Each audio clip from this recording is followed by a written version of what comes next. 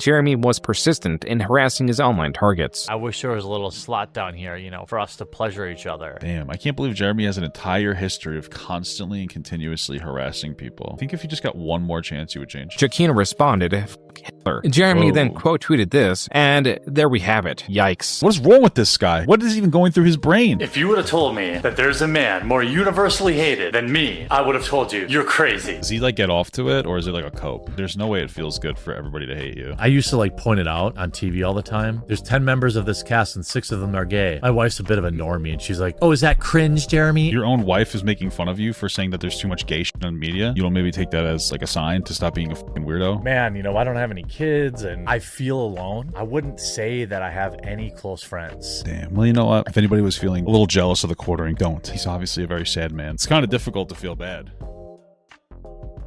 Alright guys, this is a big old banger from June the King. How TheQuartering became the most hated grifter. Wow, we'd love to see it. So I guess we're starting off with a picture of Ben Shapiro. Let's start it off, man. Exciting stuff. Let's do it. Hey, start. Hey! In the political commentary space, there are few as detested and as untrustworthy as Jeremy Hambly. I guess so. Didn't Crowder like abuse his wife? He is Schrodinger's grifter.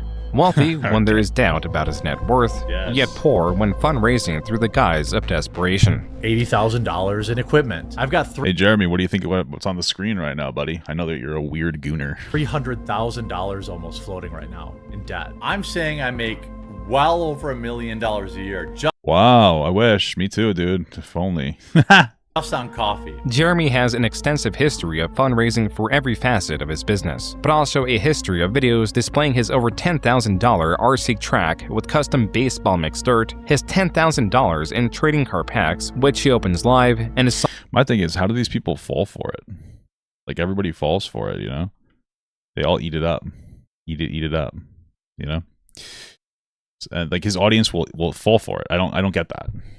That's just ridiculous. Saltwater fish tank, devoid of living fish, but not of aggressive monetization. Here is the fish funeral fund. Coverage of Jeremy's He has a fish funeral fund? spending habits is often coupled with stories of his struggles with Wow, he looks like me here, dude. What the hell? irritable bowel syndrome, and his penchant for urinating around his home. When you have no mortgage on your beautiful home, you can pee in it wherever you want. And the fact that they think this is some kind of own... Why would you do that? That is kind of a known. Is weird. It's never something I did. Especially since Jeremy's like fat, you know, and like I'm not trying to shit on fat people because me too. But what I'm saying is that like fat guy pee is different, man. When you got fat guy pee, you got diabetes pee. It stinks. It's different, man. It always smells like asparagus, especially when you're on meds. So this guy's on meds. His pee fucking stinks. It's not regular pee. He's got sugar in his urine. You know. This intro is just going on forever. He's got sugar in his urine. It's just stinky, bro. Denied. The combined decline of viewership, revenue, and respect for him have induced more outbursts, furthering his decline, and increased interest in his history which he desires to conceal. So who is Jeremy Hambly? What truly motivates him? And why does he have over 10 channels spread across his nearly 2 decades on... Damn, I feel similar. I got a few channels. I got 4 right now. I got 4. I got Papa Gut. I got like a leftovers channel. I got the Papa Gut channel. We got the leftovers channel. We got the I have a specific clips channel, and then I got the Robin Dan channel. We'll do a podcast with my wife. That's always fun, you know. On YouTube, an important part of grifting is to sell with confidence or with purpose, not in the belief of the product, but for the sake of personal gain. Jeremy Hambly in the 2000s discovered that he was seemingly good at 2 things. Computer repair through his employment at a computer repair shop and persuasion. That's probably where you would repair computers. This is a type of skill that I had realized working fixing computers, that I was good with people. Wow. I was good with... I feel like that can't be true. What type of people, you know? Sales. I was good with relationships. I was really good at relating to people. Nice. Jeremy, in enrolling in management computer systems courses at the University of Wisconsin-Whitewater, discovered he was not good at 2 things. Just one. It was really just hardcore coding, which I'm awful at. Jeremy struggled with his programming classes, often skipping classes to instead stay home and drink. Okay. I mean, I guess I've been there, but okay. I guess I've stayed home. I don't know if I really drank, though. That was more of like a high school thing. I would fuck around a little too much, and I kind of dropped out, even though I was in a honor student. Kind of crazy. In a single semester, he was placed under scholastic probation as his grade point average dipped below what the University of Wisconsin-Whitewater was willing to accept.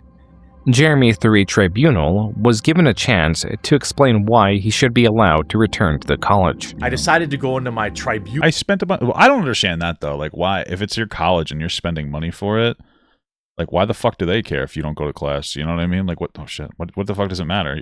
It's your school. It's your money. If you want to fuck around the whole time, unless I guess maybe they were giving him a scholarship because he was so good at talking to people. Maybe that's what it was. And say like, look, I'm changing my major. I think I'd be really good in marketing, and here are the many reasons why. I also said, is a marketing degree good? Let me look that up. What is that? Maybe it is for some foundational knowledge. I feel like it can't. Okay, whatever. I'm having problems with my girlfriend and being away from home because I knew how to play on people's heartstrings, you know? Jeremy's... Wow, dude, what a cool guy. Do you hear him? He's like, oh, I'm a master manipulator. I'm really good with people. I'm really good at marketing. Meanwhile, he has like 18 channels and he's just constantly begging for money even though he's supposedly a millionaire. Emotional plea worked. He returned to the school to study marketing. Nice. Jeremy was refining his craft, claiming that he excelled in his marketing courses, eventually graduating with a Bachelor in Arts in Marketing in 2005 and a Master's of Business Administration in Marketing in 2007. Cool guy. It was this same year that Jeremy created his first YouTube channel, combining his college degrees and his experience with computers. The first video in our series, From the Eyes of a Computer Tech. Nice. Be Your Own IT was a channel primarily made to convince viewers to visit Jeremy's website, beyourownit.com. In both areas, Jeremy heavily promoted his personal computer repair courses, laptop repair courses, and even a guide on how to start a computer repair. He sold courses on how to. Wow, he was doing kind of like the red pill thing, huh? Business. Eventually, he would sell the physical tools needed for computer repair. Among the hundreds of videos encompassing guides, general information on computer components, and advice, few would be archived. It's interesting. Well, I wonder why. But it's interesting because I feel like back then... Oop, well, that was bad. I feel like back then that was more of like a necessary skill. You know? Like people didn't really understand computers to the same degree in any capacity. Let's be absolutely fucking real. So somebody that's like, hey, I'll teach you how to repair your computer might have actually been a valuable thing. Although I guess the question is like, how good would the advice have actually been? The videos that would haunt Jeremy for decades.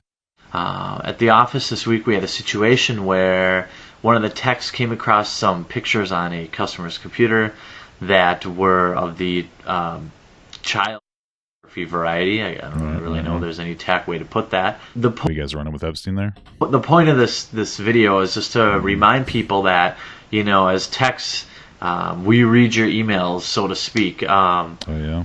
I'm not saying it's right. I'm just saying it happens. Yeah, I mean, I would too, man. I have a story about that when I was younger.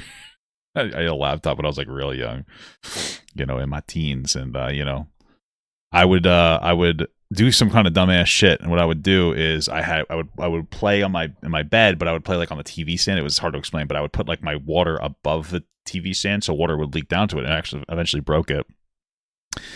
And, you know, I had to get it repaired. And you know, I was looking at a lot of a lot of shit. I was like 13. I was looking at a lot of porn, you know. So my mom was like, you know, at least he's not gay. So what a homophobic bitch, am I right? So if you have things that you don't want computer techs to see, you know, maybe change the folder name when you take it in if you can. Yeah. While some would see this I kind of feel like you're running a little bit of defense for child porn there, Jer Bear. A little crazy, bud. Video as informative in how computer techs have access to users' personal information, others would eventually view this as Jeremy, per his specific example, advising predators on how not to get caught. For the time being, this video was buried under popular tutorial videos of questionable quality. Jeremy soon moved on from this channel, not from disinterest, but rather the interest of who Jeremy claims was a venture capitalist, or VC. Some VC guy bought that channel from me, and I think I got $160,000. Wow. So I got a big check. This was when I was 20. Wow, he was just selling his channels, huh? I don't know, 22 years old, 23 Does anybody believe this, by the way? years old. Side note, it is impossible for Jeremy to sell that YouTube channel at the age of 22 or 23. With his year of birth How come? being 1983, it would place the transaction in 2005 or 2006. a year or two before his channel was even created. Ah, well, maybe all the alcohol just like makes him forget what he's talking about. Regardless, Jeremy's claim does seem to hold some merit. As early as 2011, there were different hosts on the Be Your Own IT channel. With this potential transaction, the possible selling of the Be Your Own IT channel, something changed with Jeremy's outlook on YouTube. Suddenly, That's not Jeremy without a beard? What? Channel growth could translate directly to revenue. The grift, as it were, was not entirely in the selling of products through. I guess you would want to sell your channel, have a higher, or feel like more incentivized to sell your channel if you're not making any money off of it, or if it's very difficult to do so. So kind of an L on YouTube on that one, huh? But at least they fixed it. His personal websites. It could now also be to sell a channel and the website coupled to it. This could explain RC Nightmare, a channel established August 27, 2010. As Be Your Own IT drew from Jeremy's experience with computers, RC Nightmare drew from Jeremy and his best friend Brandon's enthusiasm for RC cars. Specifically higher-end, customizable, remote Wow, imagine making money off stuff that you love to do. That's cool. How do I kill this fucking bird? control vehicles. This is so bad. Some with the ability to surpass 100 miles per hour. Nice. Jeremy and Brandon For an RC car, that is kind of badass. Let's be fucking real, okay? began by uploading videos focusing on unboxing cars and tutorial videos on how to optimize or install components. Brandon was adept in the verbal and physical breakdown of the vehicles. Brandon looks like a twink. What the fuck? From the aerodynamics to even the thermodynamics, Brandon speedily named off components and even their composition. Jeremy, however, often spoke of personal anecdotes and the superficial qualities of the vehicles, sometimes Sounds like they got a good pairing together. That sounds nice. even struggling to remove the vehicle from its cardboard platform. This time I'm actually a little bit better prepared to get this thing out of here. So I won't do my fat guy struggles bit. But you only do the fat guy struggles, but if you don't struggle, interesting. I know that's a crowd pleaser. Is it? Like, is he popular at this point? I mean, maybe he is, dude. Oh, maybe you will see it. Maybe you'll get a little taste here. Wow, if only we got the innocent Jeremy, the innocent Jer Bear the whole time. That would be so beautiful, I think. Oh, fuck my balls. Brandon's videos of this sort often outperformed Jeremy's. Regardless, there was not as much demand for information on remote control vehicles as there was computer repair. Naturally, this I guess that does make sense. Most people don't have RC cars, so... was an issue. I mean, I remember I had one back in the day. When I was a little kid, I had one, and I remember I drove it over to like the next door neighbor's house, and their dog started eating it through the fence. That fucking pissed me off. Without significant traffic, Jeremy could not grow his accompanying website rcnightmare.com, making it both difficult to sell and more difficult to bring advertisers on too. I mean, if his whole content strategy is like, hey, let me let me try to get people to buy my fucking website, why wouldn't you just focus on what actually works if that's what you're going to go with, no? While Jeremy did utilize his tested strategy of nearly daily uploads, he also found a new way to boost both his channel's growth and his website's growth, even if it was artificial. Every 250 subscribers we get on YouTube, we're going to give away a truck, up to 10 trucks. If we get... What is it, like an RC truck? All the subscribers in the next week, we'll give them all away this week. Wow. All that we ask is that you subscribe to our YouTube channel, come over to our forum. Is it really worth it if you're giving away RC trucks, a bunch of RC trucks to people? Like, is that really going to be a big old moneymaker? Or are you going to get kind of cucked on that? Have at least 10 posts in the forum. Now, these can be questions, comments, or answers, and reply to one blog post. That's it. This strategy appeared to have worked. All right. Jeremy announced a winner on November 16, 2010, Did he actually give away the trucks, though? and a different set of winners in January 2011. 117 participants amounts to over 1,000 forum posts. Did he do that the legal way? Because I'm pretty sure you're supposed to, like, you have to make all sweepstakes or giveaways free. There has to be a free option. You know, even if, like, you're like, hey, give us 10 box tops. Remember when you used to do that? You have to have a free way to do it. Oh, fuck, I'm bad. Just 1 month later, Jeremy made another RC-related channel, focusing on RC discussion with both Brandon and Jeremy present. And in June, Jeremy promised free t-shirts to any user that reaches 100 posts on the RC Nightmare forum. That's probably a really good thing, because I can't imagine I feel like if you're watching RC car YouTube content, you probably don't wash your shirt. So These are likely the same t-shirts that could be purchased on the website. Separately, and still in June, Jeremy was running yet another giveaway. Rather than focusing on forum posts, the condition to win was based on referrals, either to RC Nightmare or Friend of RC. Not included was the third channel in the expanding network, under RC Flight School, covering remote control planes. Following this pattern, the RC Skipper channel was why is that a different channel? RC, why does he have so many different channels? He has a channel for just for flight stuff? created on July 1st, covering remote control boats. These channels, relative to RC Nightmare, saw very little growth, possibly due to their lack of uploads. Though RC Nightmare would see some monetization through advertisements and an online marketplace the following year, Jeremy evidently grew weary of solely focusing on RC vehicles. This explains the existence of Score10bucks.com, a website run by Jeremy. It is also tied to this Twitter account under his name, Jeremy Hambley. As for the website, Jeremy appears to have been drop shipping select DVDs. What? I would never expect Jeremy to do any type of drop shipping. What the fuck? Quote, here's what we're doing with our advertising budget. Instead of building tons of websites to promote these DVD releases or buying up ad space, we spend our budget on $10 gift cards to a major online retailer. Everyone likes free money, and getting $10 for buying a DVD is essentially getting a DVD for free. Damn, DVDs. You guys remember DVDs? Who gives a fuck? I guess, I remember Blu-ray. What the fuck is the difference between Blu-ray and DVD? Unquote. This website, apparent from the lack of updates, was abandoned the same month it was erected. Jeremy, unrelenting, That's making me erected. created yet another website known as Marketing Sheriff. As with Be Your Own AT and RC Nightmare, Marketing Sheriff? Wow.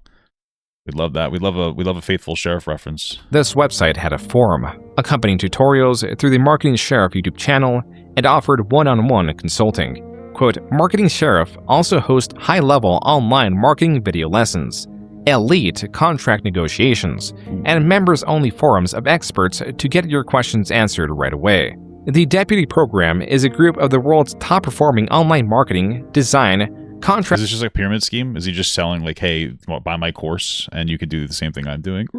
negotiation Blu-ray could hold more data? Oh, that's cool. I mean, I can vibe with that, dude, whatever that means. We love to hear it, you know?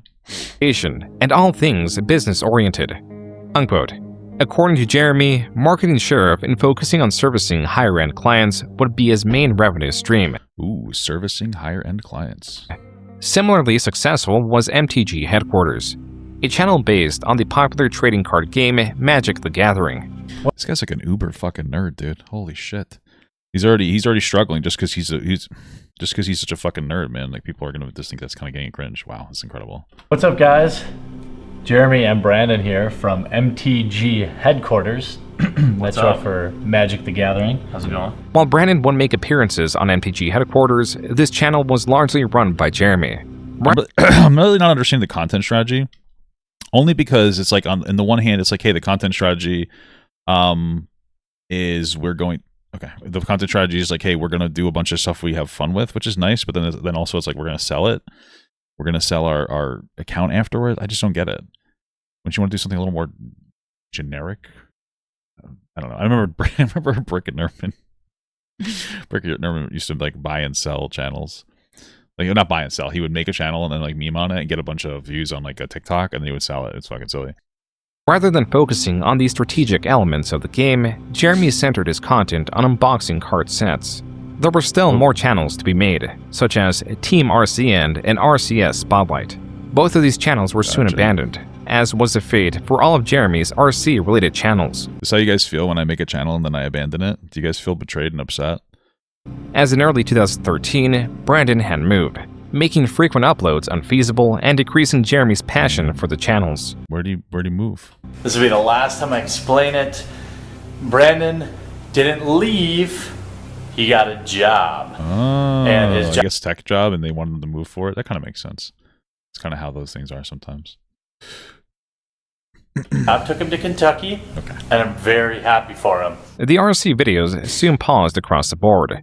Jeremy claims to have sold an RC channel, but is unspecific with which one. You know, and then I started a channel about RC cars, and I sold that. None of the aforementioned channels have seen any uploads outside of Brandon or Jeremy. Does he mention his friend anymore? Does he mention his friend at all, like ever? Or is his friend just like, okay, dead in the water at this point? Like this, or maybe the friend is like, please don't mention me. You're a weird little cow that pisses into your basement. Perhaps he means he sold the website. Only that too would be devoid of updates for years to come. Even the bottom of the website's homepage displays Brandon and Jeremy as the owners. Whatever the case, the RC channels and website remain largely inactive. Jeremy's focus instead was placed on his Magic the Gathering channel and his vlog/self-improvement channel, Me vs. Me. Well, we do be loving this. Can't wait for his vlog channel. How popular is that? The latter was established under two goals: to lose weight from a starting point of 346 pounds Wow. and to drink less. Well, I think if you just drank less, maybe you'd achieve that desire. You know, that's beautiful stuff, though, brother. Happy you're working on yourself, I guess. Jeremy abandoned this channel and possibly his goals in just 3 months. It was here in 2013, with nearly all former projects abandoned. It do be like that sometimes, though. Honestly, only because Jesus fuck, man. Anyway, only because it's like one of those things where, because I've had that before. I'm like, oh, let me do like a fitness channel. It kind of kills the motivation of doing the channel because you just feel like this weird pressure and you feel like you can't really make mistakes. You know, kind of fucks you up. It kind of takes away your motivation to continue to make content. I mean, I understand on the one hand, the idea is to incentivize yourself through like viewership. I get it, but then it just like feels weird when you have a bad day or you don't know exactly what you want to do or you don't succeed or whatever that means. And so I get that. He finally found the success he desperately sought. In making videos opening booster packs to obtain high-value cards, by September 2013, MTG Headquarters reached 25,000 subscribers, making it Jeremy's fastest-growing channel. Like his prior channels, he also created an accompanying website and focused on nearly daily uploads and giveaways. Gonna do a giveaway coming up. Stay tuned. So, I'm gonna do a little bit of giveaway. Let's get right to it. And that's why I'm doing a giveaway right now, too. I've been Hey, Jeremy, you doing a giveaway? trying to give these away, which are the event decks. Jeremy here from MTG Headquarters doing another sicko giveaway. I mean, obviously, I kept the rares, so yeah, you know, I gotta support the channel somehow. These giveaways still required users to subscribe to MTG Headquarters or the new set of trading card-related channels. Wow. These did not perform nearly as well as his MTG channel. It could be because of his lack of knowledge of the other trading card games. In this video alone, he misnames one of the most iconic first-generation Pokemon several times. Reverse Hollow Charmander, the Reverse Hollow Charmander, and a Reverse Hollow Charmander in the same pack. That happened in a different pack, too. What is he mispronouncing? Charmander? Though it is possible that Jeremy has grown several channels for the sake of selling them, in a late 2013 blog, he states it is because he is lonely. This channel could be a distraction to fill the absence. Damn, he's lonely, and then he got a wife that's like does that cucking shit.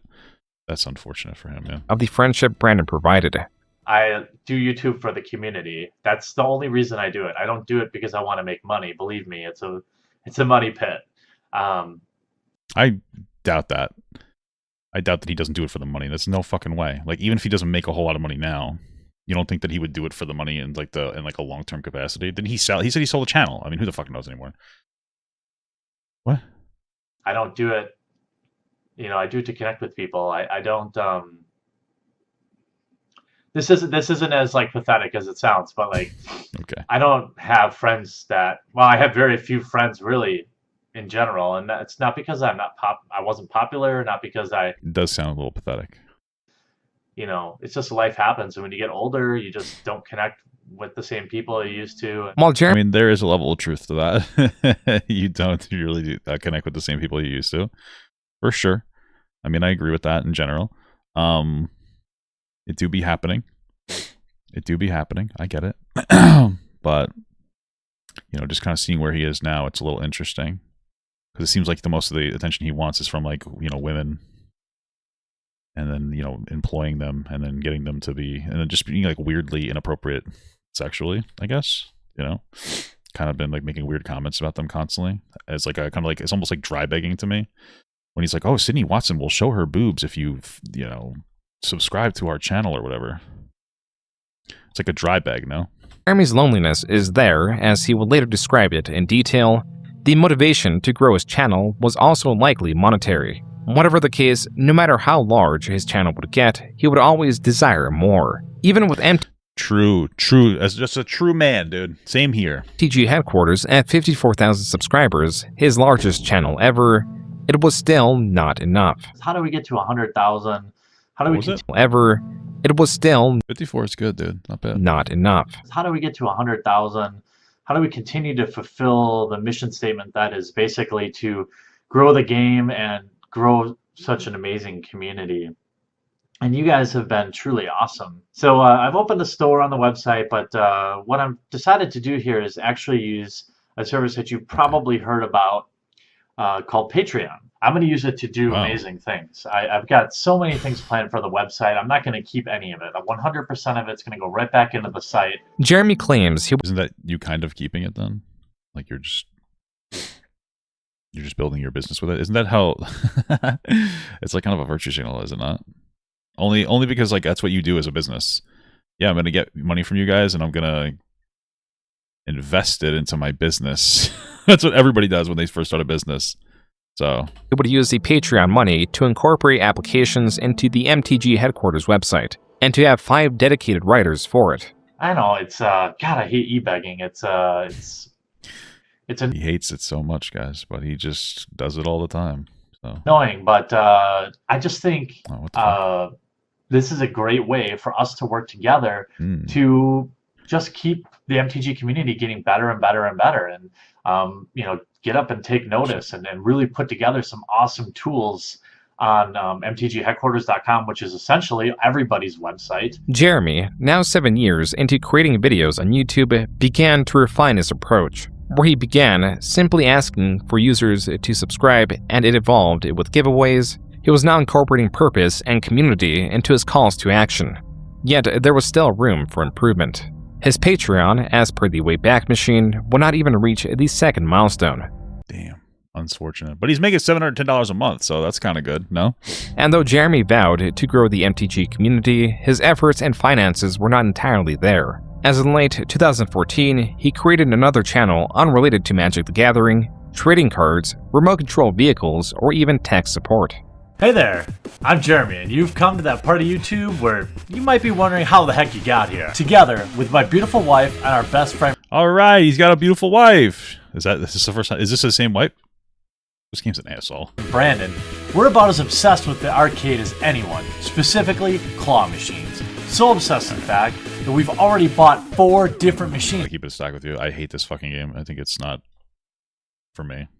I'm playing the other one. And have them in our houses. Clawstruck was Jeremy and Brandon's newest channel. All right, this is fun. Are those flamingos? Although Brandon had moved away, Jeremy was dead set on moving near him. Time had passed, and I kicked around the idea of moving to Louisville, and well, I've decided that I'm going to do that, and I'm looking for a home there, and it's going to have a big yard, one that I can put RC track in. For the time being, in early 2015, Jeremy set his sights on yet another project. Not a website or YouTube channel, but an application he named GameFindr. The word finder is missing an E in the same style of grinder.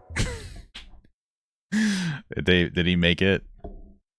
Did he make it before or after Grindr? I like that though. GameFindr, a little gay finder. I like that. The location-based LGBTQ dating app. Thank you for the description, June. I really appreciate that. Likewise, GameFindr was an app for its users to find one another. The criteria were the games users sought to play in person. Jeremy managed to raise $30,000 for the app's development on Kickstarter, and it released just 3 months later. This isn't a dead application whose owner is cashing in. In fact, The fuck is this guy? the next pro is, in addition to being free, GameFindr currently is without any ads or even an upgrade cost. That was the professor from the channel Tolarian Community College. Like Jeremy, the professor runs a Magic the Gathering-based channel. This guy looks like he actually cares about Magic the Gathering more, and Jeremy's just like a poser. You know what I mean? This guy looks like the ultimate Magic the Gathering guy who would wear steampunk outfits or gear, and he would buy it at Comic-Con. Someone that Jeremy met at a convention earlier in the year. The professor was one of the creators Jeremy got along with. The same could not be said about Wedge from the Mana Source. a creator that canceled a meeting of fans and creators because Jeremy was to be in attendance. All this is He canceled because he didn't want to be around Jeremy? What the fuck? explained in this video from Darium CCG. Best Professor, he's a good guy. Is he still around? So even with Jeremy being somewhat infamous in the Magic community, channels like TheQuartering Community College were willing to be fair when assessing GameFindr. While the professor praised the app's lack of advertisements or predatory monetization, his complaints echoed the major issues users had with the app, describing it as simplistic and lacking in features. While Jeremy was aware of these complaints and sought to add more social elements to the app's main plight, according to Jeremy, was that it never hit critical mass. It was never able to reach a wider audience on launch day, meaning users would download the app to find few people online. Jeremy claims the app also had budgeting issues, such as spending too much on rewards for Kickstarter backers and too much on the development cost of the app, claiming to have spent $10,000 to $20,000 more of his own money to market it. Wow, where the fuck is he getting all this goddamn money from? I don't understand. Was he like that successful where he can fucking afford that? What Jeremy says is true, then MTG Headquarters. Crazy how close to the description you have to the professor. Yeah, dude, he looks like it though. You know what I mean? Like you could see it. You could see it in his eyes. You could see it on him. Would be more. But it's not. I don't mean in a bad way. You just see it on him, you know. More to him than a device for monetary gain. If anything, Jeremy was building a sort of reliance on YouTube. There was something about seeing his channel grow that would excite him. That gave him. Ooh, made him a little horny. Is that why he's always talking to those girls weirdly? Purpose. This could explain the ever-increasing giveaways, and why he has yet to sell this channel. If growing the channel gives Wow, I guess he is really passionate about these fucking cards, huh? him purpose, then what happens when the growth slows? When the video's earnings begin to drop? The answer is this sort of video. What, grifting? Oh, well, I guess it's a different form of grifting, right? The type of grifting where you e-beg. These are lower now than they were a year and a half or even 2 years ago, I think, for at least for my channel. And I know if you watch guys like Brian or Wedge talk about it, it's the same thing. True for them and true for all YouTubers. Everything on this shelf is going to be given away to patrons. Each month I'm going to host several giveaways where... That's it? That's all you're giving away? Any patron will just, win it from, even if you back for $1, you're eligible. I never started this channel with the expectation of making money. I think opening several 5,000... Why does he feel like he needs to give stuff away? Well, I don't understand why he keeps saying that. What is up with this virtue signal? Oh, I don't want to make money. I never started this channel to make money, guys. I'm not a money-making guy. I'm a really good guy. Yeah. $1,000 beta starter decks will tell you that. Whenever Jeremy's channel begins to lose traction, he does whatever it takes to keep it growing. You know what? That's a really nice way of saying that. That's a really nice way of saying that. Because it just sounds like he fucking e-begs instead of gets a real job, And then I guess he decided to right-wing grift. He increases the amount of giveaways, pleads with his audience. I mean, at least the giveaway idea is kind of good, right? Like, at least he's trying to give stuff away. I just don't understand where he's getting the money from. If his channel's not doing well, where is he getting the money to buy stuff to do giveaways? Or is he, like, buying it and writing it off? Or is he just start doing that before things get so bad? Does that make sense? Like, is he doing it before things get so bad that he has to actually e-beg? And he's just trying to, get ahead of the game? Because I wouldn't doubt that. All while claiming that this is not for him. It is for his viewers. This early 2016 vlog on MTG Headquarters is key to understanding his potential true motivation. I never had any stress or anxiety, nothing, until I was like in my mid-20s, and bam, panic attacks. Damn, I wonder if it's content related. Every night. Every night? What the fuck? I know it's a combination of my brain chemistry and things I do. Not getting enough sleep. Drinking a lot of alcohol? Drinking too much caffeine. If I drink too much alcohol too many days in a row, I'm at... Well, yeah, caffeine will fuck you up, man. Getting heartburn, that'll, like, increase your anxiety. It makes your heart beat, like a higher risk for it. That was a video of Jeremy describing his anxiety issues. Something that began in his 20s. Something that he has been unable to shake. Well, I'm going to assume it has to do with him starting YouTube content. That's what I'm going to assume. I'm also going to assume it has something to do with... I mean, it's not just YouTube. It would be like you're running your own business to some extent, right? Doing YouTube content is you running your own, like, small business. So I get it. I mean, I've been frustrated before, too.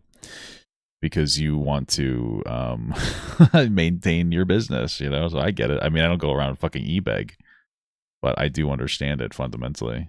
Earlier in the same video, Jeremy explains how, approximately 30 times a day, he reaches into his pocket to make sure his Xanax is still there in case he has a panic attack.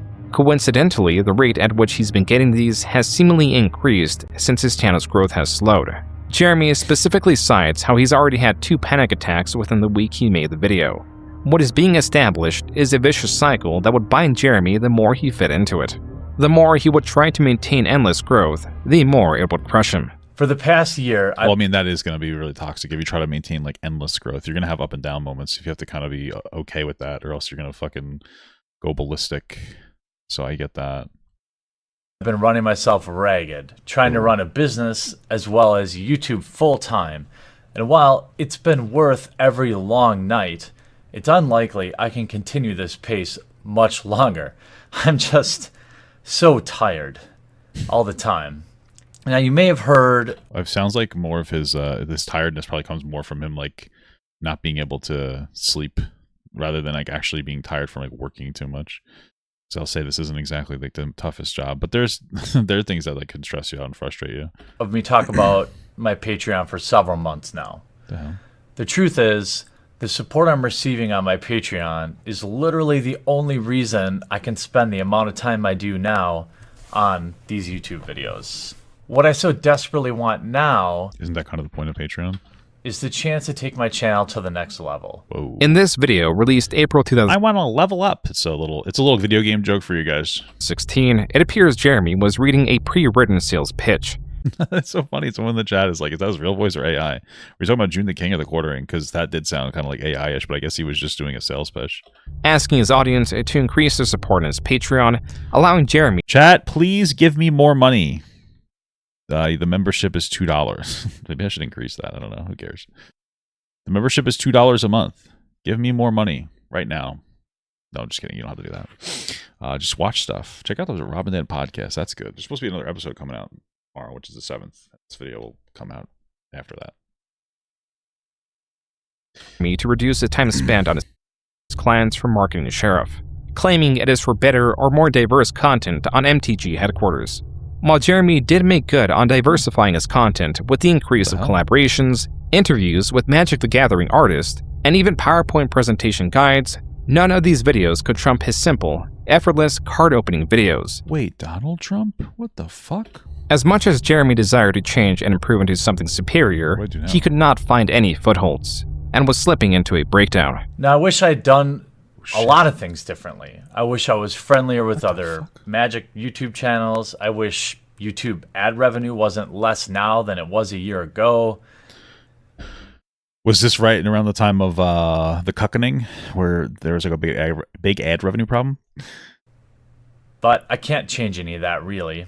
It was just a month What happens if I die? later, in May 2016, that Jeremy went on his infamous Twitter rant, spurred by this panel. Women are playing Magic and we're here to stay, and there are only going to be more of us. Whoa, women playing Magic! I mean, women are the original Magic players, witches, am I right? We used to execute those at the stake. Now I'm hungry. And that's kind of the conversation I want to have now, instead of just looking at us as something that is weird and to be studied. This panel was streamed and uploaded in video form. It is titled... Oh. Well, I like really cucked myself. I died before I saved, so I gotta start all over again. Women in Magic panel, and sits at only 22,000 views. It is not at all a video of major significance and is of 4 female judges discussing their experience in the Magic community, from the sexual harassment they receive to wanting women in Magic. I didn't even know they were all women, to be honest with you. But you know what? Sorry. To be treated as a norm in the Magic community. That's so beautiful. Oh, so this is at the beginning of Magic, and everybody was just starting together. Louis Scott Vargas, a streamer, quoted Interesting name. a different Magic creator who posted the link to the video on Twitter, noting how disappointing the comments were in response to the video. Jeremy, under his MTG Headquarters account, responds by stating that they should not be so thin-skinned. Yet another creator joins the conversation, emphasizing how people should... Isn't it so funny when people say, like, hey, such and such minority group shouldn't be so thin-skinned, when they, like, never receive the level of harassment as those minority groups do? You know what I mean? If anything, I'd be like, hey, I would just keep bullying them. That's what I would do. I would just say hey, and I would just keep going. No, I'm just kidding. But it's fucking interesting, especially since doesn't Jeremy like have like an absolute meltdown all the time because people treat him like whatever, though he's a white guy or whatever. Like he's like it's afraid that his space is taken over. To be less crappy to each other. Jeremy responds, quote, I simply choose to not be offended by what anonymous commenters say. That's well, I don't think he gets the same level of harassment as these women do. a lot more obtainable, unquote. The conversation then moves into gender and skin color. Whoa. Jeremy stating it is entirely irrelevant to Magic players, and how his penis does not in fact make him stronger. Why is he always talking about his penis? This kicked off a new set of tweets, not directed at any individual creator, rather the Magic community in general. Quote, so many mindless betas in the MTG community. Come on, sheep. Demand proof, statistics. You know, actual evidence. Statistics of what? Attention, sheep. Formulate your own opinions. Being wrong is simply better than parroting popular opinion. Apparently presenting a logical alternative to playing a victim means you hate women. I should have known better, lol. This guy was married? What is his wife like? Does she respect herself? Going back to real world. This era of feminism gets lost in spending more time shaming actual conversation. I love women. They are every bit are equal. Spoken like somebody who definitely doesn't think women is his equal. Unquote. Jeremy would delete these tweets soon after posting. Wow. Well, probably because he was drunk and he was just like he was just drunk posting. That's what it sounds like to me. This will not stop them from being archived and immediately posted again on Twitter. This user takes note of his specific tweet in response to a comment about planeswalkers needing their own bathroom. Jeremy Ooh, planeswalkers? What is that, like a race in the game? adding that they should send their urine into the aether. This was viewed as a commentary about the controversy of trans people requesting to use the bathroom of their gender identity. Jeremy responds to this screenshot with, quote, things turn toxic. Damn, I can't believe we're still having conversations about trans women in the bathrooms and shit. I think at this point, people like Jeremy Hambley is just trying to get trans women in the bathroom with him so he can fucking suck them off through a hole or something. So I clean them up. But yeah, you're right. Planeswalkers should use their own bathroom in the aether, kid. Unquote. I mean, this is what was going through my mind. This is Jeremy right now. He's jacking it. Oh, yeah. You guys think that joke is transphobic? You think that joke makes me a monster? Who said that he's a monster? Probably just made fun of him and called him a loser. Let me show you what a monster is. Whoa, you gonna take out your dick or are you gonna take out the bull's dick that fucks your wife? I'm kidding. That's obviously not true. Not true at all. According to Jeremy, the pushback from his comments encouraged him to double down and act more aggressive, even if his intent was not an honest commentary. Ooh. Even though Jeremy frames it this way, he would first attempt to regain the favor of the community with an apology on Reddit. Quote, I want everyone to feel included in MTG. You can't really control how people react to certain things, and certainly Twitter is not a great place to have a complex discussion on gender issues. I guess it's not, but you don't have to be a dick. Everything I said after my original few tweets was at best insensitive and at worst outright wrong. Again, I am sorry. Unquote. This post has exactly 100 comments and 0 upvotes. Damn. Well, where else are you supposed to do really nuanced discourse? Offline? Comments cite Jeremy's passion and specificity behind the Yeah, I'll show you what a monster is. It's crazy. That's true. deleted tweets and are distrusting of his apology. Some are even noting how often Jeremy is editing the Reddit post. To this specific comment, yeah, he's just sitting there refreshing. That's one of the problems, is like putting something out there and then constantly checking on it. It can be very toxic. I've really just kind of try to tune out and not really care too much. You know, it's easy to say, but you try not to care. You're like, all right, whatever. Jeremy responds, quote, yeah, it wasn't reading right. I am not good at writing, so that's why I do videos. I am just trying to apologize, and the comments keep saying it's not good enough. That do be how it is sometimes. That do be how it is. Unquote. Jeremy would address... It's not even like worth it sometimes to reply to some of the criticism you get, because people are just like shitting their pants. You know? His tweets in video form. Drama over.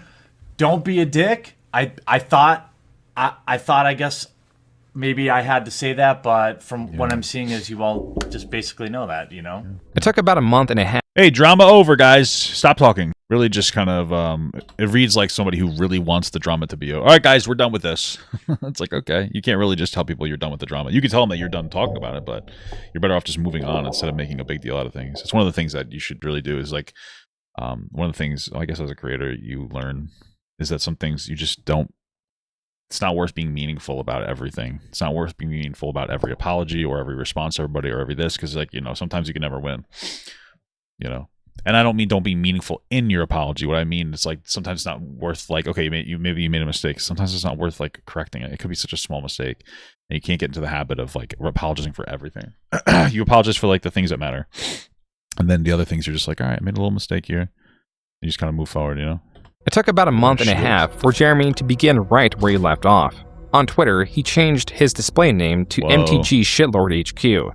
Shitlord? Why did he say that? Derisively called Wedge the Hamburglar. On his personal account, stated Wedge is a cancer, has zero original ideas, and steals others' content, and tweeted even more, stating, quote, "Alpha personalities are the ones making all the money in MTG.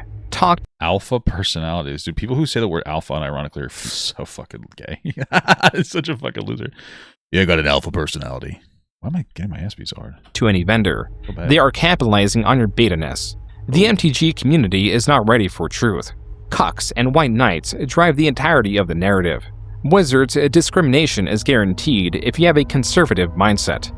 Community discrimination mindset grindset, baby. Also guaranteed. I mean, look at their community team. Every one of them is a leftist. Don't be a beta lotus, folks. Guys, don't be a beta leftist. That makes you gay and cringe. If you think that people deserve an equal shot, you are a beta leftist cringe guy. What a weird logic. And alpha, unquote. Jeremy changed his display name again the following week, this time to make magic dank again, and tweeted, oh, because it's like Make America Great Again, right? Wow, clever guy. Quote, "Straight truth, the reason you can't trust me is easy. I don't need your money like other top MTG channels. Simple as that." Is he rich? Does like fucking rich grandma die or something? Like what's happening? Here is the thing about my fellow shitlords. We have real numbers. Some will like to believe everyone who plays MTG is a snowflake. Nope. Unquote. What the fuck is this, dude? Is this guy's like fucking... What he sounds like he's trying to fucking monologue and sound cool as fuck. Or he sounds such a fucking loser here. What the hell? Oh, we have the numbers. We have the fucking numbers, dude. You're fucking cooked. August, continuing this escalation, Jeremy announced that he had blocked many people on Twitter. Back to his personal... Guys, your words can't hurt me. Block, block, block, block, block. I like that. I like that strategy. It's based. Account, Jeremy posted pictures of his guns in response to riots happening in his area. Finally, Jeremy, on his MTG Headquarters account, states there are no good-looking females or males with personality, and that the vast majority of MTG YouTubers have subpar production quality and are boring. Wow. Sounds like a great way to make friends, I guess. Good job, man. On the Magic TCG Reddit, users commented on Jeremy's ongoing rants. One former creator blames Jeremy for why he stopped making videos, specifically due to how Jeremy's low-effort pack openings flooded YouTube. I see. So, do it yourself, man. You know what I mean? Sometimes you just gotta do it yourself for a little bit, you know? I mean, like, who cares about that? If Jeremy's content strategy of, like, putting a bunch of shit out there is working for him, like, whatever. I don't know, just do that, I guess. You know what I mean? Like, okay. Just do that a little bit more would be my response here. No?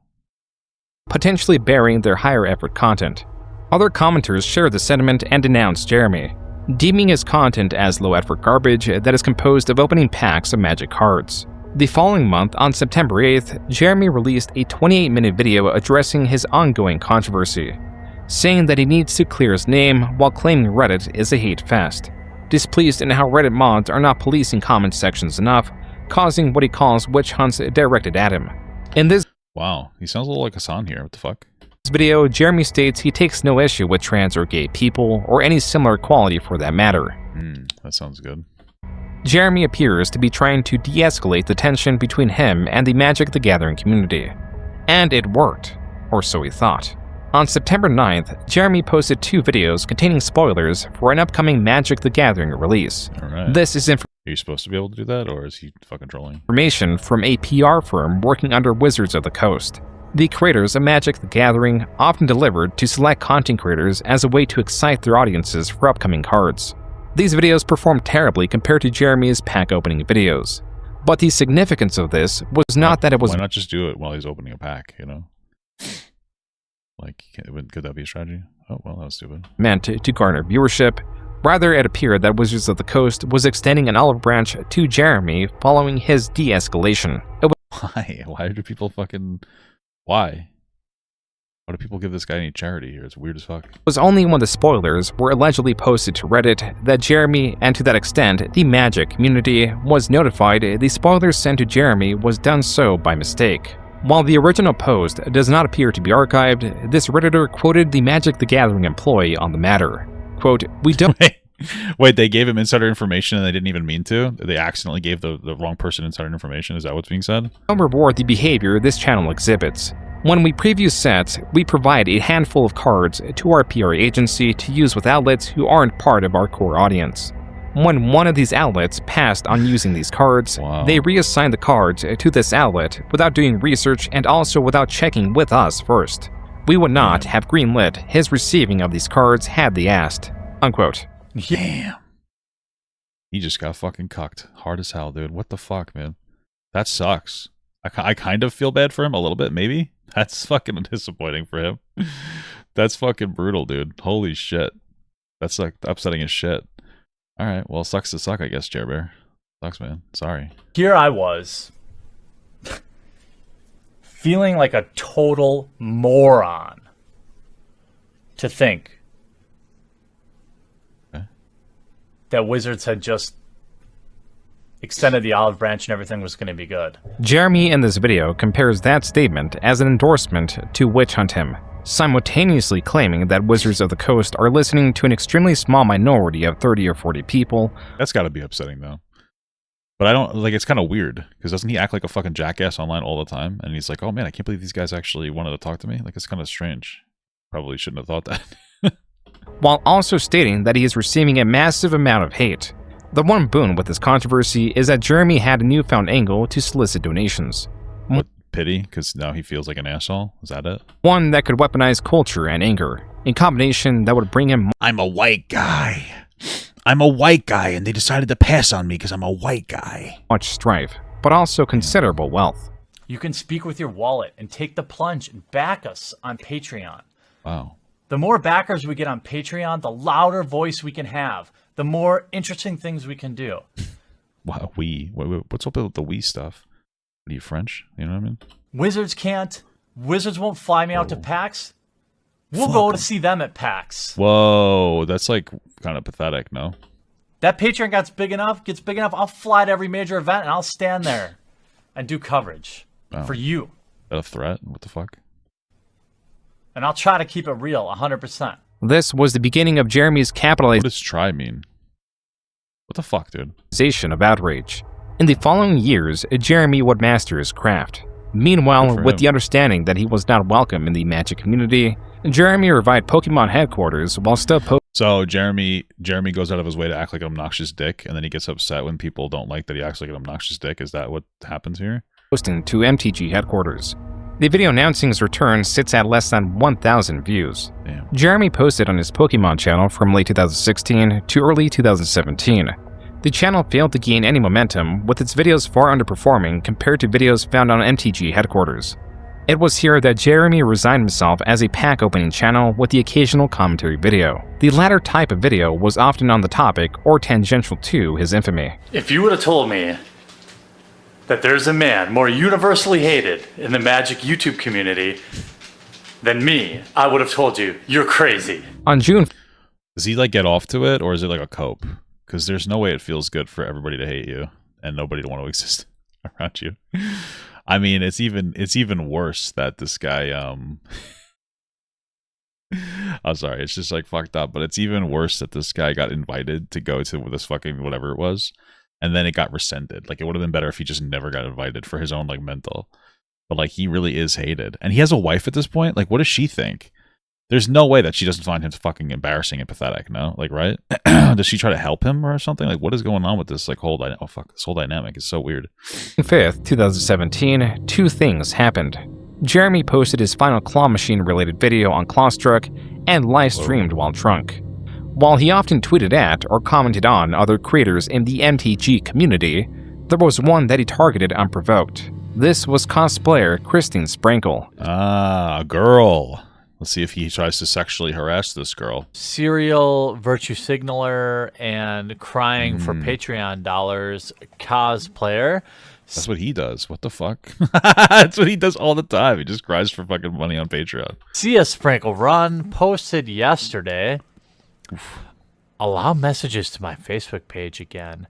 Question my life choices immediately. Posting out. Came for cosplay inspiration and left only with an erection. Wow. That's what he said? Why? Why?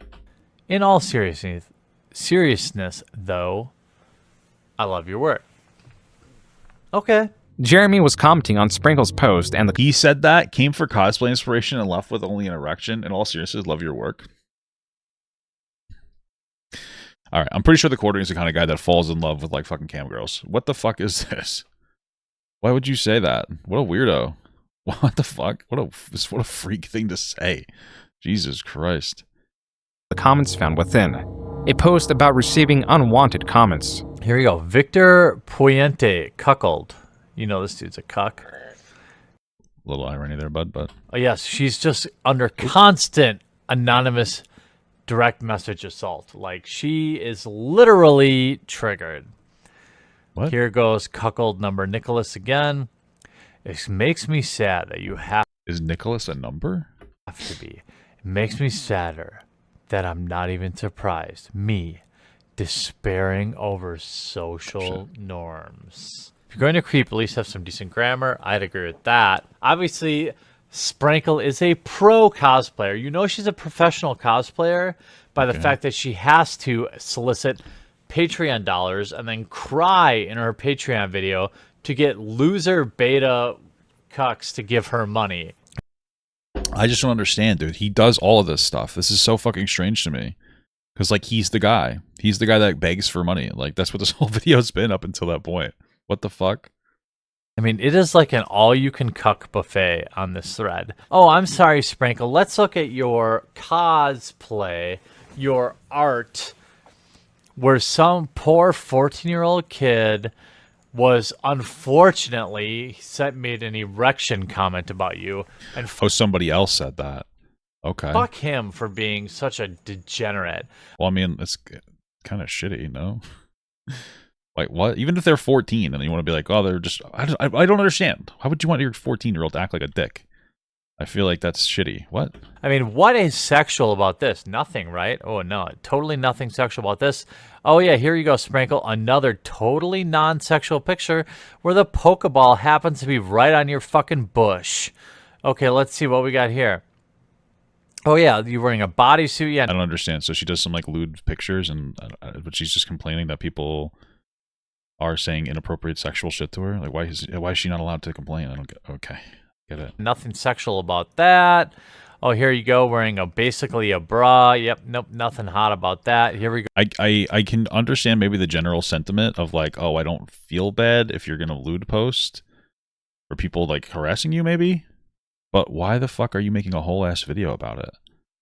You know what I mean? Like, is this really needed? Like, a whole video needs to be made about this? It seems kind of unnecessary. Like, she's just complaining. She's complaining because she doesn't want people to fucking. Like send her a bunch of harassment messages. I mean, that's what's going to happen when you do stuff like that. Unfortunately, it is what it is. Like, but okay. Like, why do you need to make a whole video about it? I wonder if he thinks this will get her like attention in a way that like he could slide in on her. You know? Here we go again. More basically 75% nude. Nothing sexual there. They're really not even that sexual, to be honest with you. Like, they're just. I guess they're kind of maybe a little skimpy. I don't know. Like what? Oh, yeah, look at a bodysuit. Yeah, I'm not going to sexualize you. I mean, fuck me if I'm going to say... I mean, isn't that the character in a bodysuit? The characters wear a bodysuit? Doesn't Samus Aran wear a bodysuit? We need Samus Israel, am I right, guys? That I wish there was a little slot down here, for me to, for us to pleasure each other. Why? Like, that's just fucking gross. Like, what a loser. I get it. She wears, she dresses a little bit provocatively, I guess. But you're gonna be like, I wish that she would show me her pussy so I could fuck her. It's like insane. I think he thinks that these are funny. Like, I think he thinks he's being funny when he says this stuff, but he just comes off as like a weird, like fucking, pissy creep, Because that's not what your intent is. Jeremy ended up directing his audience towards Sprinkle's Twitter. If not his comments, then this is indisputable evidence of targeted harassment. Please, everyone on the internet, come and support CS Sprinkle Run on Twitter and let her know how totally unattractive and unsexual she looks and how few Patreon dollars you're going to give her, and maybe she will avoid these digital rapes. Why is he so worked up about this girl, like, expressing her frustrations? I don't really get that. Like, I don't understand that part. Like, this girl's just like, oh, I'm kind of frustrated. People keep, like, her kind of, like being, saying weird shit to me in DMs. I don't think that the way that I do cosplay is an invitation for people to make inappropriate comments about me. And he's just like, oh, yeah, well, I wish I could fuck your pussy. And everybody harassed her to death. I'm going to own her. I'm owning her right now. It's like, what are you doing? This was not the only time Jeremy commented on Sprinkle or her appearance. In this tweet, Jeremy refers to Sprinkle as a man. This Twitter user claims that Jeremy... Oh. In this tweet... Makes sense. This guy does a pretty good job cosplaying the card. Oh, okay. Jeremy refers to Sprinkle as a man. This Twitter user claims that Jeremy... Does that make Jeremy excited? Isn't he gay? A deleted video directed at Sprinkle stated, quote, "She's a dog. A 3 out of 10. I'd still do her." What a freak. What the fuck? This guy's an unhinged creep. What the hell's going on here? Unquote. These comments all came back when in November 2017, Sprinkle stated that Jeremy, through MTG Headquarters, has made her life hell this whole year. She followed this tweet by announcing that she was ostensibly leaving the Magic community, also citing that she was going through a horrible breakup. Bro, what a weirdo, dude. What the fuck? Jeremy was immediately blamed for Sprinkle's departure. I don't doubt it. Wait, I thought this guy was married at this point. What is going on here? And also, like, what's going on with her? Why don't you leave him? Like, this guy's disgusting. Dude, my fucking theory is that Jeremy comes from money.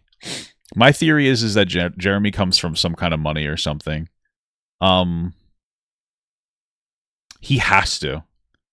He has to come from some kind of money. Because this doesn't make any fucking sense to me. That, like, any woman would want to be with him, or that he's even successful in the first place. There's got to be something going on here. No? Like, something. Like, why would anybody want to be with this guy? He's a fucking weird, like, a weird asshole. There's something going on here. I don't know. Did the wife just consider it just like some online shenanigans or something? One day later, Jeremy published 2 videos.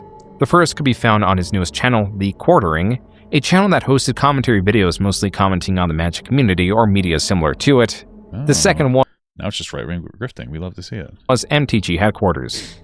These videos bring attention to the ongoing campaign to get him banned from Magic the Gathering, a campaign whose supporters were galvanized with the departure of Sprinkle. Commenters and creators alike were calling on Wizards of the Coast to take action, pointing out Jeremy's comments. Yet there was one often missed. A video in where Jeremy does not target a specific creator, cosplayer, or commenter. Rather, Mark Rosewater, the head designer for Magic the Gathering. I ran a similar scientific poll. Yeah. And I even asked everyone to tell the truth. Does this guy even believe in science?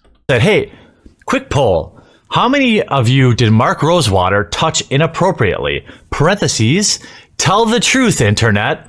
Since internet polls are scientific fact, consider this your trial, Mark Rosewater. Now, I know he has me muted. That's fine. Jeremy created... I'm not understanding the goal here. Is he upset because people say things about him, so he decides... Is he just trying to pull like an LOL, I'm going to own you thing? A poll insinuating that Mark Rosewater was a predator even after Mark had blocked him. This was Jeremy's attempt to discredit Twitter polls and also his response to Mark Rosewater citing a Twitter... Why does he feel the need to discredit Twitter polls, though? Like, what is it that happened to him where he feels like he needs to discredit them? That's what I'm wondering. Poll as evidence. Suffice to say, Jeremy had time and time again made himself known to senior employees at Wizards of the Coast. On November 26, 2017, the professor uploaded a video attempting to speak to the MTG community and reach Jeremy. Damn. He calls for de-escalation for community members. This is like so intense for some reason. This is a war of attrition. We must call for de-escalation. Okay, that's crazy. Is it that deep? I mean, maybe it's that deep and I'm just like a fucking idiot. You know what I mean? Like I could be the wrong one here. I don't really know. To stop harassing Jeremy and for Jeremy to stop his own campaign, even though he knows how unlikely that is. This video was far more comprehensive than any other video commenting on the ongoing scandal. Most importantly, it contained a great deal of evidence that Jeremy was persistent in harassing his online targets. Jeremy, just being fair. Damn, I can't believe Jeremy has an entire history of constantly and continuously harassing people. What the fuck? You think if you just got one more chance, you would change? Here, just being reasonable here. Do you think that when someone such as myself, and this is just one example, makes a reply to someone that says, oh, you lost a follower over Nazi punching joke, but you gained a modern follower, seems like you traded up, to make an entire video saying I advocate political violence. I received so many comments about Nazis and the Holocaust and my being one and what I'm doing. And, you know, most of my family died in concentration camps. Damn. That's fucking brutal, man. This seems like a genuinely nice guy. He's just like a chill guy that talks about magic and stuff, man. And Jeremy just bullied this dude. He's doing really well, too. God bless him. Fucking, I've never heard of him before, but he's like really popular. Good for this guy. He seems like a genuine fucking guy. What the fuck? The professor's video saw mixed reception. While it was touted for the amount of evidence against Jeremy, some creators took issue with the professor's presentation and the alleged scope of 2 years that Sprinkle was harassed by Jeremy when there only existed months, not years, of evidence of harassment online. It seems to me like the way you're presenting yourself just now and the way that you've made this video, you've kind of tried to make it look as if you're coming from an area of good faith when it's kind of obvious that you're just trying your hardest to virtue signal for what you feel is the righteous side. That was creator. I don't know, man.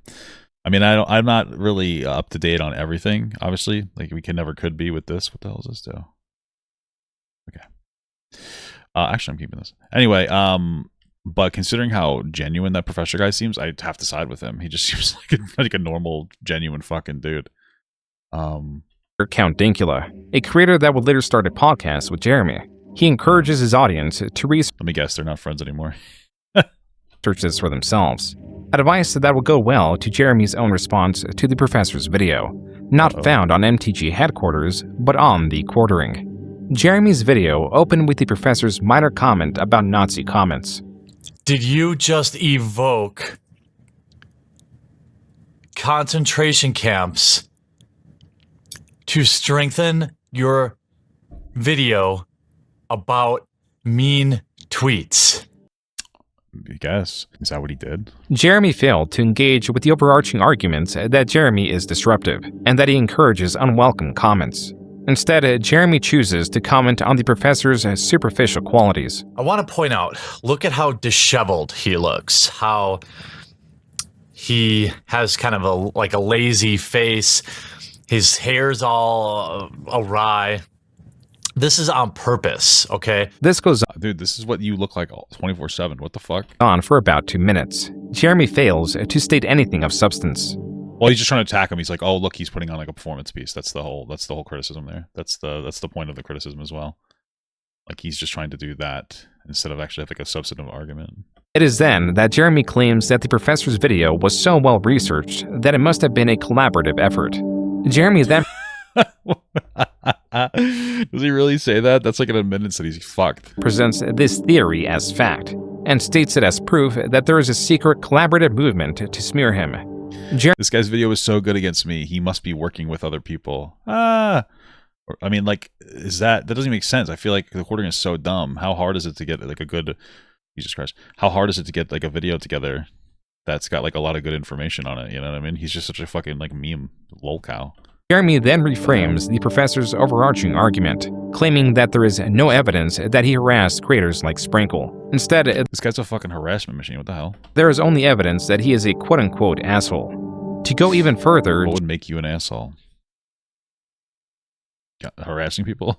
Jeremy claims he is the target of wide-scale harassment, and that Sprinkle failed to provide any evidence herself that she was. It's funny because like some people are the you know, they are like a victim of like wide-scale harassment, but some people also deserve it. You know what I mean? Like, I have to be a fucking asshole. Jeremy might be the kind of guy that deserves it a little bit. You know, some of the criticism. He's a fucking asshole, right? Like his newest one is that he fucking tried to. What the fuck am I? Oh my god, that he like falsely fucking copyright struck, or he got rid of like the Kino Casino's clip channel, didn't he? Did they ever get it back? That's fucked up. You know, he's just like going after people. Harassed online by Jeremy, discounting any evidence directed towards her because she was not the one who sourced it. The difference between this cosplayer and me, of course, is I'm a man. Is I actually showed the hundreds of messages I received. I showed the actual threats. I showed people sending me the names of my parents and their address. Jeremy, to discredit the professor and those against him, continued to claim there was no evidence against him. Also, Wouldn't you just be able to look at the guy's comment section? Insinuating he did not delete anything. There's evidence, but he must have deleted it. Or in this case, well, this guy's like deleting shit constantly, so that would actually add up. The professor insists I did. While Jeremy does delete evidence, as was made clear as far as a year ago during his first major scandal, allegedly, the livestream where Jeremy fantasized about a slot in Sprinkle's morph suit and directed his audience to her Twitter page was taken down by YouTube under a community guideline strike. Well, that would make sense. Making it difficult to source larger portions of it. It also did not help that many of his Twitter accounts were recently banned. And while Jeremy questioned the professor... How's this guy still on YouTube then if he's just constantly like sexually harassing people? I don't get it. I'm not calling for him to be banned or anything. I'm just like, damn, he got away with a lot of shit. Or Sprinkle... You think he'd be fucking like appreciative of that? Receiving harassment or unwanted attention, he provides evidence of such a thing, but only against him, citing the negative effects the professor's video had on his channel. Damn, is this what I should start doing? Should I make a whole channel that's just me scrolling through Twitter and going like, guys, this is real. Guys, I'm going to complain on Twitter and then make content about it. I guess it's kind of a smart strategy, huh? I have never blamed the professor for the barrage of hate that came my way after he made this video. 1,000 people unsubscribed from Unsleeved Media. Whoa. After he did this video. Well, it sounds like you deserved it, bud. Jeremy goes as far as to insinuate that Sprinkle is responsible for the harassment he is now receiving. At Christine Sprinkle, who I think most humans would be infuriated at.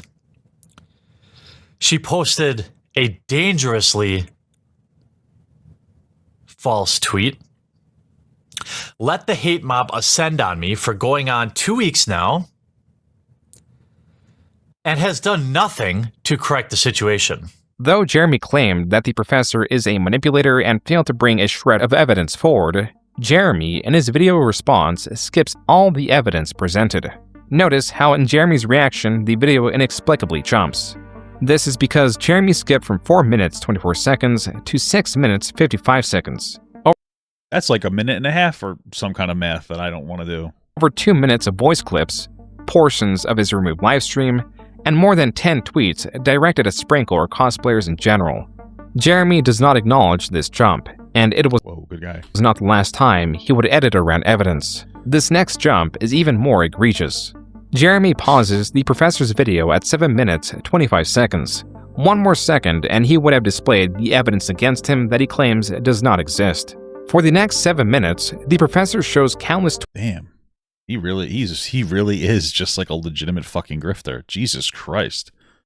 It's that bad, huh? Tweets and video clips, all of which Jeremy skips, again not acknowledging that he did so, and picking up his reaction at 5 minutes and 1 second of a 20-minute video.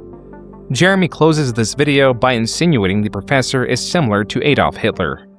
Okay, Jesus Christ. Someone who is willing, as I said, to literally evoke the Holocaust on their petty crusade to silence and ban someone whose ideas they disagree with, someone whose ideas they don't have to interact with. Nobody's forcing him to watch my videos. Nobody's forcing him to read my tweets.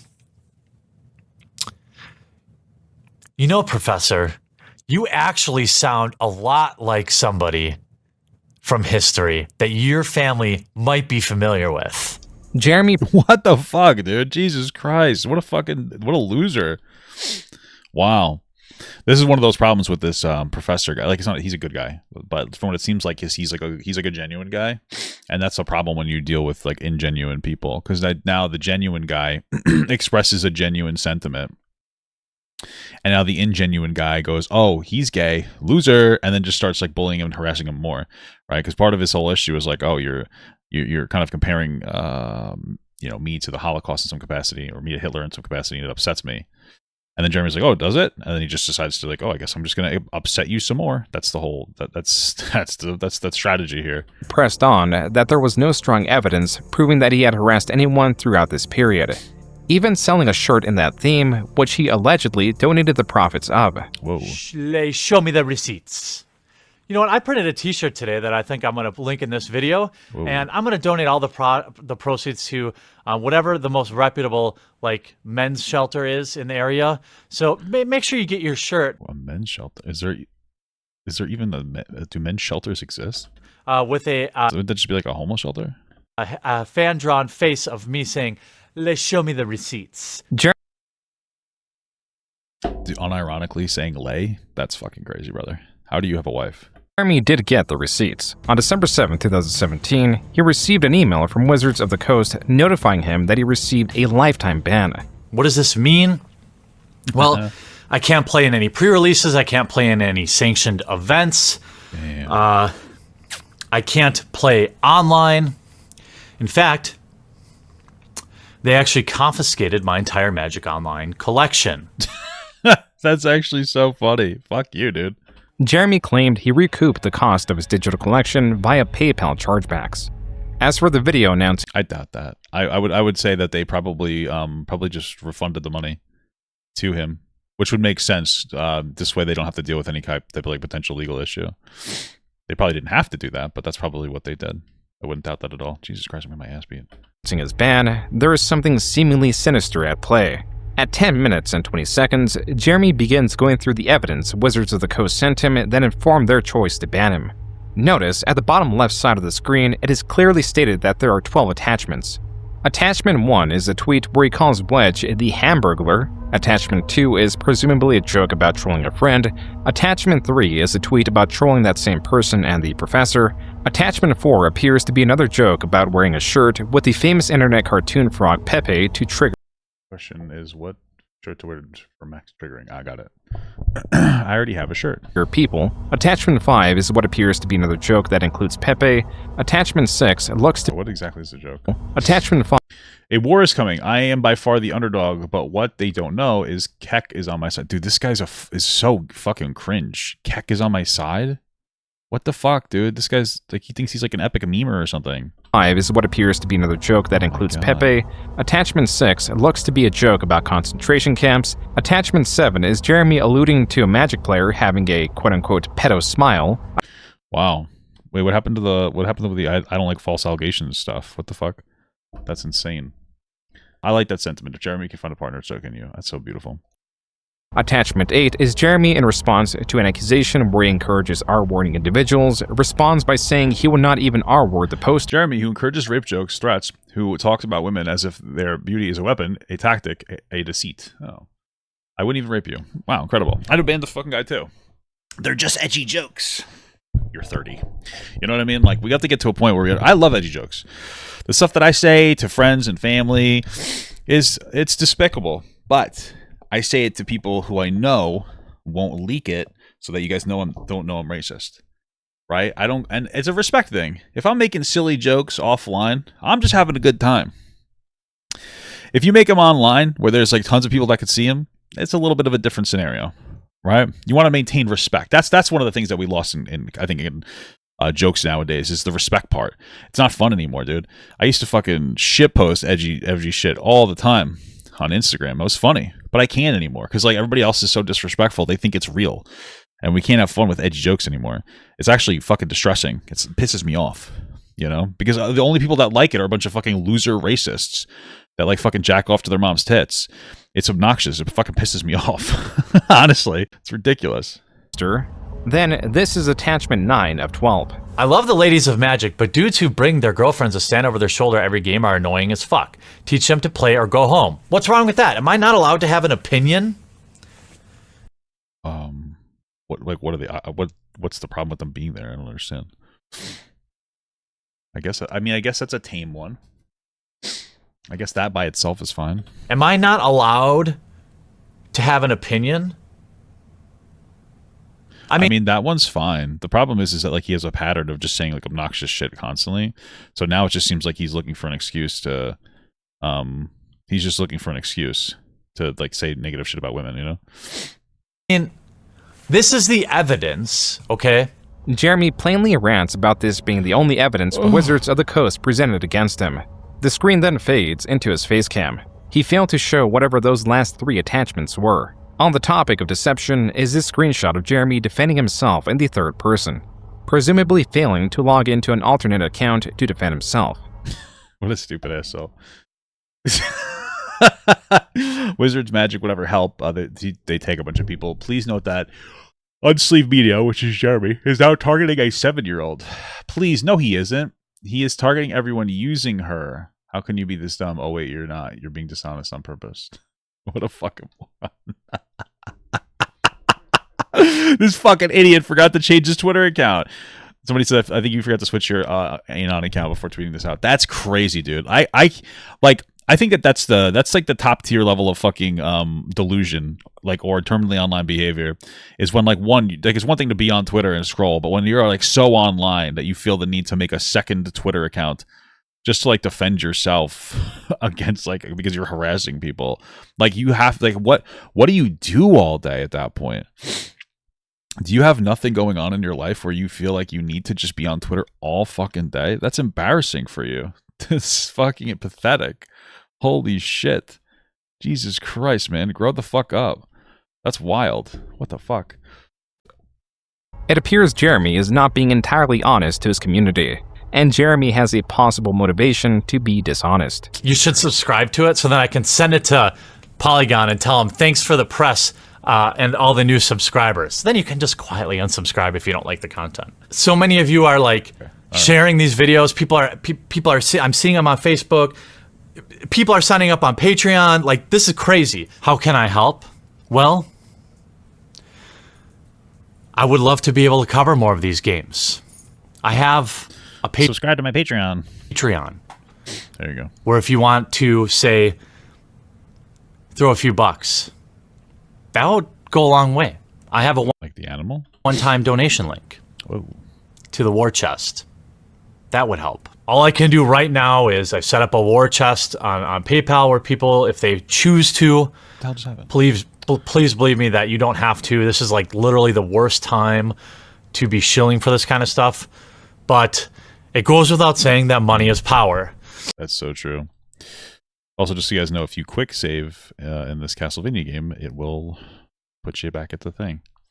Back at your save point, so that's fun. And I can make the promise to all of you that any money there or people that decide to back on Patreon, so many of you have already, and I'm so thankful for that, 100% of that money goes back into the channels. Wow. Jeremy. Yes, of course. That's my favorite virtue signaling, I think, from Jeremy. It's like, oh, this money goes back into the channel. Yeah, of course it does. Where else would it go? Like, ask yourself that. Where else would it go? This is basically, to some extent, like a fucking business. So, of course, it's all going to go back into the channel. Like, what the fuck? It's a small business. Of course, you always put everything back into the channel. Duh, that's what you do.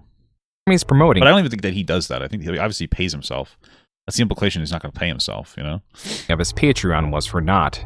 Because come February 2018, it would be banned because, quote, you recently doxed members of your online community, unquote. This could have resulted from Jeremy's new crusade against pedophiles in the Magic the Gathering community. All right. What is the crusade helping them?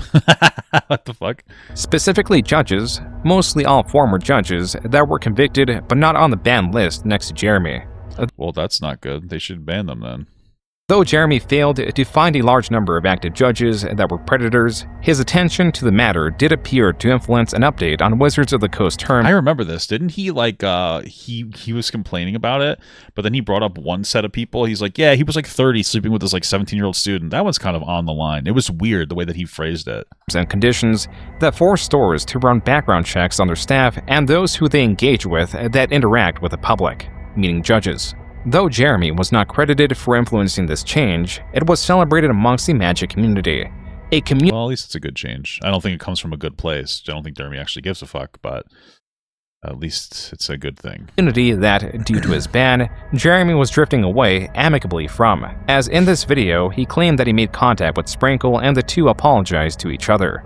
Fuck what she apologized to him for. Jeremy then renamed MTG Headquarters to Unsleep Media in an attempt to pivot to covering the card game genre as a whole. His recent scandal introduced him to a cast of new allies and helped him refine a lucrative genre of video that he had been making for the wrong audience. The same type of video that created enemies in the Magic community was going to usher in Jeremy's largest and longest running channel. And all these people grew up to be the same fuckers in middle school that were like, well, if you don't subscribe to the popular idea, maybe Pogs at the time, or starter jackets, I don't know. I'm thinking he's talking about fat-ass white girls. He said, I know what a Pog is. It's like a little cardboard circle. Those were cool as fuck, but I was thinking something else. I mean, it is within Jeremy's realm to talk about fat-ass white girls. Let's keep it a sack, right? Then you're not cool. Or if you were poor, you weren't cool. Or if you, there's a whole variety of things that would make you outcast. But now, when they get older, they get a little power on Twitter. They can find more people that it's like the blob. And then they become this massive thing of groupthink and toxicity that's trying to push everyone out who disagrees and then just absorb more people into their ideology. So interesting. There's a level of truth to that, but again, Jeremy just lies and omits information from people. So how do you listen to somebody like this talk about anything? You know? What I want to do, hopefully, with this channel is to push these conversations forward. Obviously, I don't want any bullshit SJW book. As always, SJW's always lies. SJW lesbian space gem. SJW red-haired, blue-haired Mohawk guy. General SJW buzzwords. He really likes to... That's my favorite. He really likes to use it as a buzzword and then criticize it. Oh, it's a buzzword. It's like, okay. But they use buzzwords and then all he does is like SJW buzzword. It's funny. Lol cow, milking the feminist lol cow down. Classic SJW stuff. BuzzFeed hates men. Feminist agenda person's feminist propaganda. Everyone needs to stop getting triggered. I'm not a fan of Brie Larson. Maybe it's because Brie Larson. Your favorite Brie Larson. Brie Larson is going to help you. And that Brie Larson. Just you and me. All female, mega diverse MCU film directed by Brie Larson. Do it. Just posting, my 5th Brie Larson video in 30 days. Oh, things like that. We love that. Just keep posting Brie Larson videos. We love how bad Brie Larson is, I guess. I'm already known as the guy who made 1,000 videos about Brie Larson. The action has got to be live. So why don't you stop making them? Although I guess somebody's watching them, so like I get it. She did she did a cringe, right? Like she was in like a shitty Captain Marvel movie or whatever the fuck it was. Like I get it. Yeah, cool. Be like, hey, she's cringe. How many fucking times you gotta say the same fucking thing, dude? Gotta be in the moment. I also have to admit that I really dislike Brie Larson. Though Jeremy may be... Whoa, well I know that was a tough thing for you to admit, bud, so respect you for that. Respect you. Capable of having a nuanced discussion, for the vast majority of his videos, he certainly does not display it. In his past, his incuriousness and inability to formulate a cohesive argument has forced him, time after time, to make videos reliant on emotion or sensationalism to draw an audience. This is why Brandon's technical breakdowns in their RC channel often outperform. Is Brandon back? Does Brandon do content, or is it just like the one guy, TheQuartering? Jeremy's. It is also why Jeremy was relegated to opening packs of cards in a game known for its complexity and strategy, areas explored and dominated by his contemporaries. I never thought about I never thought about that. he just opened the card packs. He didn't actually like do anything. So people gravitated towards like, oh, cool, I'll watch somebody open cards. I mean, that's fine if you can like understand your place in that. I think that could be perfectly reasonable.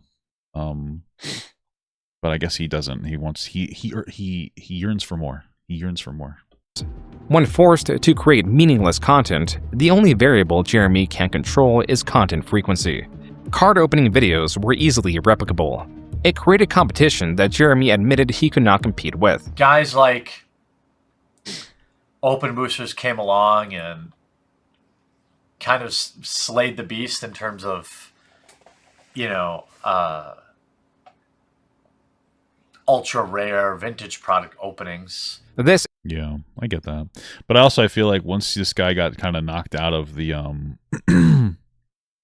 once this guy kind of got knocked out of the space, I mean, like once he's banned, like what's the point of watching a banned creator? I understand that he's just opening cards, but for a lot of people there's like a whole mythology around it. If you're not even allowed at events or anything, I feel like I'd be less likely to want to consume your content because I don't know, it just doesn't feel complete, if that makes sense.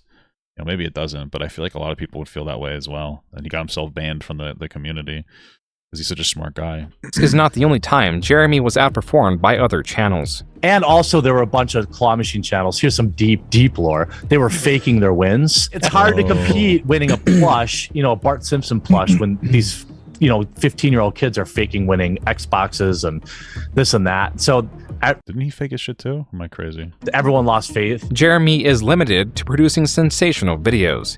He is deceitful and or manipulates footage to favor him, and he uploads frequently and typically on the same day the video was recorded. Jeremy is Hey, shout out to low effort content, baby. A perfect fit for a political commentary channel, but I feel a little called out here, but true. Political commentary narrowed to only culture, and again narrowed only to pop culture. For Jeremy, the era of selling channels had passed. Now it was the era of selling outrage. If this was all that Jeremy did, he could be very successful. Well, he kind of does do that. Makes a lot of money doing it too. Guys, should I just change my whole shit now? Start fucking just harassing people online and shit, women, right-wing grift? Only he has two major flaws. There is a part of him that demands respect online. The same part of him also seeks fellowship online. These two elements drive the opposite of the desired result. That's what happens. Do you want friends? You gotta be a nice guy, Jer. Thank you for your purchase. Sargon of Akkad would like to personally thank you for your purchase of 1 vial of his semen. This is a lot. Do you think I don't know if you use it to season or what, but here goes nothing. Whoa. Can't say I've ever tasted anything like that before. Incredible. It's almost like when you have Cinnamon Toast Crunch and you have just the cinnamon and milk at the bottom of the bowl. That was a video. It's beautiful. I love that. It's so poetic. Thank you, Jerbear. Titled Sargon of Akkad's Semen Taste Test. Sargon of Akkad is a creator that makes similar videos to Jeremy. I think like a lot of what Jeremy does is he's really not funny and he tries to make jokes, and so people don't really resonate with it. Does that make sense? Someone that Jeremy greatly admired. Admired enough to make this strange, sarcastic video because Coach Red Pill, a creator in the same space as... That's not... Is this Coach Red Pill? Make this strange, sarcastic video because Coach Red Pill... This guy's name is Coach Red Pill? A creator in the same... What the fuck? What does he do? What the fuck is this? Coach Red Pill? Oh my god. Is this a real guy? Did he die? Wow. All right. Same space as Jeremy commented about such a thing. Coach Red Pill asked me, actually stated, really, keep sucking on Sargon's dick, boy. V says that All right, he's kind of based. Sargon's cum tastes awfully good. So does it. Jeremy is not one to save face or cut his losses. This exchange was the first domino. It would bring more confrontation, and that confrontation would have Jeremy reveal otherwise private information. Oh, you gotta love that. When you get nay-nayed, so you decide to act like a fucking jackass and leak information. On May 21st, 2018, Jeremy and Coach Red Pill confronted each other on a live stream. I'll go education to education. I'll go house to house with you. I'll go wife to wife with you. I'll go bank account to bank account with you. I don't think you want to go there. Okay, sure. This is Coach Red Pill, dude. You can't go there. What the fuck? How many children? I will. How many children?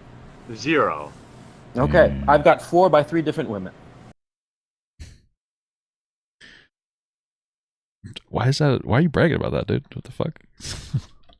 Okay, so you're a shitty dad. Congratulations. Jeremy and Coach Red Pill also compared their subscriber count. Most importantly, the two compared their estimated net worth. How many figures? Net, probably low 7s. Okay.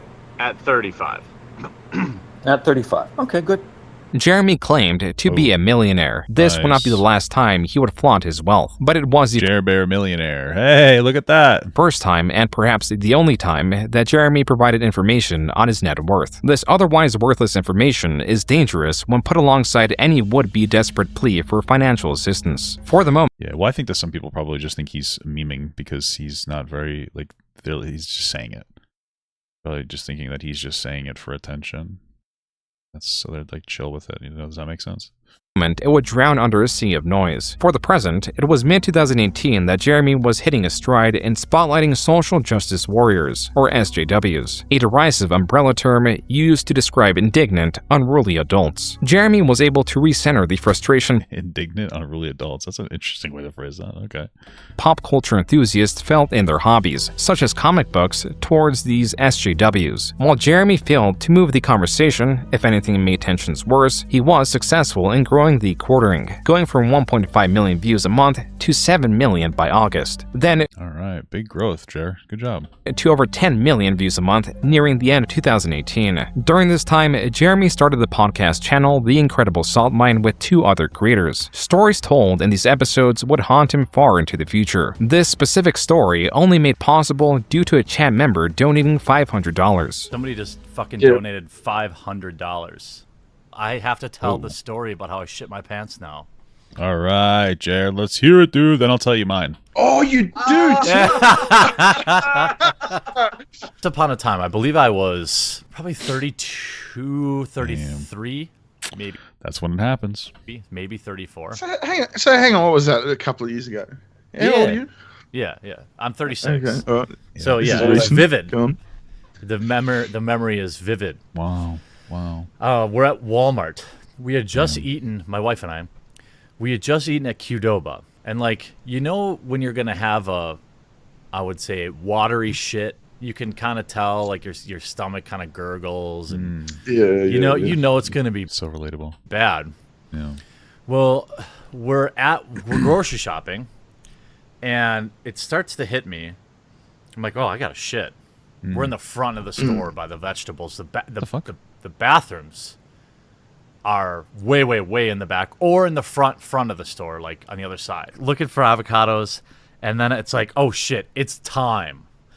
And my mind immediately goes in like slow motion where I'm doing the calculation. I realize at this moment that there's a real possibility I might shit my pants. Nice. Because it was just like fucking happening. I start thinking, well, if it happens, I don't want it to be up front by all the checkouts where everybody sees me. What if you just went to the bathroom, the Walmart bathroom? They don't know if you know that this exists. It's a thing that exists in the Walmart bathroom. So I decide to take the longer route to the back because I know I can kind of duck through like the clothing and like the automobile section. People aren't going to see me in case the inevitable happens. I hit the shoe section, which you guys haven't been at Walmart, but the shoe section, you're about... Why haven't they been at Walmart? Halfway. You can see the bathrooms. The second I see the bathrooms, I get like shit radar. Wow. And I'm like, okay, it's happening now. I'm starting to think, okay, if I have to shit in the store, where is the best place to shit in a Walmart? Because I'm not... I guess in your pants. Not going to make it. I knew for a fact I wasn't going to make it. So I cut down the shoe aisle because nobody shops for shoes at Walmart. And then I've resided myself to shitting my pants in a Walmart at this point. I'm thinking, okay, so my wife's gonna have to find me. If you just like ran faster, like some sweatpants or something. I'm going to shit my pants. It's happening. And at that moment, a little came out. Wow. Started running down my leg. That's incredible. And I like, oh my God. You know what? I'd rather than like kneel and accept my fate, I'm fucking going for it. So I hit the back wall. I'm on the home stretch. With each step, a little more is coming out. Wow. And it's running down my leg now to where it's like at my sock. I'm covered in shit. And what kind of a shit was it where it's running down your sock, dude? What the fuck? I'm running like clenched butt, and I get into the bathroom. Were you leaving a trail? Were you leaving a brand Yeah, there was a trail? little bit. There was a little bit on the ground when I was walking back. Yeah. This is like such a painfully like long. It's like this is like such a painfully long fucking story. There are a couple spots, yeah. And so I get into the bathroom. I open the bathroom door, and thanks to my quick thinking, I'm already taking my pants off because I'm thinking, all right, well, my underwear, it's over. You're taking your pants off in the middle of a Walmart? What the fuck? The underwear, those aren't coming home with me. But if I can save my pants, because I'm 6'5", 6'6", and a big dude. I'm not finding pants on the rack at the store. So what? The fuck out of here. I'm a big guy too. I'm fucking 6'4". You can find pants at Walmart. I'm like, I gotta save my pants. So I burst into the bathroom. My pants are already half off. Shit's coming out of down my leg. There's a fucking dude. Shit and come down your leg. What the fuck? Dude at the urinal, and he whips his head around and said, "Dude, I'm shitting myself. Sorry." And there was shit all over the floor. Why did he need to know that? Yeah, I was taking my pants off. I thought he should know that it wasn't like. Dude, I'm shitting myself. Sorry. Yeah. And at this point, it's just over. It's over. I get into the stall. Thank God no one was there. Otherwise, I was going to sit on the trash can. And what's left just exits by no choice of my own. It's the rest of it. Now I'm looking down. My pants are in the middle of the Walmart bathroom with several spots of shit. There's shit all over the floor in the bathroom. And this did the guy just scurry out, or is he? No, dude, this guy is a fucking hero. Okay, he's a cotton top. Why is this story so fucking long? Jesus Christ! Like, listen, I was just gonna say, like, yeah, one time I trusted a fart and I got a little poop in my pants, and my wife cleaned it, and that's how I knew I loved her. Well, in my underwear, and then funny enough, she wore those underwear and trusted a fart like months later, and she shit in the same underwear. Isn't that such a beautiful story? Nice and quick and easy, but this is like really going on. He's just like taking his pants off in the Walmart with his children present, maybe. I don't know. I'm just being silly on that one, but this is fucking unhinged. What the fuck? Top black dude. This is how he found out he had a scat fetish, really? I don't know if he worked there or what the deal was, but he fucking barricaded the door for me. Wow. He's like, I got you, dude. What a fucking If only he knew you hated black people, maybe he wouldn't have done that. What the fuck? hero. Yeah. It's like, I got you, man. He's like, no one's coming in. So then I begin the long cleaning process of having to take a 6'5", 300-pound man taking a bath in a Walmart sink because I had shit all over me. Nice. And at no point, by the way, does my wife turned one way, saw me picking out avocados. 30 minutes later, she gets a text from me. I shit myself. She had no idea. She had fucking no idea where I went. She thought I was like mad and I left. It was like. That's like can I just say that the weirdest part of this story about how he shit all over himself at Walmart is the fact that like he walked away from his wife and by his own admission, his wife didn't care. That is the saddest part of this entire story. Like, that's just, I don't know, maybe that's just weird to me, but I've never walked away from my wife because we were mad at each other. That seems very strange to me, but okay. Like I just disappeared for a half an hour, you know? Because, obviously I'm like, look, I got to handle this. When you're covered in your own fecal matter. She's just following the trail of shit like fucking Hansel and Gretel. She had no idea where I even went. By the time I get cleaned up, I'm like, oh, I should probably tell my wife, what's going on. And I had like 30 missed calls, 30 missed calls from her.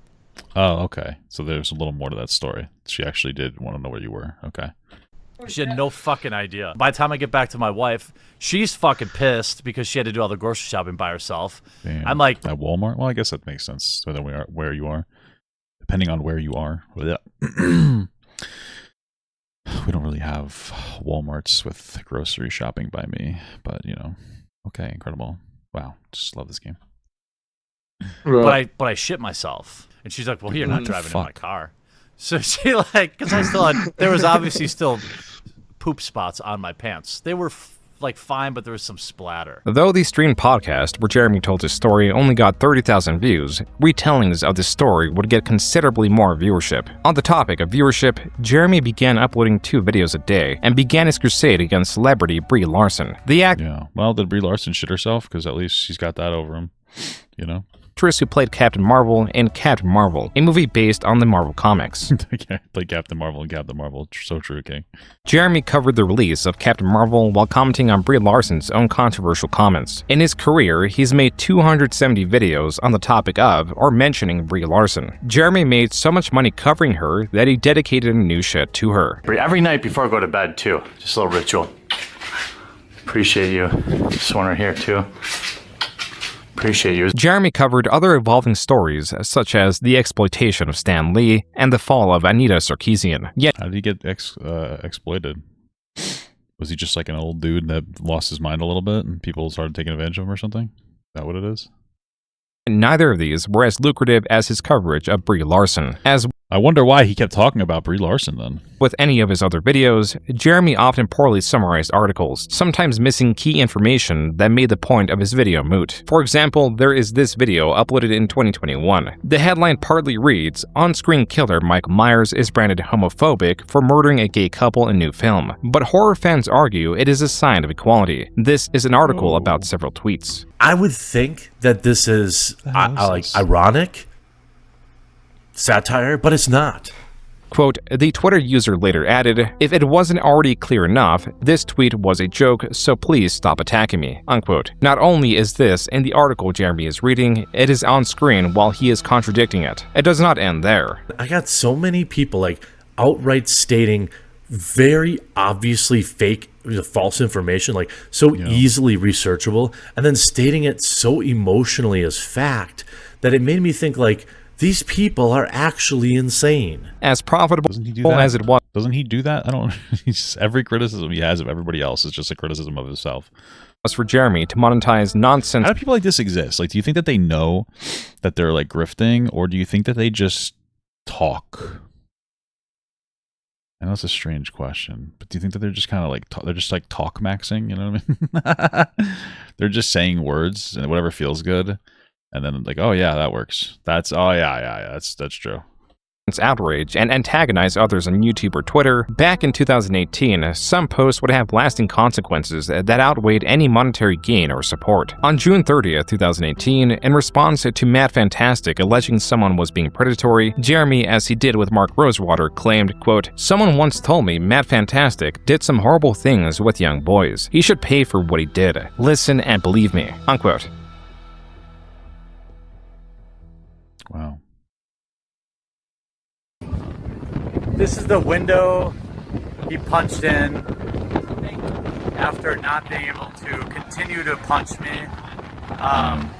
Oh, wasn't this the Kino Casino guy?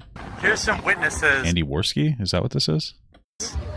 Hey, did that guy just ask my name and then start assaulting me? Yeah, he said, "Hey, are you Jeremy Hambley?" And he said, "Yeah," and he goes, "Fuck you," and reached over and started punching you in the head. I don't know if you saw the... Damn, he's got no damage to him. Must be a unit. I didn't know that Stanley had managers that would cause him to make him do extra work. It's pretty fucked. That sucks. YouTube footage, but just got here to Gen Con 2018. Was hanging out with basically Gen Con royalty. On August 2nd, 2018, Jeremy was assaulted at a bar near Gen Con, a convention he was attending. Jeremy explains the assailant asked him to verify who he was before striking him repeatedly on the back of his head. Then, just like when you get delivered like a court order or something, you know? Are you Jeremy Hambley? Fled before the police could be called. Jeremy also alleges that the bar initially refused to call the police. Look at this shirt. Well, if they initially refused to call police, that feels like you did something wrong too, bud. Fucking ripped my shirt. Damn. Wait. And he shit his pants at Walmart. Hold on. Ripped all the buttons off my shirt. Fucking... My arm is bleeding from... Here, let me put it this way. Can you see that? What, he scratch it? That's just from me trying to pull away from this guy. Like, he probably thinks he's Why'd you hit him back? What the fuck? So fucking woke. And he's gonna go tell his buddies how cool he was, right? For people know Jeremy like that, like, oh, this guy probably thought he was so cool. He knew who I was and he did this and it was intentional. Do you think that I actually knew who he was, or you think that Jeremy's just like pretending? You know? I think that I did know who. Well, obviously the guy knew who he was. Yes, he's like, oh, are you TheQuartering? So that kind of owns me on that one. But you understand you get what I'm saying. Attacking somebody when they weren't even looking. Quote, I'm keeping a lower profile, but I'm straight chillin' and doing fine. Telling stories about me online is what it is. No charges. I haven't fled the con/state. I'm drinking beers, playing games, and doing business with my friends. Unquote. Matt Fantastic, the assailant who was identified the same day of the attack, ended this post with #PunchNazis. On the 4th, Jeremy commented on the Damn. Well, I guess Jeremy's a Nazi now. Spread coverage of his assault, remarking on the support he was receiving and vowing to pursue legal action. And that's beautiful. Imagine being 6'6", 400 pounds and still being a bitch. Oh, the person was wearing a dress? Damn, he got beat up by a guy in a dress? That's fucking awesome for you, bud. Wow. Awesome game with that. Fucking Jesus. Though he initially wanted to prematurely leave Gen Con in fear of another assault, he made the decision to remain for his previously appropriated time. With videos of support pouring in, Jeremy on August 9th created a GoFundMe for the purpose of suing Matt Fantastic. The fundraiser undershot its goal of $40,000 by $6,000. Still, well, it still seems like he did pretty well on it. Jeremy went forward with it. In the midst of filing, Jeremy received an email from the Gen Con company, informing him that he and Matt Fantastic were banned from attending future events. Damn. He got banned too? You're saying Jeremy looks like, his side profile looks like this guy? That's interesting, okay. Decision influenced by the possibility of further retaliation at Jeremy at upcoming conventions. The results of the Damn, he's a victim, guys. I can't believe they're gonna do this to him. I can't believe they're going to ban him from the event for him being the victim. It's fucked up. Lawsuit, to some, would be similarly disappointing. Rather than reaching judgment, Jeremy and Matt settled. Matt's apology in video form appears to be a condition for this settlement. Hi, this is Matt Loader. Some of you know me as Matt Fantastic. Damn. Just prior to Gen Con 2018, I let my anger get the best of me and physically confronted Jeremy Hambley outside a bar in Indianapolis over Jeremy didn't do a damn thing about it. Statements he made about me previously. Wait, what did he say about him previously that was so concerning to him? I unequivocally take responsibility for my actions that evening, which were wrong, and apologize to Jeremy for my thoughtless conduct. Matt looked gleeful. I wanted to take a picture of this area, so I need to come back. In his apology, something that was not lost on those reacting to Jeremy's video. Quote, Matt is basically smirking at the beginning of his apology. He clearly doesn't think this is a serious situation even after losing, since we will never know the term. Really? I didn't get that from him. Settled. Matt's apology in video form appears to be a condition for this settlement. Hi, this is Matt Loader. Some of you know me as Matt Fantastic. Just prior to Gen Con 2018. Oh, I guess the little smile, I guess. I don't think it's necessarily disingenuous. I mean, it's Jeremy. He's disingenuous constantly. To Jeremy's video. Quote, I made fun of him for wearing a dress. Oh, okay. I mean, like, whatever, man. TheQuartering is deeply unlikable, so I don't care. Matt is basically... Violence is not right, though, guys. Smirking at the beginning of his apology. He clearly doesn't think this is a serious situation even after losing. Since we will never know the terms of the settlement, I suspect from his smugness that he was not made to pay out much of anything. Probably not even the cost of Jeremy's lawyers. Damn. Since Jeremy only said, quote-unquote, remaining funds would be donated, unquote. This was just the first of Jeremy's fundraising efforts started in 2018 to reach an unsatisfying conclusion. The second was a fundraiser for exclusively games, a video game, tabletop, and arcade game media website campaigning as a space devoid of politics. Quote-unquote, all games, no politics. So interesting. It's always the most political people that play like the no politics game, isn't it? Though Jeremy had experience managing websites across... I'm assuming that to him it just means like no quote-unquote woke politics, or whatever he considers woke politics. No woke politics, guys. No more games for girls. Fuck those people. They won't fuck me, though. Fuck.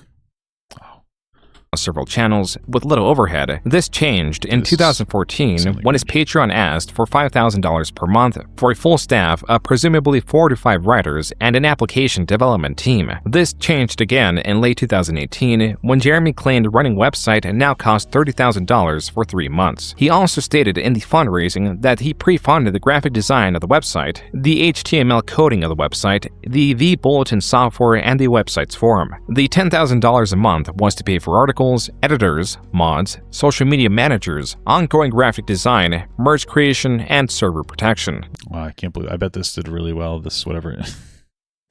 I bet this this business venture of his did extraordinarily well. The funding concluded with $159,443 raised. The website. Dude, I really don't understand why these people keep giving this guy money. I truly don't understand it.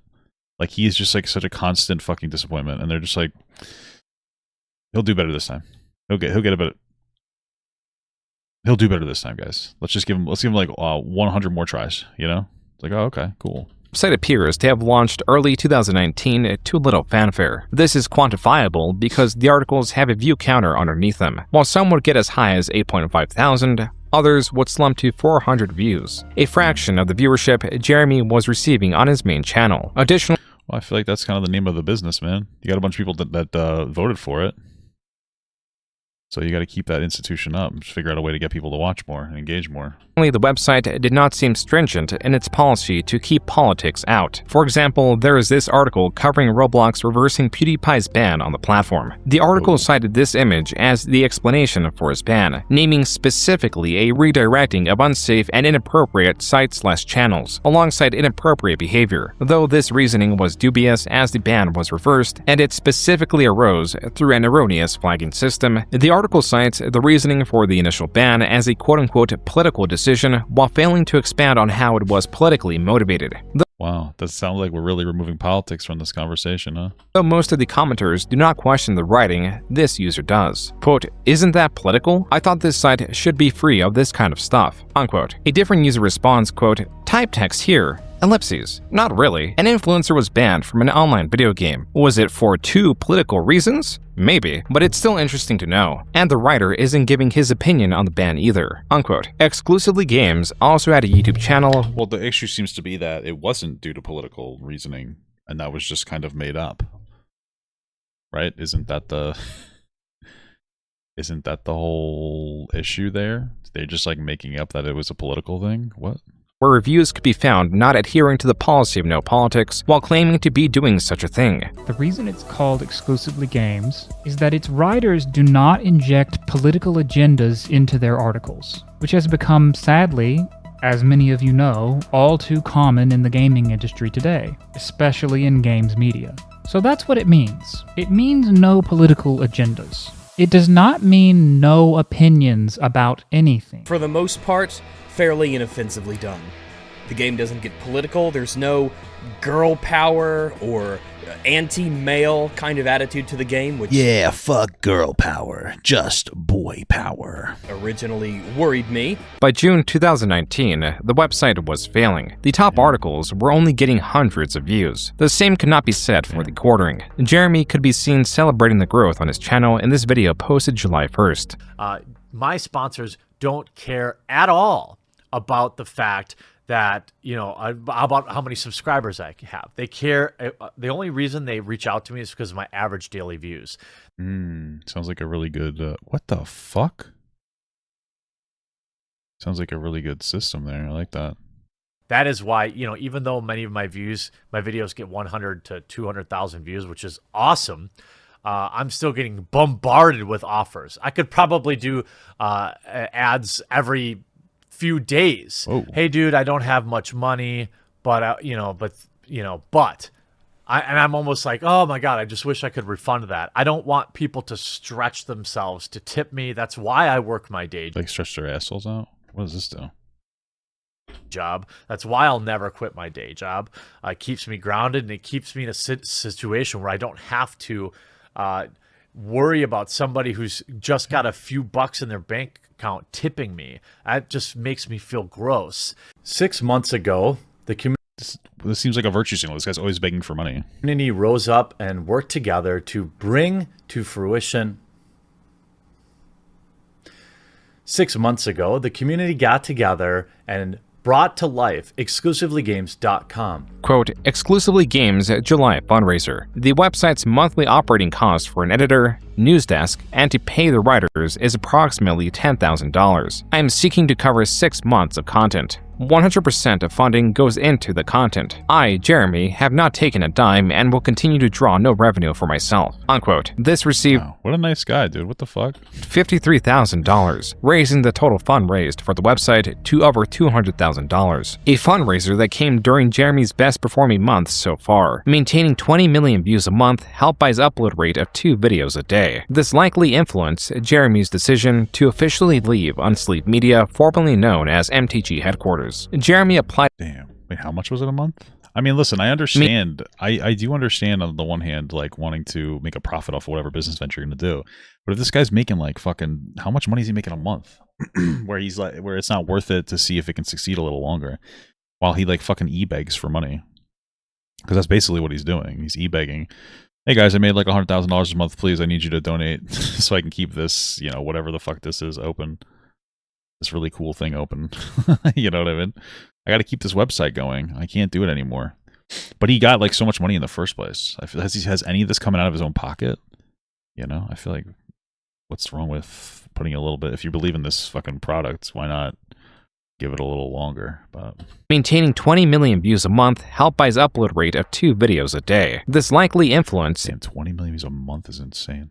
Jeremy's decision to officially leave Unsleep Media, formerly known as MTG Headquarters. Jeremy applied himself to TheQuartering, not only embracing its growth, but also its trouble with demonetization. You know, it's not like 2/3 of my videos end up getting hit with the yellow check mark only after reviewing. By the way, I have over 1,000 videos. To give you an idea about machine learning, I have over 1,000 videos. Whoa. And maybe 2 of them were confirmed after manual review that they weren't appropriate for advertisers. Jeremy's frequent uploads were making it difficult to appeal the videos that were flagged as unsuitable for advertising. There was worse to come. YouTube, in taking more control of its algorithm, was reducing the effectiveness of subscriptions. Previously, being subscribed to a channel meant a notification was sent to the subscriber. This was changed and now required users to select a secondary option, the subscriber bell, to now be notified. Hey, did you cover this? Did you cover how Riot Games had this lawsuit settlement the other night? Yeah, I did a video 3 freaking days ago, but YouTube doesn't care. YouTube is not only not notifying you, but they're actively hiding the garbage. I don't care. There you go. He accidentally calls his own content garbage. It's fucking crazy to me. That's fucking funny. Right? That's what he just did, no? There's some smaller channels out there who think it's funny when people out there are struggling and frustrated, and I get it. Yeah, really funny when millionaires are struggling. Well, that's the whole thing, is they're trying to expand and actually get your algorithm to feed you what you want and not just what is on the screen. Right? Like, oh, I subscribe to this person, they're good, but like, do you really want to see their video all the time? Not necessarily. You know, you might want to see other content.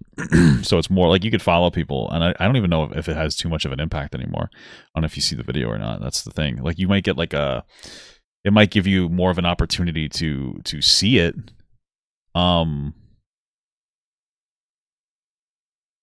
But it doesn't really do too much for you. Like you might be able to see like on the sidebar, like, oh, this person has posted, or, you know, but it's really not like a whole lot anymore. Which kind of makes sense to me, to be honest with you. I've been there. It's okay. Make your content. But the fact of the matter is, this is exactly why I will never commit to making content full time, because the YouTube... This is what he makes content full time. What? ...system is completely, unequivocally, undeniably broken. Jeremy was also having problems. Even when he's like worked up, he sounds so like ingenuine. Was he even actually angry? What the fuck was that? This is why I'll never do this stuff. That's what he sounds like. But this guy does it full time. I don't understand. Like, what's the desperation to be like, I'm not a YouTuber? How come he does that? I just feel like he does that every once in a while. It's weird. Problems with YouTube's claim system, a system often abused. YouTube is still allowing them to leave claims on YouTubers' videos. This has been going on for years, and they don't do anything about it. I'm sick of this shit. Why is he yelling, dude? What the fuck's the matter with this guy? You have no idea what it's like to put a 2, 3, 4 videos a day and then have some dickhole claim your video and say, well, 10% of people will only fight this claim. I guess we'll just milk money off people who are clearly in fair use. And you know what, Marvel, you're part of this too. Jeremy was indeed uploading 3 to 4 videos a day. He had, in just a year... Aren't they like 15 minutes each? How hard is that? I feel like Jeremy just doom scrolls Twitter constantly, looking for content, and then that's pretty much his whole life. He makes a video about it. I mean, is that the difficulty? Trying to find like a lukewarm topic to talk about? I guess so. Woo. You're gone from uploading daily to twice a day to now double that. Within this sea of uploads, starting 2020, Jeremy began to have some unique opinions. But he said in an interview with The Independent that he was so... I love how he'll say something like, oh, this isn't even my full-time job, but then like later he'll be like, oh man, you don't know what it's like to work constantly and never take vacations, because he has said that before. It's like these are very contradictory statements. Oh, come on, I thought I had a third hit on him already. Fuck. So bored of talking about the film. Instead, he turned the discussion towards his views on Mr. Weinstein's alleged victims and that adults who made choices, and why he's tired as a white man for being blamed for everything that's wrong with the world. Who had that dumbass take? Perhaps just the ramblings of a man who is too old to care anymore, but nonetheless, there's a lot of truth in what he says. Now, there are how many victims in Harvey's life? What are we talking about? Didn't Harvey Weinstein like pressure women to do stuff with him because he can get them like better roles or whatever? Isn't that predatory? What the fuck? What's up with conservatives justifying like some kind of predation all the time? I don't get it. Weinstein, Epstein, pattern there.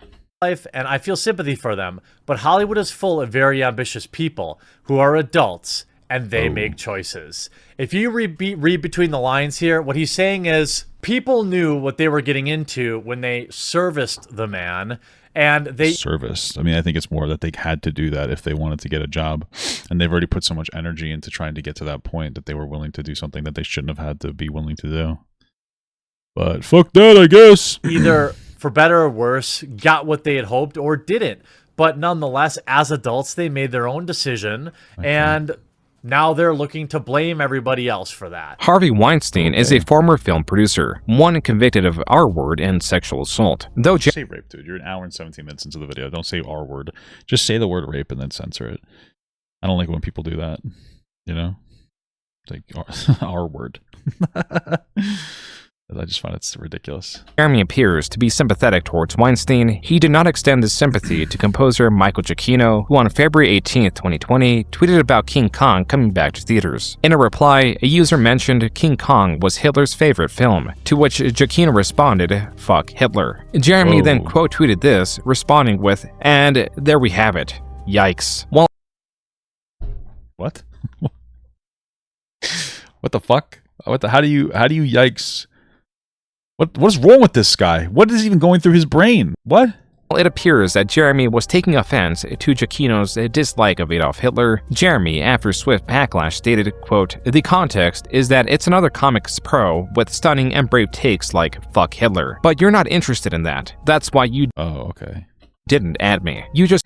I don't, like, this is boring. Like, that is such a boring, because I understand what he's saying. It's like, oh, you're like, yes, that's an obvious take. But what you have to understand is Jeremy felt that it was necessary to have this take, right? So, like, people do cringe sometimes, right? People will do cringe sometimes. I generally kind of get what he's saying. Like, oh, he's having, like, a really dry, like, easy take. Like, obviously Hitler is bad, right? Oh, obviously. And him saying that is, like, a virtue signal. That's what Jeremy's trying to say. But is it really worth it that much for you to, like, contest it? Like, you really felt that strongly that you had to contest what that guy said? Like... That's what makes you so weird. That you didn't need to. You felt the need to have a strong take against this guy saying "fuck Hitler." Like you could have just moved on and been like, cringe, and then not said anything about it. But he felt the need to say something about it. That's what makes him, like, additionally fucking cringe here. Just wanted to try and smear me as a quote-unquote Nazi. Fucking clowns every time, unquote. Jeremy continued to attempt to correct his messaging. Quote, the context is obvious in the thread that it's another comics pro arguing with fans and making stunning and brave statements like quote-unquote fuck bad things. You have to believe me, guys. I hate Hitler too. Don't care about truth though, just perpetuating lunacy, unquote. Revisiting the original. This is my favorite victim complex, when you say something stupid and like you can realize like how it's out of context. But you still play victim. Like your take was dumb as shit. Like your take was decided, it was just dumb as shit. It was the dumbest shit take, and you were getting angry at people for not understanding it. Your dumb as shit take. Holy fuck, dude. No tweet shows that Kino was not at all arguing on the topic of comics. Actually, there is no mention of comics anywhere within the tweet exchange. Jeremy's strategy, whatever it may have been, to change how others viewed his intent did not work. Just 2 days after the Hitler tweet was posted, Jeremy on Twitter stated, quote, amazing how this fuck Hitler tweet has taken hold with people completely incapable of understanding my point, which was obvious to everyone that follows me. Hollywood types saying fuck Hitler for retweets is fucking stupid and cringe. It's about virtue signaling. If this was not what dude was doing, okay. My point still stands. In what world is— I don't understand how his point still stands. If there was context that was supposed to be relevant there, but you were wrong about the context, how does your point stand? What? This unknown? Now I got morons posting my address to Twitter replies. Wonder where they came from. You had to be a complete fucking idiot or liar to say I was quote-unquote defending Hitler. Like, I respect the hustle, but you'd have to be a fucking idiot to think anyone was unironically defending Hitler. I just can't imagine people are this stupid. You guys took my words at face value? You have to be so fucking stupid to do that. That's what he's saying. You guys actually trusted me? My name is TheQuartering. How do you take somebody named TheQuartering seriously?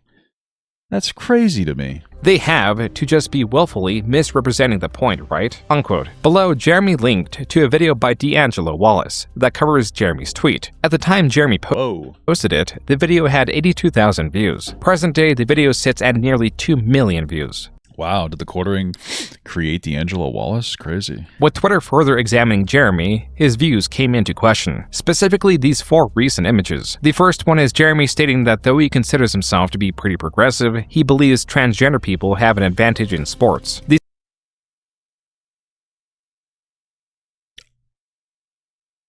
I mean, the take is fine, I don't care about that. Whatever. But he considers himself pretty progressive? In what fucking world? I don't understand. What does that mean? He considers himself pretty progressive? Why would he even say that? What the fuck is he talking about? The second is in support of someone who is labeled a homophobe, going as far as to call them a hero. The third shows that he— What? For someone who is labeled a Homophobes really are stupid. Just walk up the stairs. Okay, so he decided he wasn't going to walk up the stairs because it had LGBTQ paintings on it. And apparently, though, that makes you a hero. So I guess to Jeremy, walking around as hero stuff. homophobe, going as far as to call them a hero. The third shows that he believes that some transgender people transition as a trend. And the fourth is an image of 2 men kissing that believes that some— So just to be clear, he's just saying transgender is real. That's just, I guess he does only believe some of them. That's a little charitable, though, to be like, oh, he believes that some of them only do that, not all of them. Transgender people transition as a trend, and I don't think there's any trans people that transition as a trend. I think that's like watering it down. Do I think that there are some people? There's nobody goes through like legitimate transitioning, like maybe social, I guess, just to experiment how you're doing. I don't really feel like getting into an in-depth conversation. Nobody's going through like legit. The problem is that when you hear that, that sounds like it sounds like a signal to say like, oh, people who transition, like, okay, people who transition, even if they take the transition more seriously, are just trying to transition as a trend. Like, oh, you went through surgeries and hormones. Oh, it was probably just a trend. Nobody who goes through hormones and surgeries are transitioning on a trend. Are there some like younger people who are experimenting with their gender? For sure, yeah. But nobody's like, it's fucking preposterous stuff. And the fourth is an image of 2 men kissing that is captioned with Jeremy stating, quote, if you want to raise awareness, you have to make people want to throw up in their mouths, unquote. On March— Why does it make you throw up seeing 2 guys kissing? I don't understand. Just look away. 12, 2020, Jeremy announced he deleted all of his tweets. This same day, Jeremy— Where did all my tweets go? I'm changing my approach to Twitter. Fewer tweets, fewer fights, and more chunky dog and cat photos. This is just about taking responsibility and taking action. I'm very close to just leaving Twitter altogether, but I think this will help. Well, I guess shout out to Tipster. What the fuck? Why do you have to announce it? Why do you have to make a big performative deal out of it? Like, just do that. Don't even, why even delete anything? Like, just fucking keep your shit going and just stop posting as much. Jeremy uploaded a video titled, "YouTube is destroying my channel and I have proof." I just to be honest with you all, I've been very, very stressed over the past week or two. Well, thank God this isn't really your job, right? And I've tried to not let on to it, but I need to beg for money. It's time to beg, baby. I can't figure it out, and I need your help. Something is really weird with my YouTube channel. The videos that were supposed to send notifications, YouTube sends 3 notifications in one 24-hour period. The Review Tech USA video got well viewed. That's about my normal. My normal videos get between 100 and 150,000 views. The second video, which should have done really well, 50,000. The third video, which should have done really well, 59,000. I'm done antagonizing people on Twitter. I'm done with it because I just lose. He's done. He's done because he loses. Wow. Even though most of these idiots were just coming at me with flat out lies, I get embroiled in it, and I gave them what they wanted, and I lost course. I'm not going to do that anymore on Twitter, okay? I'm making very real changes. According to Jeremy Social Blade, this That's beautiful, man. Thank God. is the dip he was speaking of. A viewership decrease of 2 million, going from 14 million in February to 12 million in March. What a fucking victim. The only reason that happens is because, like, sometimes things are up and sometimes things are down. Like, you're never going to keep it like a super perfectly consistent, like, shit. Jesus Christ. What a weirdo. It's just like a weird freak. Always a victim. Like, views are down sometimes. Like, right now. Sorry for yawning. Views are a little down for me. And I noticed that if I double post every day, my views are the same as single posting. And I think it's just because there aren't, like, because I'm a victim. No, I think it's just because there's not as much interesting stuff going on this year. And so, like, you know, last year there was a lot of interesting shit going on. So I was like, oh, cool. This year, just not so much. Simply put, not so much. That's it. There's just not. So when I post more, it's just like, a lot of it just unfortunately is uninteresting content that people don't really want to look at. So I'm like, okay, let me like restructure my content strategy. I got a lot of personal stuff going on like right now anyway. So like, yeah, let me like knock it down a little bit. Let me chill a little bit. Let's dial it down, figure it out, try to stay stable, focus on some other things, try to focus on the podcast, stuff like that.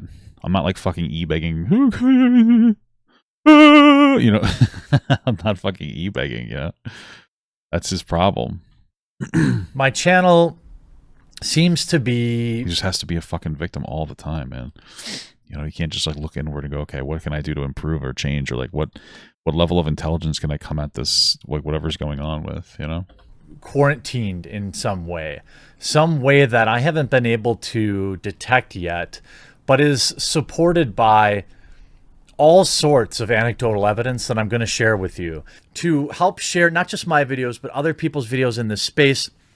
And I need you to give me feedback because YouTube is slowly killing us. They're slowly pushing out independent. Views are down. YouTube's killing me. I'm literally dying right now. Independent creators, which is why I have a BitChute, which is why I have a library account. I'm a founding member. Oh, well, library is a good thing to have. That's nice. On library, okay? I'm a financial supporter of library and BitChute because I know this is what's happening, but we still have to fight back. And everything is like a fucking call to like battle. We have to fight back. YouTube is censoring me because I'm telling you the truth. We must fight back. We must fight back. I'm a dog. What the fuck? Oh, you can run really fast. Cool. I'm sorry I don't have the energy, but I'm just frustrated and tired. Please help not just me, but other independent creators continue to exist here on YouTube and continue to push back against what is an obvious bias for mainstream media by YouTube. Despite Jeremy's evidence that largely consisted of users not getting notifications for his uploads and petitioning for support on third-party platforms, his channel, per the Social Blade graph, jumped to 20 million views the following month. Wow, I guess the e-begging worked, or maybe there was just a controversy people were more interested in at the time. Oh. Best performing month ever. This same month, Jeremy announced on Unsleeved Media that he was was returning to Magic, apologizing to Wizards of the Coast while also faking their apology to him. In this video in April, Jeremy claimed his return was not a ploy for financial gain. Instead, it was for when he needed to boost his mood. I view this channel as like a cathartic outlet for me, a place for me to go and just relax and turn off my brain and open some product again. Jeremy So true, King. He would leave and return to Unsleep Media multiple times in the following years, making it. Well, I don't think that, like, once you do, like, political content, I mean, it's kind of hard to go back to other types of content. So does anybody actually give a fuck about this change back? Like, they're like, oh my god, I'm so excited. Jeremy's back to opening up fucking Pokemon cards or whatever. Like, does anybody give a shit? I don't get it. Yet a useful tool to track when he's feeling despondent. His channel, with its improved performance, should not have brought him undue stress. Exclusively Games was a different story. Quote, well, I mean, it makes sense. So it makes sense that his channel would still bring him stress. Will I die if I jump out here? It makes sense that his channel. Okay, it makes sense that his channel sorry, would still bring him stress. Only in the sense that, like, holy fuck, dude, Jesus Christ. I'm getting absolutely fucking dick hammered right now. What the fuck is going on here? Quote, I really am struggling. Sorry, only in the sense that, like, he's probably stressed out by not doing as well as he feels like he should be doing. Right? That's the point. That's the point that I'm trying to make here. I'm getting fucking cock hammered, so I can't make the point. With keeping exclusively games running. The monthly nut is nearly $15,000 and website revenue is trash. It was a website in a time where websites are dying. Do I continue to crowdfund it or admit defeat? Unquote. Exclusively Games had sunk to the point that articles on the site's front page were not only lacking any comments, but also their view counts were so low that they were presumably not displayed. As such, the website closed in mid-2020. Jeremy later claimed that the website exceeded its $200,000 fundraised amount at the beginning of the year. I paid a severance to my video editors. I paid a severance to all the major writers, which I, of course, proved since then. 1 month severance. Uh-oh, Pirate Software? That's a little joke about Pirate Software paying his mods. Severance for which I believe he was, so. Some of the bigger salaried people. Why did I have to finally pull the plug? Well, I had been paying for everything out of pocket since basically January, which was almost $10,000 to $12,000 a month, depending on. Well, he kept getting donations for people, no? Or was this a different fucking business venture? Which months, you know, how many articles we publish in a month. The figure of $10,000 to $12,000 a month was different than the $15,000 Jeremy tweeted about. With 12 months of operation cost should have amounted to $120,000 to $144,000. On the website QB Farms, verified poster and alleged friend of Jeremy claims that Jeremy was not being too dishonest, that he did pay out severance, and Jeremy was mostly hands-off when it came to the website. Well, I wouldn't doubt that he would pay severance. I don't doubt, but I also don't doubt that he just, like, sensationalizes situations for attention because he wants to, like, fucking, like, shame people into giving him money. Wow, incredible. Jesus fuck, dude. And it was mismanaged to hell by infamous commentator Ian Miles Chung. Quote, after I left, Ian was damn, who would have thought? Eventually fired for failing in his duties and scamming Jeremy. To my knowledge, the site never fully recovered. Things behind the scenes often seem to be messy or disorganized. As for how a site with 200 grand failed, well, Jeremy wasted a lot of funds. On the site, mind you. I won't share figures, but the design team got paid exceptionally well, as did IMC, among others. I think Jeremy just got in over his head and trusted the wrong people. I don't have access to all that. All I know. That makes sense, but that's one of the problems with, like, starting a business without having, like, a fundamental understanding of what your business is. Like, that's obviously going to put you in a situation where you're going to do very poorly because you're just trusting people that you don't really know to do things for you. So that's why you have to kind of have an understanding of what you're doing, and then you pass it off. Like, that's one of the problems. It sounds like he wanted to be, like, a business owner. And so he's just like, oh, I'll just invest in this business. And then, like, hey, you guys do it. But, like, they have never done it before. So they don't know what they're doing. They might be scamming him, or they might just be fucking stupid and not know what they're doing. But he doesn't know because he didn't properly vet it because he doesn't do the work himself. He doesn't, like, actually engage with it himself. You should have learned the business yourself first and then decided that you're going to hire people and be like, okay, I'm going to start this. But that's hard to do. It's hard to just start up, like, a whole other business venture, you know? I mean, it would be better off, like, trying to hire somebody to find topics for his main channel to talk about, like, oh, this is in your wheelhouse. It's 17 Brie Larson videos, right? It would make more sense for him to do that And then he would just sit down and record it. This way he didn't have to go and like look for it, because he's probably on Twitter all fucking day looking for it. And then boom, he could start up like another business venture where he's actually putting his, he's putting his own self into it at first and like managing it to make sure it's successful. Not that he's necessarily capable of that, but that would be the way that you would like do a business, no? Is that Ian was paid, I believe, $2,500 to $5,000 or so per month, unquote. Jeremy, at a later date, revealed that Ian pretty wide range, $2,500 to $5,000 a month. Miles Chung lied to his face in claiming the website needed more support. Jeremy complied, and Ren, an additional quote-unquote employee, was hired. From what Jeremy gathers, Ren was an e-girl who Chung bought an iPhone for and was sending money to. Okay, that's fucking crazy, dude. Well, I mean, TheQuartering probably respects that behavior because he's fucking weird with like every girl he interacts with. When I confronted him over it, he had a mental breakdown, a bawling breakdown on Skype for stealing not my money but your money. The people had backed the project. It was $645. He would have gone right on stealing my money, stealing your money, had I not figured it out, okay? Is it my money or your money? I'm so confused right now. To add to Jeremy's financial strain, he was dropped by sponsor Dollar Shave Club in June. When he did not Was it for him being a fucking cuck?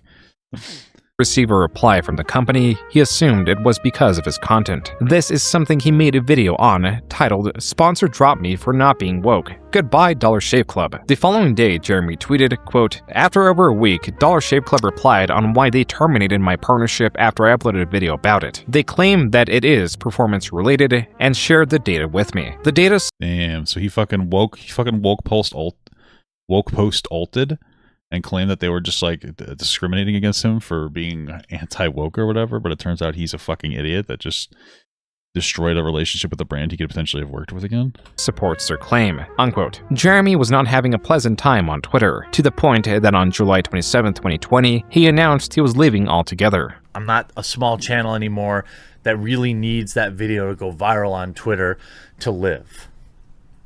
Right now, I'm concerned about being a better husband, better work-life balance. Well, that's nice. I'm sure that he'll stick to this. Where's my sponsors? I don't know. Maybe the Papa Gut podcast, though. I mean, the Rob and Dan podcast will have that. I don't know. And removing the toxic elements that are causing my hair to fall out at an increasingly rapid rate. On Twitter, there was much celebration. 3 days later, Jeremy made a video doing two things. He showcased these tweets of celebration and was adamant about having multiple gay dads. What was it called? Was it called "I'm a Victim, I'm Crying"? 2,300 likes. A lot of people hated me on Twitter. Also, I have two dads. I'll have you know I have two dads. One of my dads is black and gay. Also has this dad. I don't know. Maybe he has three dads. Someone makes sense to me. He's so upset. He got pushed off Twitter and now he's upset. Now, this, I don't know, is one of my dads. Wow. Does he really have two dads? Does he really have two dads? All right. Okay. It took 5 days for TheQuartering to return to Twitter. Apparently, wow, 5 days off. Incredible. Not under Jeremy, but under his employee, Maggie. Then 3 days after that tweet, Jeremy was back tweeting as TheQuartering. Quote, "Yeah, I came back to Twitter. Are people not allowed to change their mind? Not very progressive." Unquote. That's why, not very progressive. Every single thing that he does has to be like some kind of just so fucking cringe. That's why you don't post like that. Like, that's it. Like, that's why you don't post like this. Because it's dumb as shit. Doesn't make any sense. That's why just don't make these meaningful posts. It's dumb as fuck, man. Like, stop doing that. I don't know what this does for me, but I'm still gonna put it on there. Like, you look like an idiot then because you're so meaningful. Like, I'm disappearing from Twitter, and then it's like, oh, he's back. I can't change my mind. Like, how many times has he done this too? Quote, "This was tweeted on August 17th, 2020, the same day of one of Jeremy's most well-known live streams, much to his displeasure." You never know. Maybe I'm going to pee in my trash can down here. I don't know. What the fuck is happening? My wife went out for pizza without me, and I'm angry about it. Nice. So I'm going to win this round. Gibson get two black dads? Whoa, what the fuck? Damn. And I'm going to pee. If I don't What two black moms are missing a fucking husband? win this round, I'm going to pee in my own basement. Jeremy, inebriated, scorned, and suffering from a lack of pizza, sought to take his revenge. That's crazy, dude. The way you phrased that was fucking preposterous, bro. What the fuck? Oh, I hate this game right now. Fuck. Object of his derision would have to be the drain in his basement. I gotta pee so bad. I want to lose. He has like $10 trillion, doesn't he? Why doesn't he just fucking... Why doesn't he just finish his basement? So I can pee. He's pizza cooked. True. But I don't want to lose. I have to pee so bad, though. It's hard to describe how angry my bladder is. You guys don't know. It's going to explode. My bladder's going to blow. Get up! Get up! No!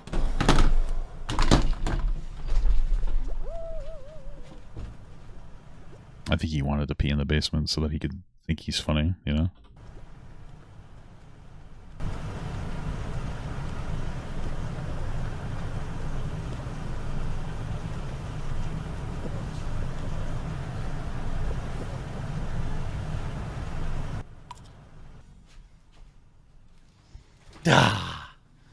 I've literally never lost that round. I've never lost that round. All right. I've never lost that round. It's just like fucking moaning right now. What is wrong with this guy? Oh my god. I just peed in my basement. No, not in the kitty litter. Just in the drain. In the drain. Though Jeremy deleted the livestream, Channel Virus Sanity uploaded a 5-minute supercut of the event. Jeremy commented on this W to that person. Video with, "Imagine thinking this is unknown," and the hundreds of comments responding to the quartering. Why does he respond like that? Just like don't respond or just be like, yep, that's what happens when you get drunk like an idiot. You know what I mean? Like take the joke instead of acting like a fucking asshole. But we know he can't take jokes, so... There is only a single comment of support. Between the base... It's kind of weird how all these like Elon Musk guys, like, oh, Elon Musk, he's bringing jokes back, guys, can't take a joke themselves. I say that because there's a part of it where when Elon Musk was like, I'm going to sell Twitter or whatever, he got super butthurt about it, and he had to make a video immediately. Elon, please, don't fucking sell it, please. You're bringing all the jokes back. I can finally say slurs again and feel comfortable. My wife almost respects me again. Urination and the Twitter cosplay as you in bed and she almost comes.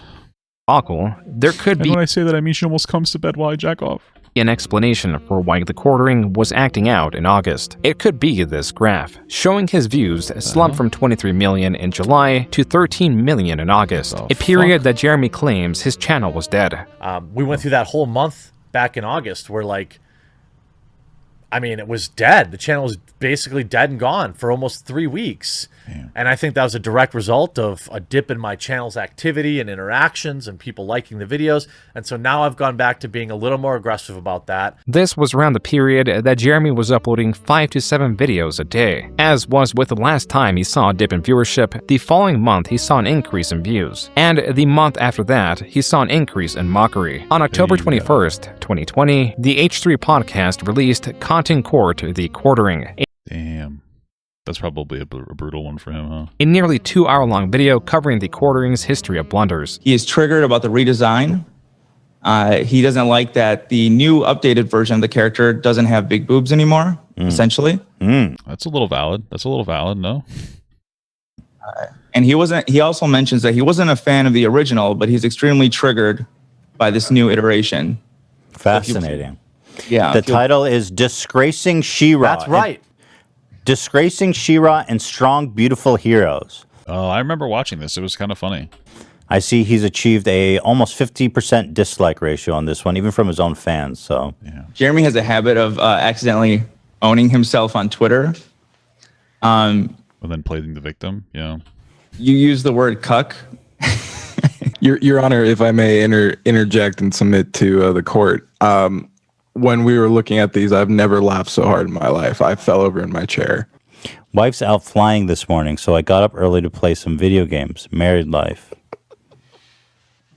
My wife just asked why her lotion was down in my office, and she refuses to believe that it was for a bit in spite of video evidence. What the fuck? Yeah, dude. This video also covered I think that he thinks that kind of stuff is funny. That's why he says stuff like that, like dumbass shit like that. Jeremy's Hitler tweet, him peeing in his basement, his many videos on Brie Larson, and more. Jeremy, furious, responded on the same day of its upload on nearly every platform at his disposal. He takes basically the same boring old, like, little 10 greatest hits from the far left, you know, the far left, dude. The far left, but where'd they go? You know what I mean? Let's see, will this work? The whole yikes, we're gonna take every joke extremely out of context. We're gonna look at really old videos. I think you should just understand that you're just not that funny, bud. So that's why people take your jokes out of context. You're just not that funny of a guy, you know? So there it is. Though Jeremy Wait, was what the fuck? displeased at Ethan Klein of H3H3 not providing extensive context, Jeremy himself would not even watch the content court before making this video, and why didn't he? What the fuck? Proceeded to be deceptive about its contents. Really, really low brow, low energy stuff. I really wasn't going to respond to it, but, you know, once he starts talking about my wife, like, repeatedly, then I kind of... Was he talking negatively about his wife? Like, is that what it is? I don't think that's true. Maybe he brought her up, like, vaguely. Because as part of... I mean, it's hard not to. He probably expressed, like, some kind of sympathy or pity for her, because she's dating, or marrying you, rather. Dating? Crazy. I have a problem. I barely even watched. I probably watched a grand total of 15 minutes of this, and it seemed like every little spot I picked, he was talking about my wife. My wife is somebody. You just scrolled through it? That remains offline, does not interact with anybody, and no. You don't know that, except for the bull. I don't believe she's fair game. You know, because he can't stop talking about my wife. I think he's probably jealous. I mean, my wife is a beautiful woman. She's, you know, funny and kind. And we love a respectful husband, guys. We love a respectful husband. Is there a way to, like, not fucking die here? She hasn't been with Keemstar. It's sad how far Ethan Klein has fallen. She hasn't been with Keemstar? What does that mean? Has she been with Keemstar? What the fuck? All in, and how he's just basically, you know, he used to produce great content, and now he just lazily regurgitates content he read, you know, about other content creators. Jeremy would make it seem as if Ethan Klein was making disparaging remarks about his wife. The top comment reflects this and celebrates Jeremy's own comment, insinuating that Ethan Klein's wife slept with another creator. In the content court video that Jeremy did not watch, Jeremy's wife is only brought up when Jeremy brings up his wife. From when he urinated in his basement, to his comments about her disbelief that he was not using her lotion to masturbate. On Twitter, Ethan asked Jeremy for a timestamp. Of course. The old lotion masturbate thing. For where in the content court he insulted his wife. Jeremy instead responded with, quote, Ethan, I appreciate the free promotion and your concern about my dick size, my sex life, and the lineage of my family. This video is lineage? Does he mean lineage? How do you spell lineage? Did TheQuartering spell lineage wrong? I think it's Lineage. He just said lineage of his family. He's talking about his wiener? Yeah, what the fuck? Okay. defamatory and desperate. I like how June just reads it. Like, he reads Jeremy's words correctly, but, like, it's the incorrect word usage, you know what I mean? Just funny. You and I both know if you were anyone else, this would be creator-on-creator harassment and a strike. You've fallen so far, unquote. Jeremy on the Incredible Salt Mine channel would admit to not watching this video once more. Yeah. I didn't watch it. I didn't watch it. Who the fuck? 2 hour? 2 hours. It was in this stream that Jeremy clarified 14 pages. By that, despite campaigning on Ethan and talking about his wife, he acknowledges that it was not any way disparaging. My wife, at many times, not like in a disparaging way, it just brings her into the conversation, which I find kind of shitty. He brings her in like in a negative way, you know, in a negative way. Well, he brings her up in a neutral way. You're the negative. What the fuck? As Ethan also brought up Jeremy's Hitler tweet, he now reframes it as being a joke, though the joke is not entirely clear. How the fuck are they so stuck on this? It was obviously a fucking joke. And like, they... this is the thing on Twitter. They said, what did you say again? I said, it was really obvious. Yeah, of course it was. It was like another Hollywood person said Hitler bad, and I was like, ooh, stunning and brave. Oh, a new joke. Got it. Why didn't you just say ooh, stunning and brave? Wouldn't that have made more sense to say? Wouldn't you have gotten less feedback for negative feedback for that? And like, and then everyone's like, oh, he's pro-Hitler. Jeremy's co-host would join in on mocking Jeremy. Dude, don't do me like this. Don't do me like this. Brie Larson, set to last 24 hours. Oh, good. There's one. Right, Yeah. okay. I'm just gonna put the little stopwatch on my screen. I'm gonna hit go, and then I'll talk for 10 minutes. As soon as that hits that 10-minute marker, is it? Oh, it's 8 now. All right, okay.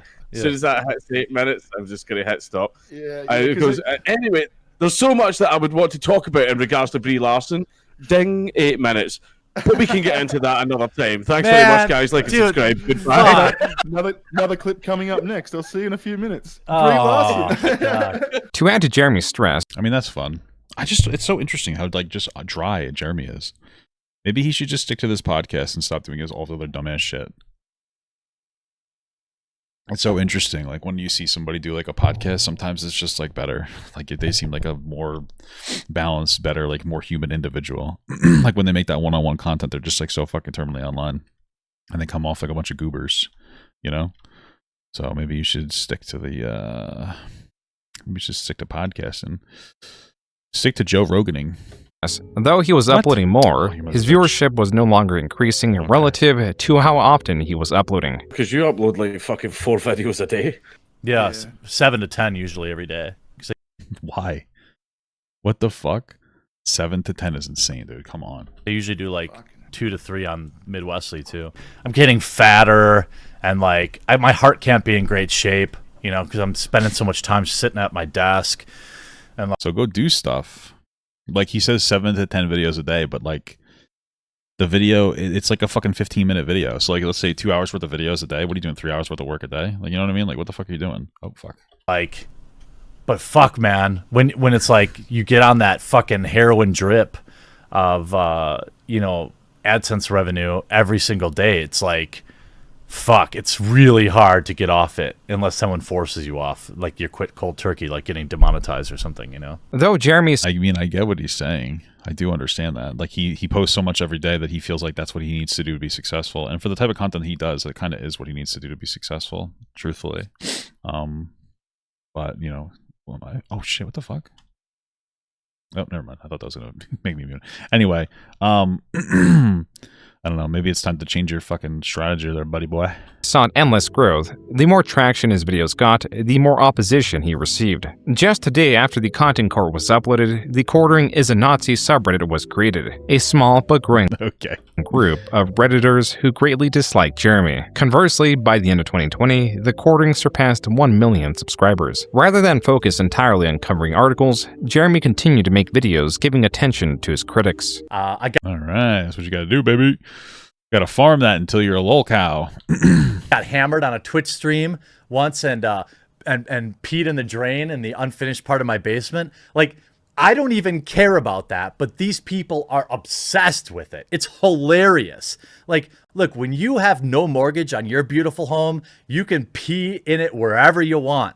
And the fact that they think this is some kind of own is weird. It's never something I denied. Jeremy, on the Incredible Solve Mine, would admit to urinating in or on several more places. He calls me one night. Hey, you gotta pee where you gotta pee. All right, sometimes you gotta poo your pants too. Sometimes you gotta poop in your basement as well. Like 1 in the morning, I happen to have people, I'm just fucking obliterated. Ooh, cool and guy. it's Mark, so I'm like, I gotta answer it. It's the first time he's ever called me. And so I go out in the garage. Hey, Mark Ruffalo? And I'm smoking a cigarette while I'm talking to him. He can hear me smoking. He's like, oh, you smoke? I'm like, oh, I felt judged a little bit. How does he hear you smoke? Oh, how loud do you smoke? What the fuck? Are you smoking a dick? What the fuck? And then I had to piss so bad, but there was like music and everything else going on in the house. So I just start pissing in a bucket. Like there's a 5-gallon bucket in my garage. I just start pissing in a bucket. Why? And a dude comes out. My buddy comes out. He's like, what the fuck? You're pissing in the garage? All I hear is like a 10-second silence from Mark. Mark's like, do you need me to call you? Do you want to call me back? I'm like, no, he's just joking. He's just joking. I'm not really pissing in my garage. Why do you keep pissing in random parts of your fucking house, man? My wife, like, sometimes, like, I get home late on, like, dart night. It's like, usually get home at, like, 1 in the morning, and I've been drinking since, like, 5 or 6, and then I take the dogs out when I get home so then I could sleep in a little bit longer. And then, like, oftentimes I'll be standing out there with the dog who's peeing, and then I'm also peeing. I mean, I understand pissing outside. That one makes sense to me. Okay, I'm not gonna lie to you. That one makes okay. That one makes sense to me. Peeing outside with your dog, but peeing in your basement is disgusting, even if it's down a drain. And then she, like, got up one night and saw me out there taking a leak next to the dog who was also taking a leak. She's like, gross, why don't you just come inside? I was like, what do you mean? Ew, I don't want to come inside a girl. So? I'm right next to the dog who's pissing in the lawn. What's the difference? Sometimes I'll take my dog out. He's still got to be on a leash. You know what they say, dude? Who let the dogs out? Am I right? And, like, I got to piss too. So I'm like, I'm gonna piss. And then he's like, he's pissing. I'm pissing. Yep. And, like, if he gets done first, he's like, what's going on over here? I'm, like, trying to hold him off while I'm pissing so I don't piss on him. I'm like, God damn it. Yeah. Anyway, yes, I have pissed on my dog, too. Jeremy, facing undue stress, released a video in February because his channel performed poorly. He really just keeps facing stress, huh? The day before. Every year, seems to be 2 to 3 times a year, there is this algorithmic reset. Yeah.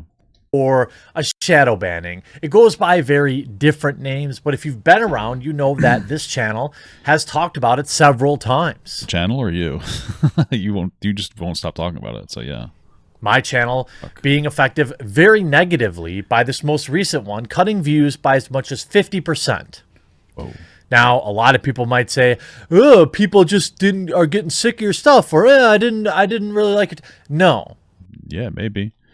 I mean, it depends on what it is, man. Content shifts, you know? Sometimes things change. I have a big enough subscriber base that to lose 50% of your video or views in a day is way bigger than just a few boring topics. In a day? That doesn't make sense to me. Losing 50% a day makes perfect sense. Like, oh, yeah, people aren't interacting today. My stuff isn't that interesting. Like, what? That one actually makes the most sense. And I put out a tweet about it this morning, and more than a dozen other creators reached out to me confirming the exact same problems. It is super stressful. When this stuff happens, I pace around my house wondering about how to change my financial decisions, etc. Do you mean like how to not waste money?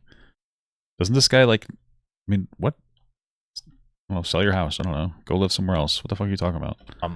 And my employees wonder, and they see this type of thing. What employee? What employee is he talking about? Oh, his first podcast on the Kick or whatever? Like, what the fuck is he talking about? Like, he's not serious, right? Like, he's like a deeply unserious person here. Mental stress that YouTubing... And look, yes, I know. Being a coal miner is more difficult. Being over-the-road truck driver is difficult, too. I understand. Okay? I'm not complaining about... I'm not saying YouTube is the most difficult job ever. No, he's not. But did he give Hassan shit for like his take? Because he's doing like kind of the same thing. Look at how many posts this guy's putting out.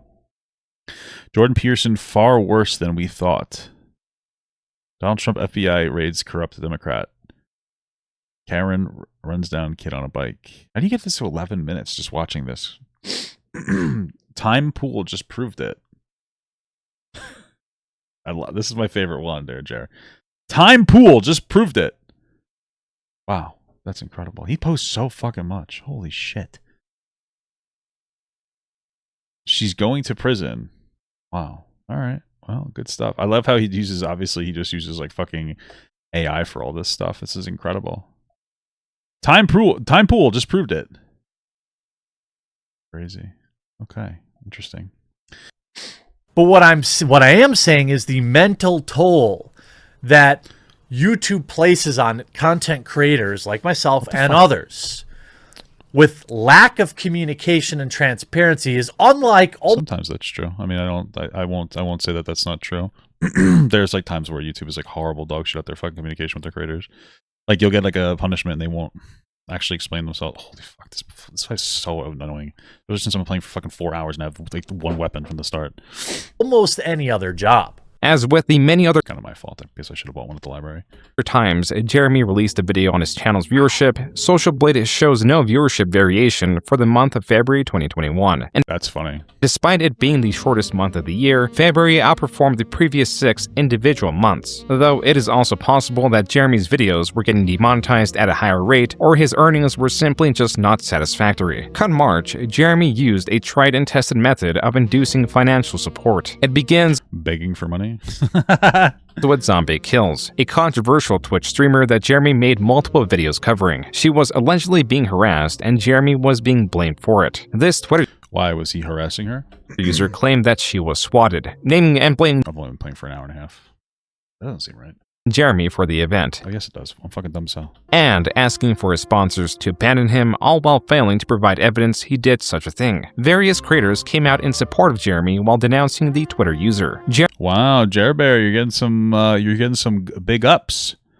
Getting some big ups. Jeremy covered this situation on his channel, and the Twitter user deleted her tweet. Yeah, I can watch the boys on stream, true. Jeremy then released a video recapping the situation, emphasizing that he needed financial support during this time. For myself and my staff. A lot of people forget, you know. I need financial support for my staff so hard right now. Fuck. Just for this YouTube channel, there's 4 full-time employees. Jeremy would transition this. How? What? I don't get it. What does that mean? What employees does he have for his YouTube channel? What the fuck is he talking about? Like, is he serious? He has employees for his fucking YouTube channel? Like, what do they do? I mean, maybe they do what I was saying before. They like collect information for him to just like talk about.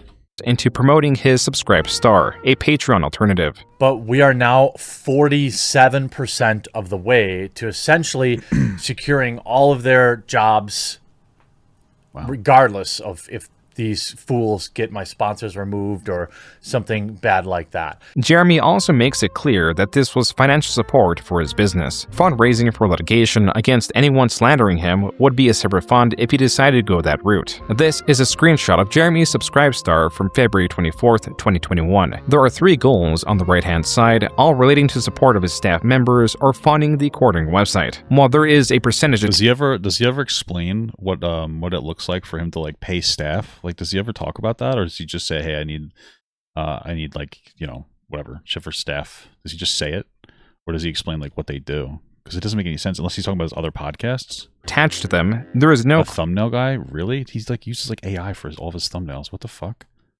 That's crazy. Clear number attached to the goals. It is not possible to quantify how much Jeremy was earning, but it is possible to quantify— An editor? What do they edit? Does he just throw it at them? I mean, I guess that makes sense. What could he possibly need to edit though?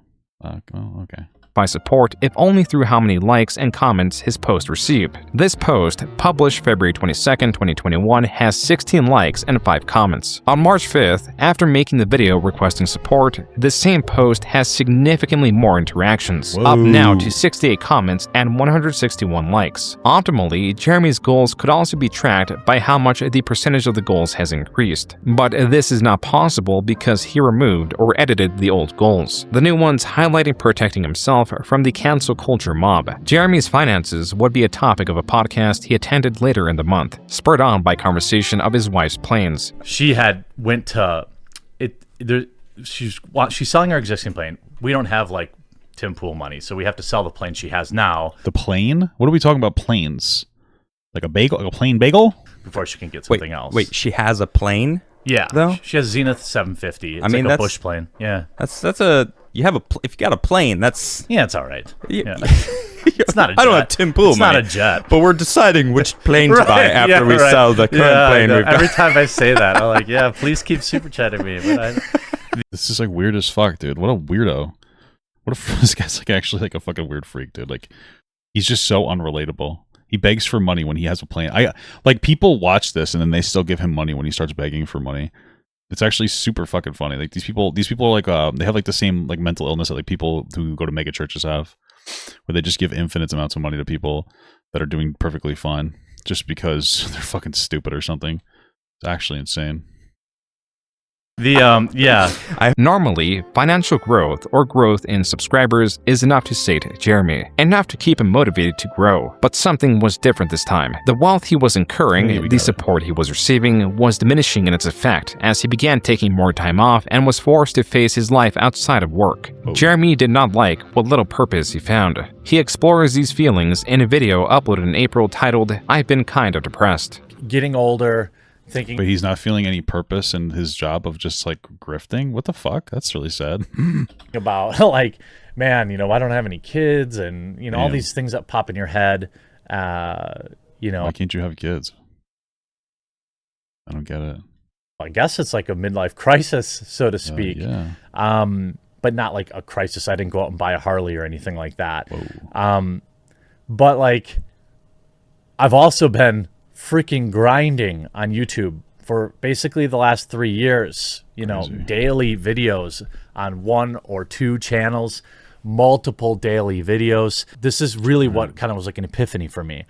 A bunch of people backed me on Subscribestar, which is like a free speech alternative to Patreon. Reality is, because people chose to back me there, I could afford to maybe not do 5 videos a day, 5 days a week. And, you know, and that kind of started me thinking about, of course, like, okay. Started me so thinking. Like, maybe you don't have to work so much. So in terms of like mental health, you know, I have this thing that is not unique, where I feel alone all the time, even though I'm not. Jesus Christ. It makes it really, really difficult to relate to anybody. I wouldn't say that I have any close friends. Like, they may think we're close, but like, I don't view them in that way. And I don't mean to be mean. This is actually really sad for Jeremy because he has this consistent problem of not having any genuine friends. And one of the things that I see as like a married man and is that like my wife is my best friend. And you can think that's cringe if you want, but if your wife's not your best friend, you're probably not in love. Sorry, but that's just that is now a fact. And so I'm seeing this guy who's talking about like he's married, he doesn't have kids, his wife, like he doesn't have any best friends, like he's have all these fucking problems, and it's just like, damn, dude, like this is just kind of pathetic. But I feel kind of bad for him. But at the same time, he's like harasses everybody around him, and he acts like a total fucking dumb piece of shit loser. So it's kind of difficult to feel bad, you know. But damn, brother, struggle's real, I guess. Also a workaholic, so it makes it difficult to, you know, garner friendships or even relationships. I mean, my whole life, you know, it's certainly affected my marriage, of course. If I have a great day, let's say I upload 4 or 5 videos that I'll get at least 100,000 views each, and they're all monetized, that is a massive dopamine hit. That's big money. Yeah. I go a day and a bunch of my videos get demonetized. It's like the exact opposite. You feel like you lost out.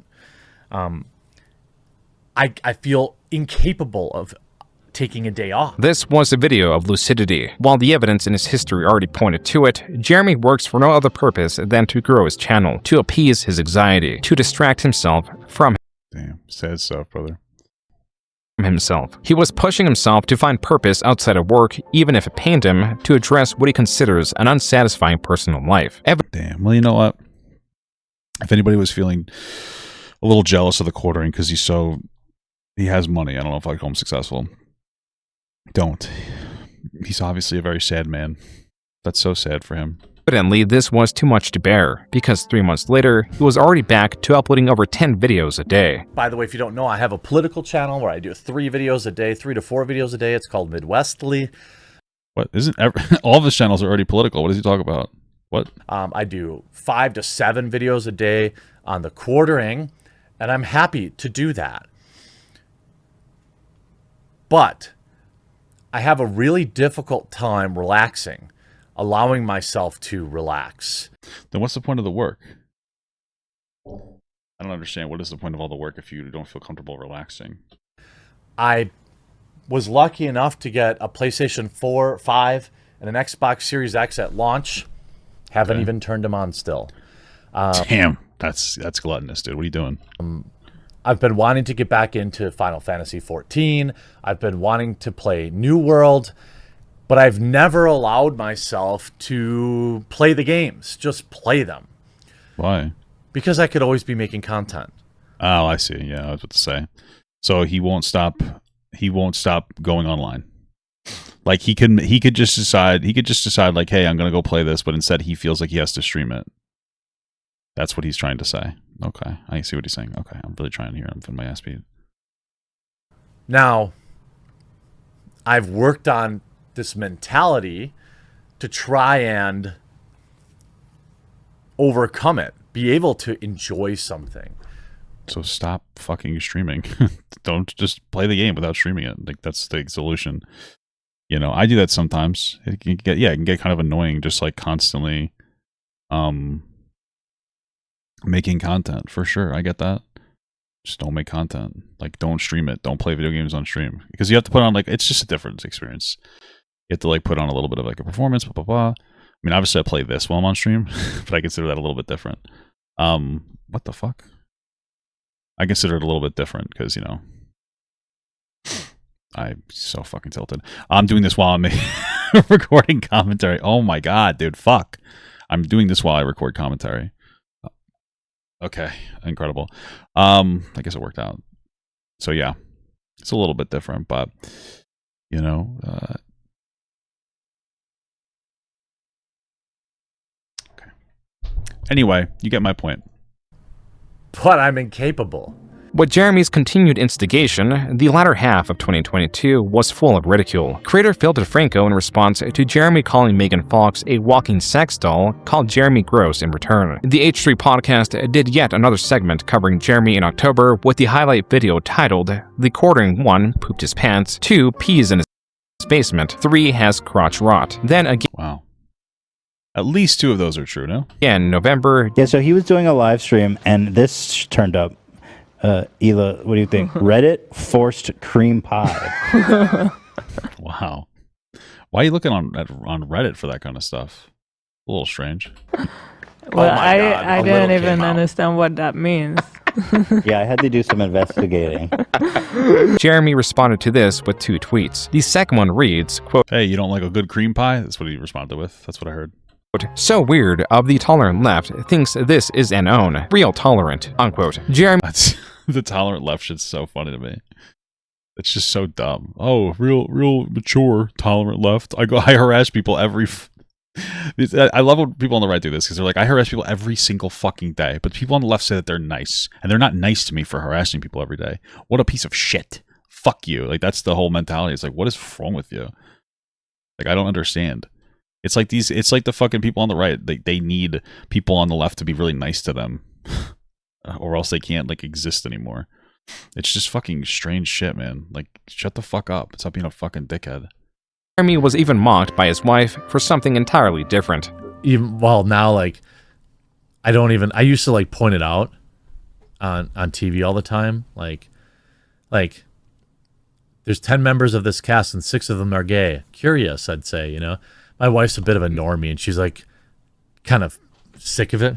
She's like, she'll be like, "Oh, is that cringe, Jeremy? Is that cringe?" And I'm like, when you say it, I don't want.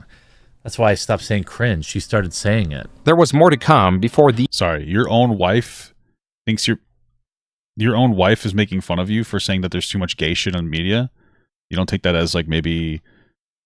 You don't maybe take that as like a sign to stop being a fucking weirdo? Like you can't stop obsessing about how shows have gay people in it? You're thinking about just like not watching it or something? Oh my god, fucking Jesus Christ. You ever think about that? Or is that just unheard of to this guy? Does he have to watch everything? He's the kind of guy who just... He's the kind of guy who just watches shit to complain about it. Like, he gets off to complaining about shit. Like, that's his whole entire shtick. He's like, oh, I want to watch this so I can complain about how fucking bad it is. It's like, oh, okay, that's really fun. I'm sure people get a really good viewing experience with you out of, like, watching shit like that. Jesus Christ, you fucking loser. The end of the year. On Kiwi forums, a user archived Jeremy's recent rant about his loss of hair and the amount he works. At the Damn. Well, didn't he say he's, like, losing his hair because he's working so much or something? Right? That's what he said, no? End of October, Jeremy released another video claiming he was the target of YouTube's demonetization. Finally, in December, he made a video bringing attention to those mocking him and his IBS. Jeremy then closed the year. Well, I mean, if you don't want people to mock your IBS, maybe don't talk about it. Stop bringing it up from giving people ammunition to talk about, you know? By announcing his New Year's resolution to find a work-life balance, to not smoke, and to lose weight. While it is possible he did stop smoking, it is certain he failed with the other 2 resolutions. By 2022, it had been 3 years since— I wonder if he can stop working so much. Like, how does his life change if he stops working so much? Does his life improve? You know? Does his wife hang out with him more? Okay. Or does his wife not want to see him? That's the real question there. Oh, this is fucking cringe. Since Jeremy initially told the Walmart story, yet it was still in circulation, now evolving to where creators were breaking down his choices in depth with diagrams to prove the inefficiency in his choices. In April, there was yet another Twitter rant on the topic of balding and soiling himself. In the midst of this mockery, Jeremy was making plans to create something that could sustain him outside of YouTube. With a history of failed websites, he was investing into something material. He was investing into the coffee brand Coffee. Oh yeah, we love the coffee brand Coffee. I don't know if you guys know this, but it's definitely not like a white label company, so it's really good. Title of his own creation. Coffee brand Coffee was formally announced in a video titled "My Coffee Company is Under Attack." Jeremy clarifies in the video that the title was clickbait and a marketing ploy to bring attention to his newest project. Who would have ever thought that?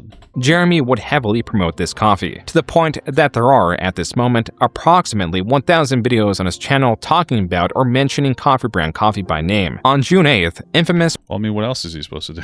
Not mention it, you know what I mean? Political commentator Tim Pool was swatted. Jeremy viewed this as an— Oh, I love that. That was— That's where he went into,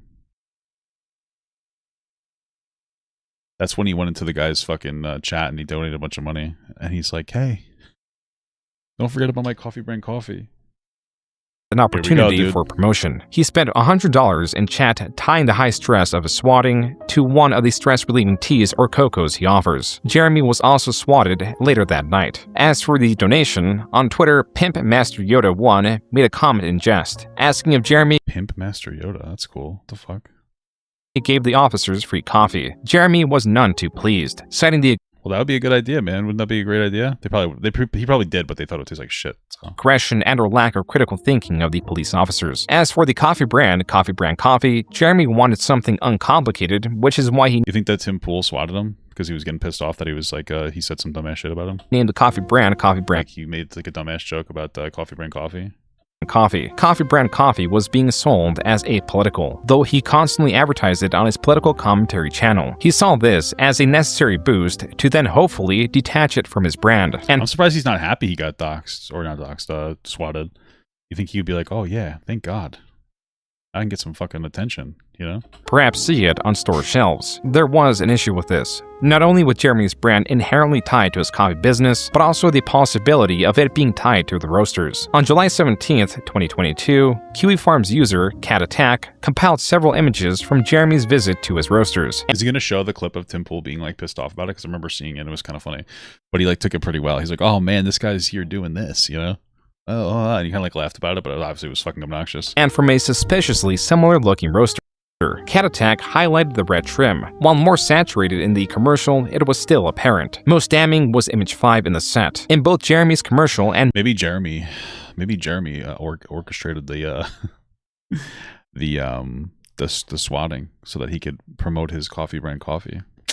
Smart play. Mill Creek's Instagram page, there appears to be coffee beans being poured out of some sort of mixer. Though these roasting devices are seemingly mass-produced, there is one very odd pattern that they both share, one that for no reason should be the same. It is the paint. Right below the hatch, the paint is chipped, a design flaw that undoubtedly mixed paint chips with coffee beans. The pattern in the chipped paint is the exact same. If Jeremy is indeed sourcing his coffee from Mill Creek Roasters, then it also means it is attached to their politics, which are opposed to Jeremy's perceived politics.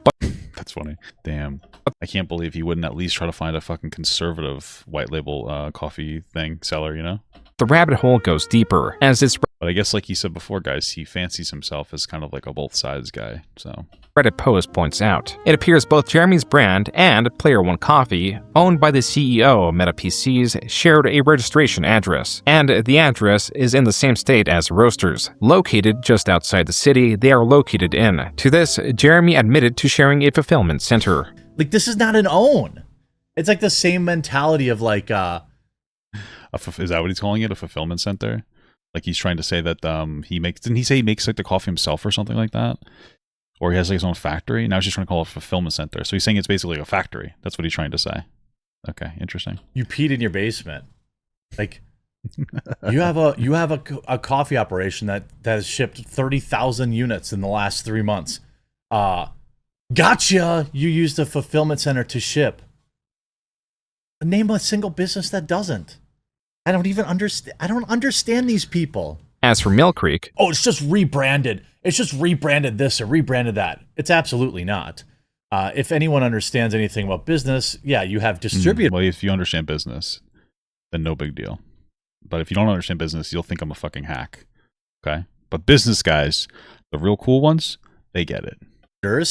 It's not like I went out and bought like $1 million in machinery to roast my own beans. That's not how any of this works.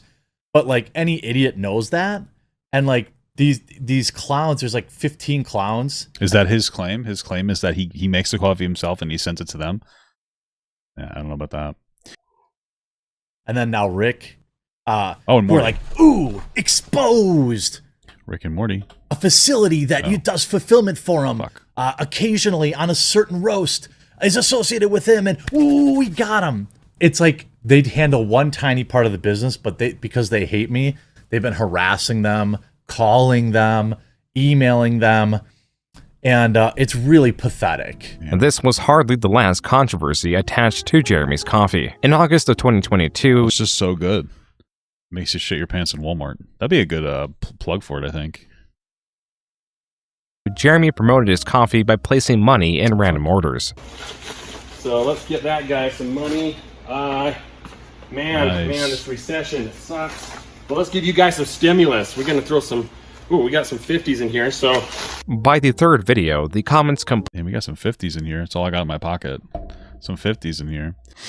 Completely turned on Jeremy. Quote, I like to drink my coffee brand coffee while playing Raid Shadow Legends is sitting on my 1 square foot of land in Scotland that I am a lord of. Awesome. Oh, dude, I forgot about that Scotland shit. That's so funny. A video dedicated to a product he talks about 4 times a day. I love this new channel dedicated to coffee brand coffee and how it mixes in other stories too. Very similar to— Damn, he's getting fucking roasted. Just like coffee brand coffee. I don't know if you guys have ever heard of that before. Okay. Good stuff. But that is pretty funny. Was he basically just like a fucking glorified QVC channel? How many times does he plug his own coffee in his thing? Like, it's fine to plug it, I feel like, once a video, like maybe at the end or something. But how many times does he do it? To TheQuartering, if anyone remembers that channel, unquote. Jeremy stopped utilizing this marketing ploy and accidentally revealed his monthly earnings on YouTube. From late July to August 22nd. Whoa, active community guideline strike. Damn, look at this estimated revenue. Fucking $46,000 a month. That's crazy, dude. Jesus, I wish. Jeremy earned $46,000 solely from his YouTube channel, not included. Well, that's just that one YouTube channel, so. It is profit from donations on live streams or revenue from sponsors. What? Yes, it is. So, just to be clear, like, it depends. If whatever's on this channel is going to be shown, but I probably misinterpreted that. I don't think he live streams on his main channel, so that wouldn't be shown. But this is his main channel revenue. Yeah. Okay. Cool. Crazy stuff. Channel. Not included is profit from donations on live streams or revenue from sponsors. Even on the day of this leak, Jeremy was not swayed from promoting his subscribe star or coffee using fear as a motivator. I promote people in. How did he leak it? Did his editor fucking leak it or something? To like backing me as a member or using my subscribe star. There is a funnel there. It just needs to get better. And that's why I continue to support alt tech, because stuff like this, if it can happen to Joe Rogan, it's certainly happening to the rest of us little guys and gals. The following month, Jeremy, likely seeing the backlash from his previous marketing campaigns, tried marketing the coffee with transparency. The only issue was, he hates trans people. Compared to the hundreds of thousands his videos typically get, this video only received 8,000 views, and Jeremy was petitioning more and more for donations. Even in October, he was directing his viewers to yet another alternative subscription platform, fear-mongering with a potential ban. How many subscription platforms does this guy have? Like, Jesus Christ. What the fuck? As was with the dip in views, or nearly every other threat against him, this was no different. There was no ban, no dip in viewership. His channel was not under attack. But something was off kilter. Jeremy was on the precipice of another breakdown, potentially sourced from this channel. In March of 2021, maybe he should take a day off. But I guess if, like, since all his content relies on him doing like some kind of breaking news, he feels like he can't take off. So sucks to suck, buddy. Trillium was doxxed and deleted her small channel, but made a new one. She contacted Jeremy. Who the fuck is Trillium? And Jeremy, as a target of doxing, supported her. She made a video thanking him and so on. However, Jeremy specifically notes a channel that she admits she uses to overcome a bit of her social anxiety issues. Oh, that's why he feels bad for her. Gotcha. She admits that she, lives basically in kind of her own personal bubble.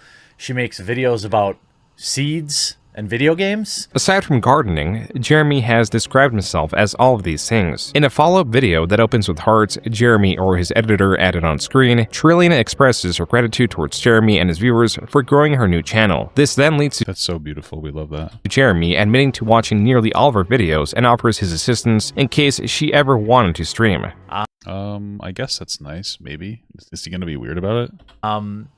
And Trillium, I'll be keeping an eye on you. You can always email me. I feel like he's going to be super weird about it. I feel like he's going to be super fucking weird about it. Keep things, private. If you have questions or whatever, Guys, we can reach out to each other. We can keep it private. Look at his fucking eyes, dude. He's ready to goon to this girl. What the hell? This next video is from Jeremy's own stream after. I'm trying to find more fulfillment because, YouTube won't last forever, right?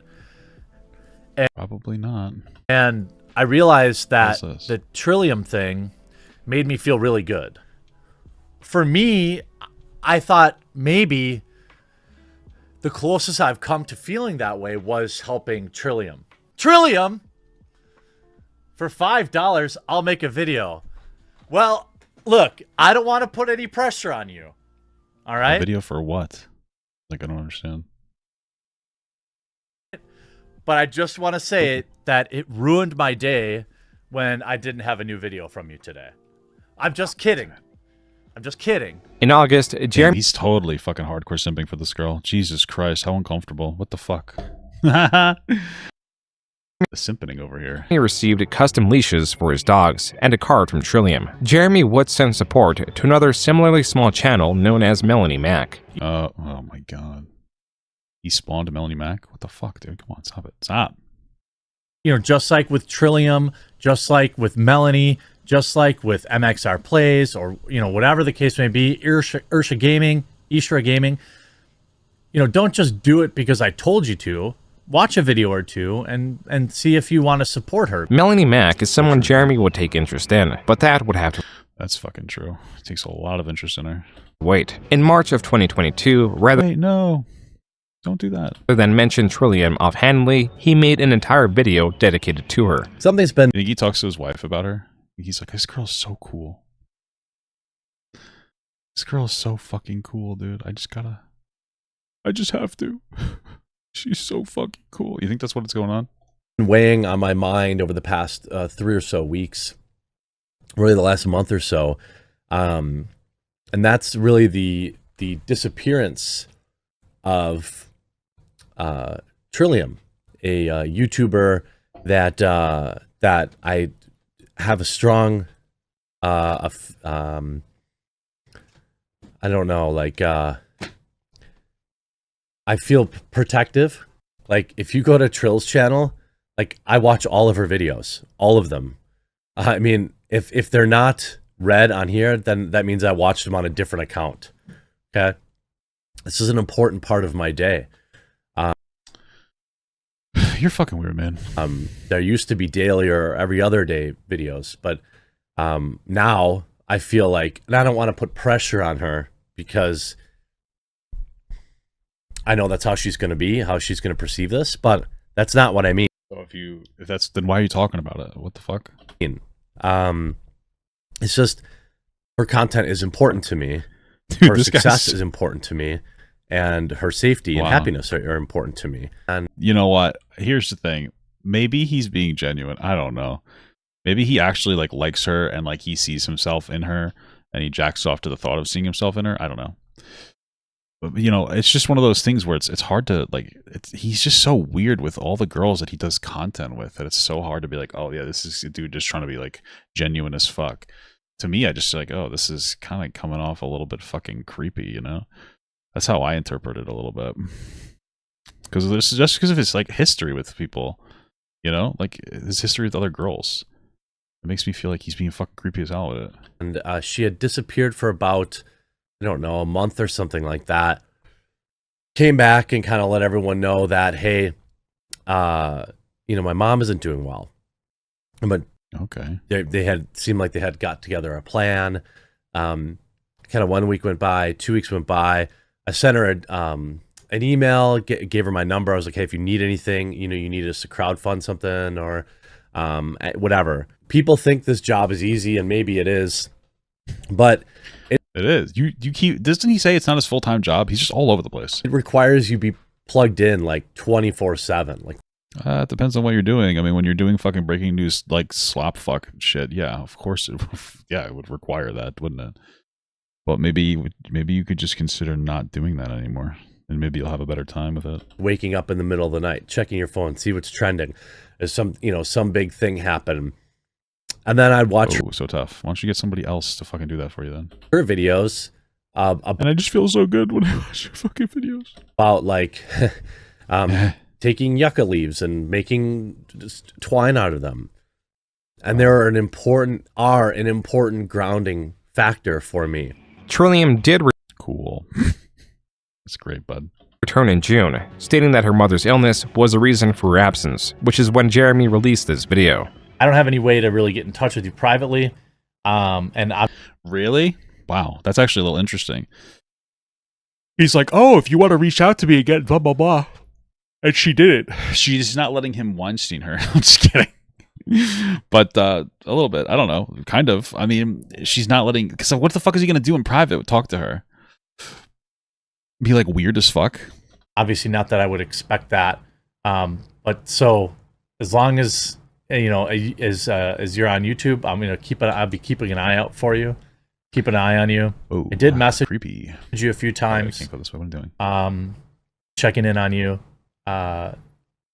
Because we missed you and we were worried. Trillium would post That's so beautiful. We love that. sporadically, then disappear entirely in the upcoming months. This takes us back to Jeremy aggressively petitioning for more donations in late 2022. The absence of Trillium, or the multiple uploads a day with the addition of a new company, was stressing Jeremy. This is crazy that this girl, like, he's so fucking enamored with this girl. He's like, she's gone. Fuck. She's a fucking eater. Nearing his breaking point on November 29th, 2022. This day, Elon Musk on Twitter made a post about free speech. Say what? Point on November 29th, 2022. This day, Elon Musk on Twitter made a post. Why does it sound weird when you said Elon? Post about free speech, which Jeremy replied to, requesting clarity, and asking for a 10-minute Zoom interview, mentioning his 1.4 million subscribers and his fight for free speech. Elon Wow. Really on that fucking grind, boy. Elon Musk declined by stating that he had been very specific. Jeremy responded one more time, but it does not appear that Elon replied to him. On December Elon, please, acknowledge me, Elon. 18th, Elon made a poll, asking if he should step down from Twitter. TheQuartering, in response to Elon Musk unable to find a suitable CEO for Twitter, stated, quote, Elon, I want to do it, and I can keep it alive. Not only that, grow it far beyond what it is now. I have what a fucking loser. I didn't know this. I have a complex understanding of all tech, what Twitter needs, and what creators need. I also have a dozen years running a marketing agency that represented Fortune 500 companies. Who? What? But if you laugh out loud at this, I am 100% certain I could at the very least help immensely with prioritizing product rollouts that will maximize growth in the shortest time frame. And what products? Being racist? What the fuck? I would be happy to do it for free, unquote. 4 hours later, Jeremy warned that the culture war is coming down to the next 12 hours. Whoa. Quote, I am going to sacrifice everything tomorrow and try to implore people to vote no on his poll, unquote. Jeremy, 3 minutes later, blamed leftists for voting yes. Then 9 minutes later, tagged 11 different influential friends. Then again, 3 and 9 minutes later, begged Elon to extend his poll, stating that he is even leaving his bed to make a video. Jeremy, Elon, extend your poll to me. Please, Elon, give me your poll right now. Extend your power poll just to me. Please, Elon, I need it. Continue to tweet. A Twitter user commented on how frustrated Jeremy was over this, calling it Jeremy's personal 9/11. Jeremy responded, That's true, dude. Quote, yes, Twitter is the public square. Losing I love Twitter. I could say racist shit. freedom of speech in that square is more important than 9/11. Does that mean... What? What the fuck are you talking? I don't know what I'm doing today. What are you talking about? Worse than 9/11. Twitter's a fucking slop hole where a bunch of dumbass fucks do dumbass shit. Wait, what the fuck? Oh. Make you feel uncomfortable? It makes me feel like shit to say it, but it's also true. Unquote. Other creators, like Mr. Beast, were not as appreciative of Elon as Jeremy was, though he did try to change his mind. By the 10th tweet, Jeremy had released his video and tagged Elon Musk, asking if he could get just 3 minutes on the phone with him. I literally got out of bed to make this video. My most important video that I've literally ever made on this channel. Jeremy in this video asked his viewers to vote on Elon's poll, and if they didn't have an account, he requested they make one. Then he attempts to rally his contemporaries. Wow, this seems like such an important thing to Jerbear over here. We love that. I'm calling my fellow content creators, Sydney Watson, Count Dankula, Bearing. All my friends, I'm publicly calling you to please don't let Elon Musk leave. It's so important. Sargon of Akkad. He was definitely super serious when he said it. We need to rally. Like Elon is fucking dry begging for people to be like, no, Elon, don't. And Jeremy's just like, yep, I love you so much, Elon Musk. You're the best ever. Love you. We need you. Ever since Twitter was used to help Trump get elected, this has been the greatest thing of my entire life. Oh my God. Carl Benjamin. Oh, what the fuck? If they let this window pass without throwing their hat in the ring, without getting out of bed to fight for freedom of speech, we must fight. I will forever remember it. We must fight for freedom of speech right now. You sound such a smart guy. But if you don't get out of bed as a fellow content creator, if you don't wake up, whoa, I'm coming. Fight for this, I don't ever want to hear your freaking opinion ever again. Damn, he's got a bridge burning attitude over a fucking tweet. How about freedom of speech? I need you to remember this moment when all of my fellow free speech content creators were in bed. Okay?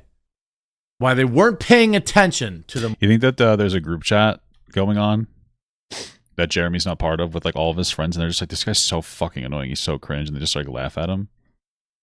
Do you think that exists? I do. I think that definitely exists. I think that it exists factually. I can't prove it. The most important decision in free speech online in history. Look, I'm 40. Well, online is not very long. So it being the craziest thing in online history is not that crazy because online hasn't existed that long. I'm tired. I'm sweaty. I'm fat. I'm overweight. Yeah, true. I'm not long for this planet. Well, you're 40. You should still have a good 20, like at least, I don't know, 20 years at least. Maybe 30 years. What? Is the culture war. Twitter is the public square. And does he not understand that like the culture war is like it's a meme? Like saying something unironically is a culture war in a good way is cringe. Culture wars, you make fun of that. Like, oh, they're just doing culture war shit, you know? Must keep Elon in charge. Jeremy's we must keep Elon in charge. Video was not being well received, nor were his comments stating that Elon potentially stepping down is Melanie Mac has abandoned courting in the field of battle. I thought they still had a podcast together, no? Worse than 9/11. Creator Nicholas DeOrio was one of many antagonizing Jeremy, enough so that Jeremy challenged him to a boxing match, to where No, let's see it, dude. This is ridiculous. DeOrio referenced Jeremy's Gen Con assault as evidence that he was already on a losing streak. After a long night of tweeting, Jeremy was going to bed. So I had a mental breakdown. This video was posted December 21st. Jeremy explains the tweets were the results of stress from his coffee company. From Starling. How many times is he gonna fucking stress post though? You know, like how many times does he have like a stressful moment where he feels the need to just like fucking rage out? Seems like he's having a stress moment every other fucking second. Dishes not working, from helping other creators and coping with alcohol. Jeremy again expresses his desire to achieve an acceptable work-life balance. It's crazy when like things are going good. She was not on it today with or Hannah Claire. Damn, I don't even know what that means, to be absolutely honest with you. I don't know who those people are. I don't know who Hannah Claire is, but that's fucking crazy. TheQuartering's losing all of his best buds. YouTube and like, all right. You're just uploading videos and everyone's a banger and everything's going good and you're earning good money and you know the channel is adding all these new subscribers, which I'm very thankful for. Same here, dude. Me too. But it's addicting. And I have clearly an addictive personality, so... Jeremy will not begin 2023 strong because he was banned on Twitter for sharing a photo of Eliza Blue, a photo that could be found in a music video. This ban was reversed, but not before he alluded to her connections with Tim Pool, and how little he was doing to support him. I posted a publicly available screenshot for a video that is still currently live on YouTube of a particular public figure who is currently known as Eliza Blue, but has been known under at least 4 other names that I know of. None of wow, sounds like TheQuartering or whatever other dumbass names he fucking calls himself. The unboxing nerd or whatever the fuck else. He has like 80 fucking names. Which are her birth name, where her dad is a Republican politician. Whoa. A lot of Republicans, Republican content creators, and I don't like I don't like bullying people or trying to guilt people into support. Weird, because that's pretty much all you seem to do. But there have been a lot of people very curiously quiet, people that platformed this woman for clicks on their podcasts or their YouTube videos. The dispute between Tim and Jeremy was worse than he was letting on, going as far to tweet that there was no drama between them, but there are disagreements. By February 4th, Tim had blocked Jeremy on sounds like he's trying to save face. Damn. Twitter. Damn, dude, he blocked him? Holy moly. That was one of your only kind of friends. You know, the guy that you decided to donate $100 to when he was getting swatted and plugged your coffee brand coffee. What the fuck? Decision partly made due to Jeremy messaging him about Eliza Blue. We booked him twice. He canceled on us twice.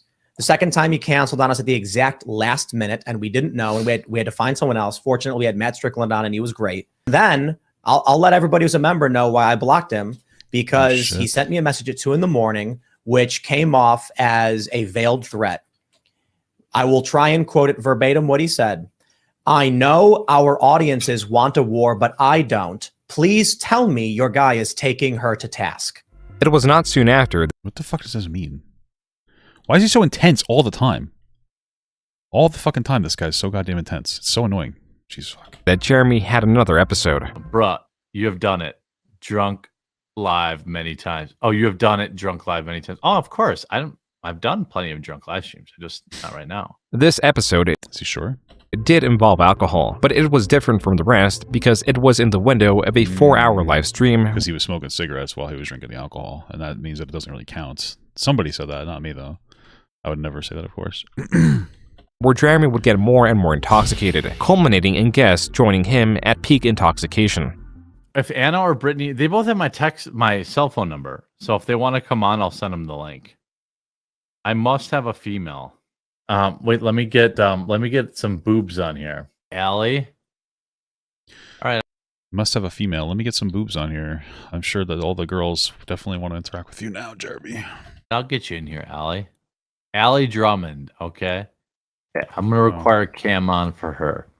There's thousands of people in this chat have never seen me without a hat on. Oh. I'm not drunk at all, Matt Age. Ready? He's definitely drunk. What the fuck is he talking about? Fucking game. Holy fuck.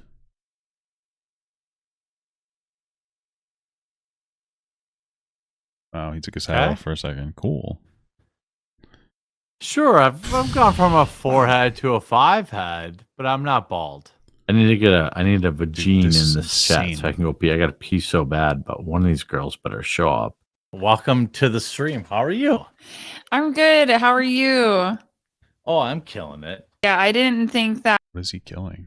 Anybody would be into pregnant chicks, but hey, Wow, incredible. I guess the internet's a big place, so maybe they are. She also has an OnlyFans where she sells breast milk pictures, stuff like that. So, Allie, I mean, we've only ever exchanged. Is that like real? Like I'm not even like, oh, I'm not even like, oh, I'm asking to be. Oh fuck, I'm so dead. God damn it, I'm fucking dead. I'm not even asking to be funny or silly. Like, why? Like, I feel like that's true, and he knows this, and that's why he's talking to her, because he like jerks off to her fucking porn or something.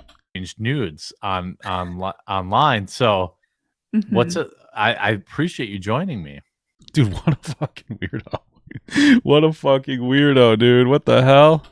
Yeah, no, thanks for having me. My husband actually likes your content, and I didn't even know. And this face drop when she said husband? That you had reacted to my content before.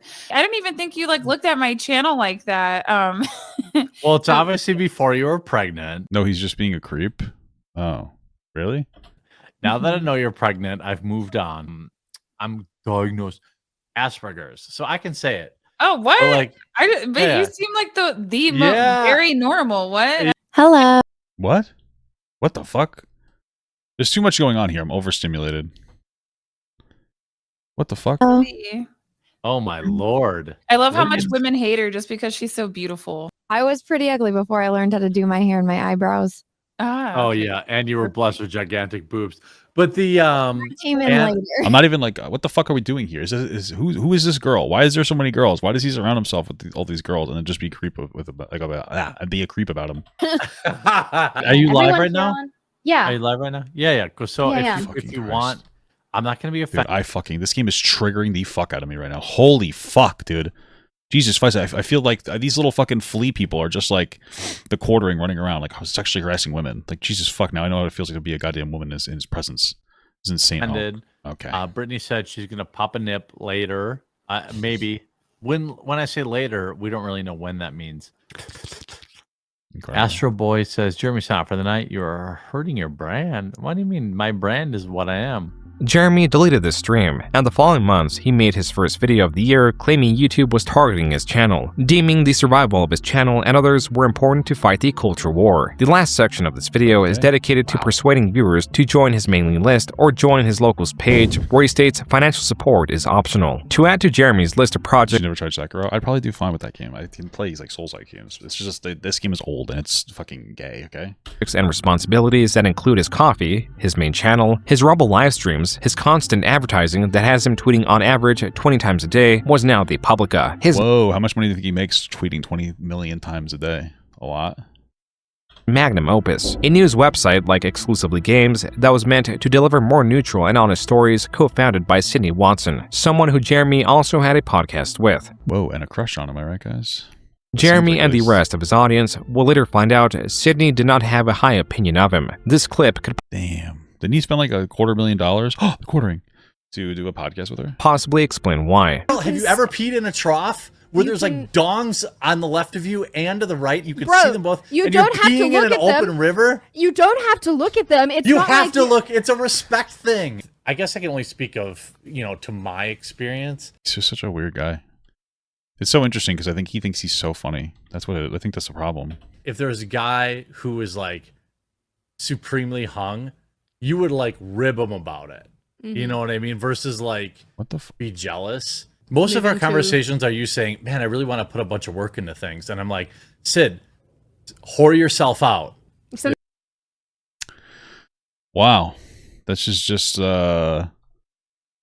creepy. Sometimes you even just text me tits. Maybe this is something that— wow, that's uncomfortable. That guys and girls can come together on. Yeah. So when I know, like, let's say I go to like a fair or a festival or something like that, right? You gonna talk about tits?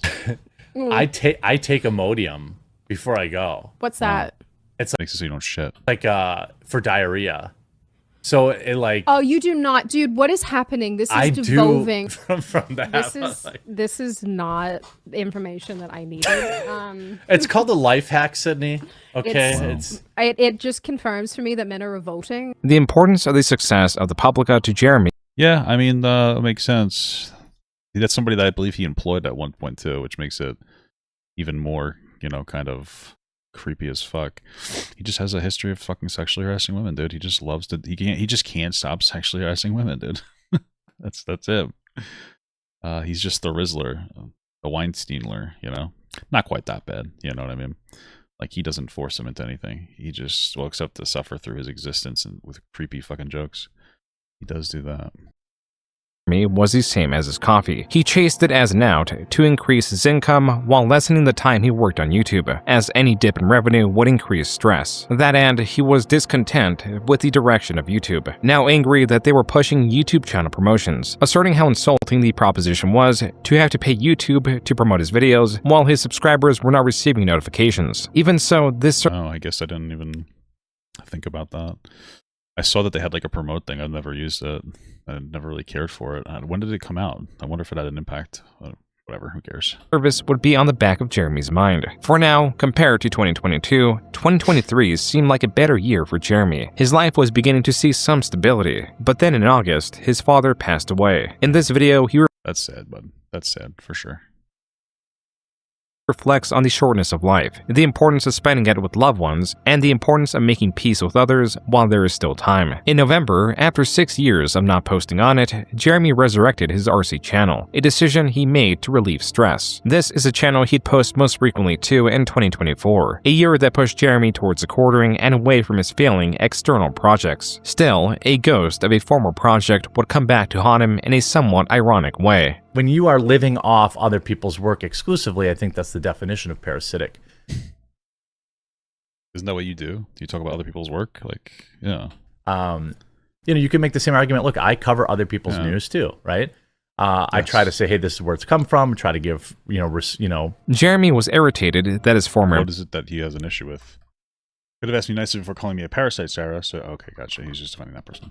After Chung got into an argument with Jeremy on Twitter, Chung posted the infamous 2,000 credit to his former employee. Say, hey, this is where it's come from. Try to give, Jeremy was irritated that his former employee, Ian Miles Chung, had posted on Twitter one of the Papagut's headlines without giving credit to the website. Whoa, it sounds like he said one of Papagut's websites. We love that.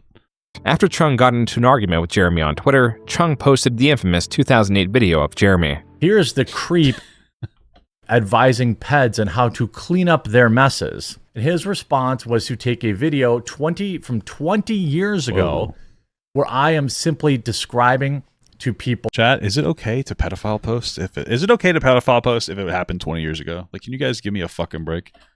That when they take their computers in to get fixed, oftentimes techs will look at the files. It obviously had nothing to do with advising predators. Well, it was, and the instance he quoted was somebody looking at child porn, so maybe you're a little wrong there, buddy. Okay.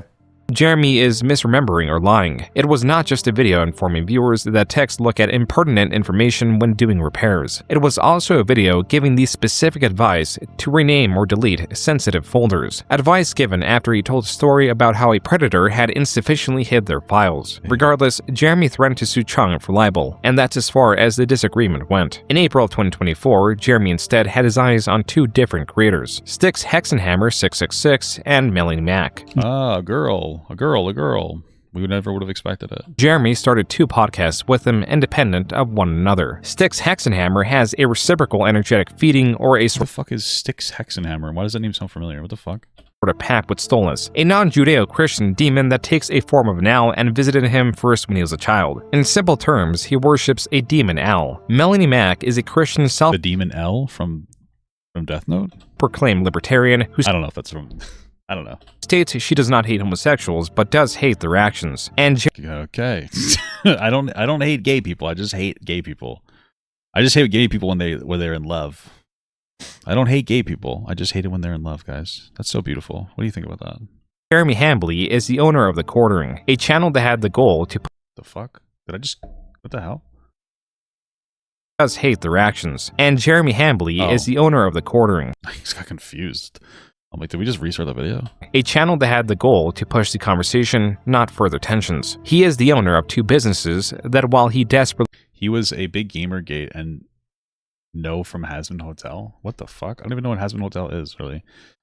Wants them to remain apolitical. On the same channel that he advertises his businesses is now selling Trump cut books, Trump tailgate stickers, and Never Kamala stickers. And by late September, whoa, but is that really political, guys? For 2024, Jeremy was down to running one major business outside of his YouTube because the Publica was no more. And I didn't have the time to promote paid memberships there that would have helped. You know, sponsors really aren't out there for a news site that, you know, dunks on, you know, trans weirdos and Indian people and stuff like that. You know, oh, you mean like a bigoted website? That's like a bunch of fucking morons? Is that what you're saying? Wow, who would have thought? There just wasn't anything out there. So, oh, cool.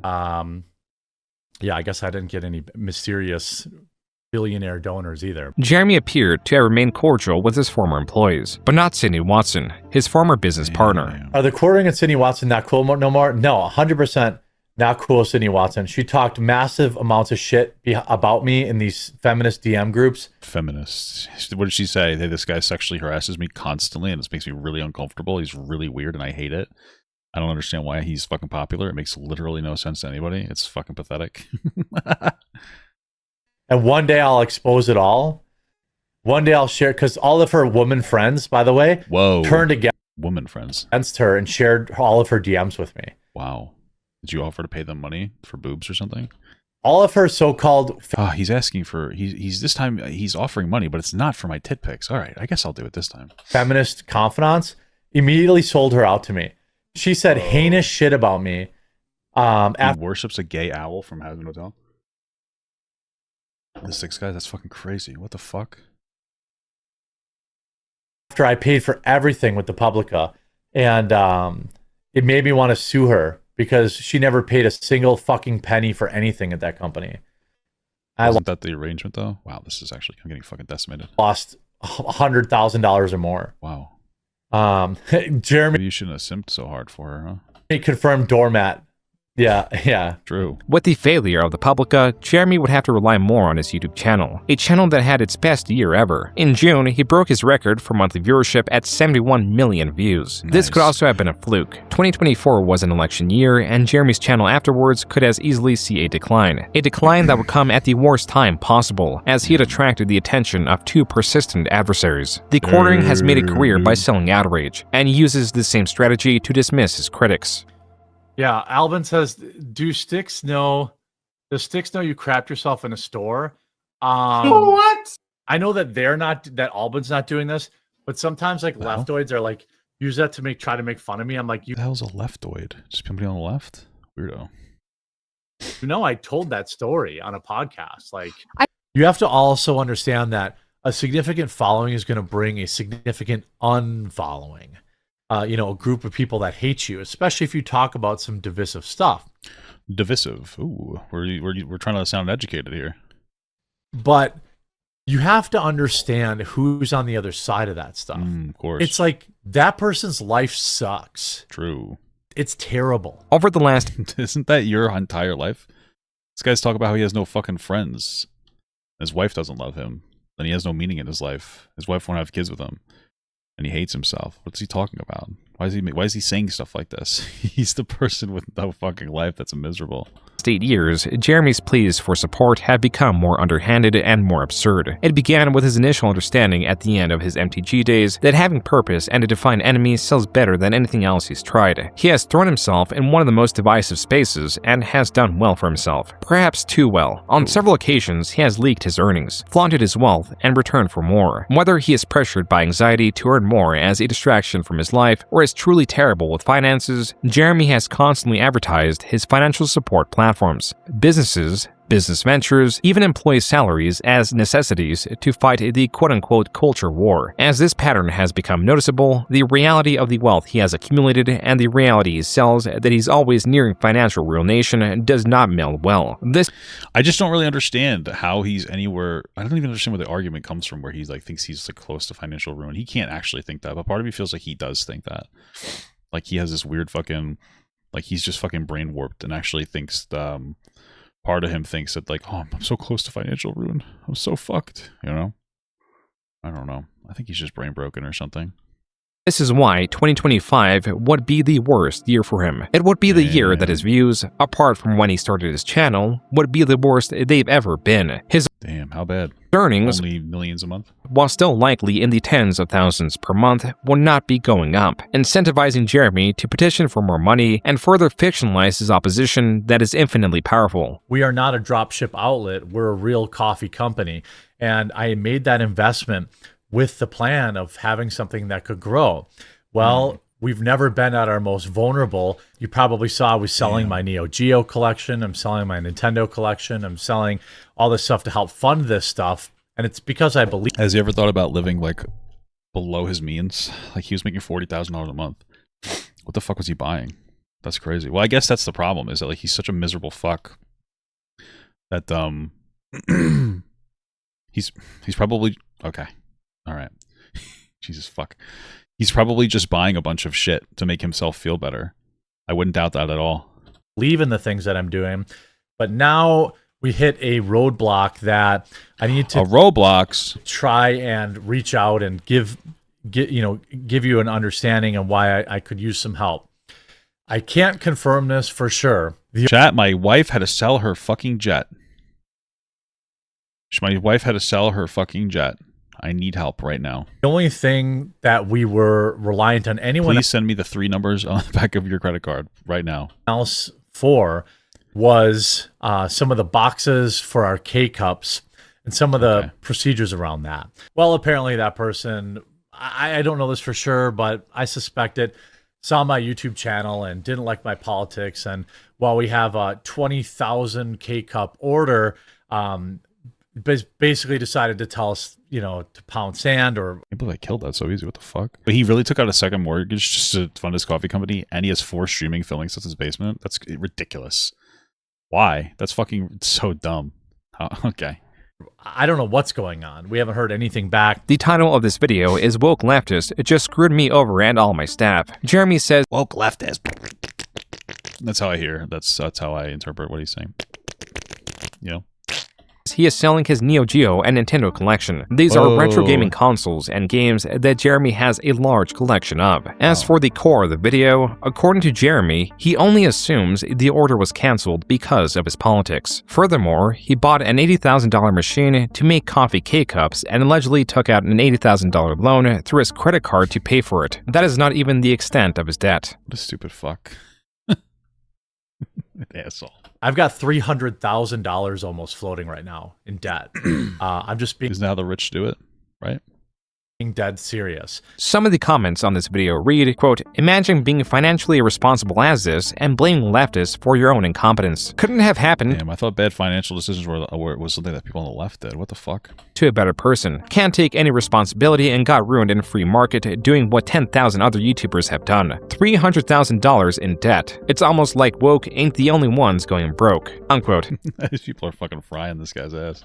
That video was released in March, which appears to be the same month of this live stream where the mutual frustration Jeremy and his viewers had clashed. Jeremy, your show is not worth all of your BS promotions I have to listen to. I'm done.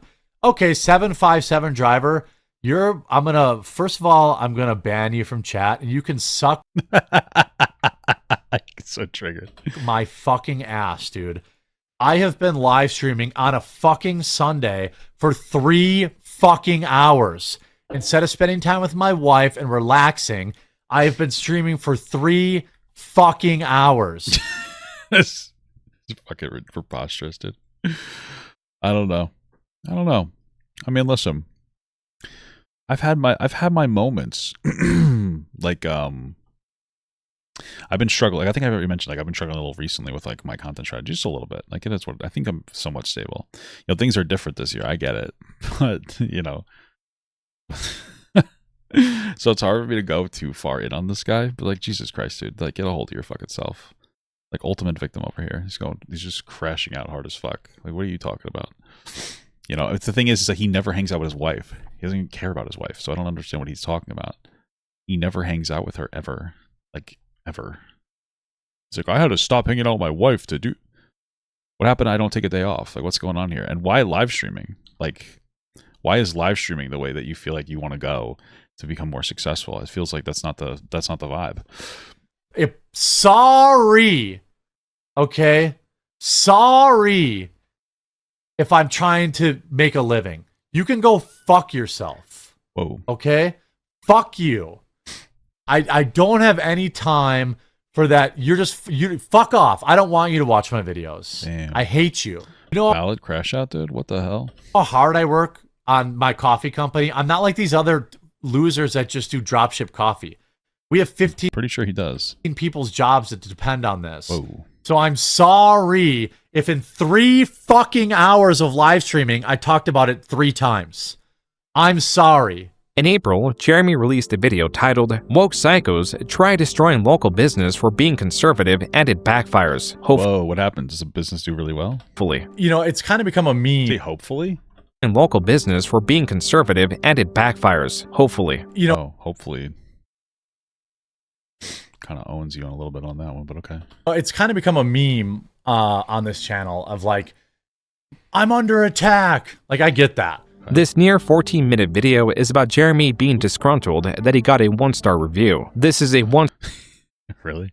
star review out of 36 reviews. The other 35 are all 5 stars. The review in question shows no indication that it was motivated by Jeremy's politics because the user is very specific with their criticism, citing the high price of $100 for 6 items in the package. These are 3 snacks of dubious quality, 2 small bags of coffee, and a reusable K-cup. As evidence that this user was politically motivated, he fed the response to Grok, Twitter's AI, and asked it if it was politically motivated. Jeremy then admitted he reported the review to Amazon. The comments on this video are vastly different than the last. They are still in the same spirit, but are cryptic with their messaging. Quote, "The casino sends its regards, Quarter Pounder. Bro." Yeah, real cryptic. We don't know who the fuck that's talking about, you know? Rule number 1 of the internet: never feed the trolls. The house always wins. Unquote. You're asking them to do super chats. You're asking them to get channel memberships. You're asking them to do memberships at TheQuartering.com, Rumblecast, watch the videos, watch the ads, and then they also have to buy the coffee? Like how much more do you need? Content creators PPP and Andy Worski have been online for a very long time. They are internet jesters, and together they are the Kino Casino. Unlike Alright, the Kino Casino. Casting spells in this game suck. Jeremy's prior opposition, their motivation for choosing their targets is not influenced by politics. They don't take themselves or their critiques all too seriously. They do accentuate the absurdity of infamous figures, covering their antics on their live streams spread across months, maybe even years. In Jeremy's case, they are the worst enemy to have because the Kino Casino does what Jeremy does, only infinitely better. Well, I think it's that they're trolls and they know it. And Jeremy obviously has the inability to like socialize in some capacity. I think that might hurt him as well. Jeremy draws online stalemates by sheer attrition or manipulation. He uploads so many videos against his targets and selectively edits them that accurately responding to them all is unfeasible. Such was the case with Tularian Community College and the H3 podcast. He can maintain his ironically skeptic audience with his deception, knowing that they will only ever watch his video on the matter. The Kino Casino, however, just like Jeremy, weaves narratives about creators they cover, where Jeremy is reliant on a handful of pejoratives that he uses indiscriminately. And also taking people out of context too, or like intentionally not actually representing what somebody has to say. Kino Casino is far more crude, specific, and unconcerned with their insults, as Jeremy would later find. That's true. They're also on like fucking Kick or whatever, so they can kind of say whatever the fuck they want. Although I guess Jeremy is too. Oof. I can't believe we're getting to the Kino Casino one. First, their coverage of Jeremy began in 2024. It was mostly through stories he was tangential to. If anything, what's that, the Poopy Butt story? They were following Styx Hexenhammer more. Interest in Jeremy grew when Styx failed to show up to his live show. This is when Jeremy found out live that his co-host had been arrested for domestic violence. Jeremy then spent the rest of the stream attempting to bail him out, even asking Jesus. if any audience members lived near Styx to walk over the documentation needed for bail. It was not until around April 2025 that the Kino Casino had an invested interest in TheQuartering. Again, partly because of Styx, who admitted to be working for Jeremy basically for free, likely to pay off his bail, and oh, that would make sense. I would say, why for free does this guy have money? That makes sense. On a live show. So does TheQuartering just have like a fucking like a network of 50,000 different podcasts that he does? Like, how does he even make money on them? How can they possibly be interesting, like whatsoever? I don't understand. His social capital isn't even that high. He does like fucking shit ass slop posts. Like, who the fuck cares about this guy enough to like want to sit through any podcast, but more than one? Wouldn't it make more sense to just plug like the one podcast instead of like 84,000 podcasts? None of this makes any sense to me. What the fuck? Fell asleep. He's not happy right now. He's staring at Styx, and Styx is just in a blissful dream state on drugs. He's like, what do we do with this guy? This can't. Look at Quartering, bro. He's very displeased. pleased right now. Jeremy fired Styx because of this blunder. The Kino Casino proceeded to cover Jeremy as one of their main targets. That sucks. He's on the map now, so he can't fucking get off of it. Unless maybe he threatens to get rid of their channels, then maybe that'll get him on the map. Maybe if he just tries hard enough to try to get their channels taken away, maybe that'll help him.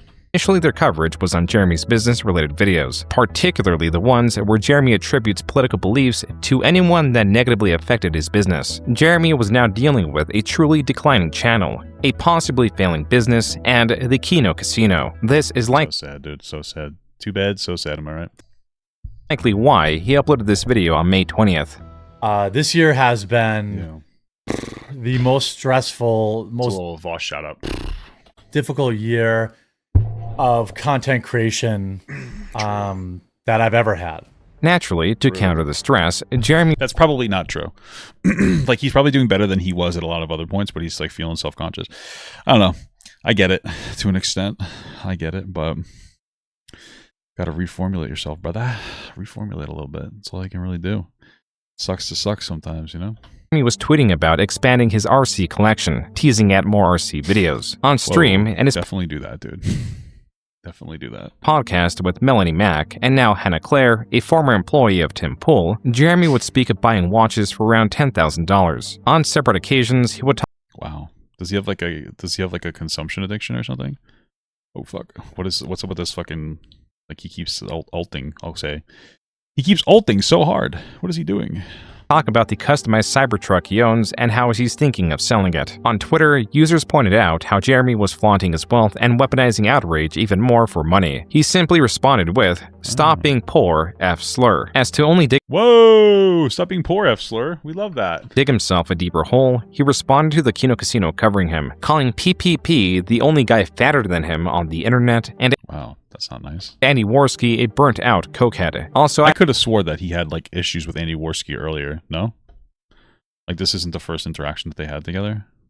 Quote, "By the way, I'm happy to join these clowns any night on a stream," unquote. The Kino Casino, a live stream and clip channel much smaller than Jeremy, had successfully gotten his attention. Now that they have evidence that Jeremy is aware of their insults, they are motivated to cover him even more, especially now that in June he was continuing to flaunt That is true.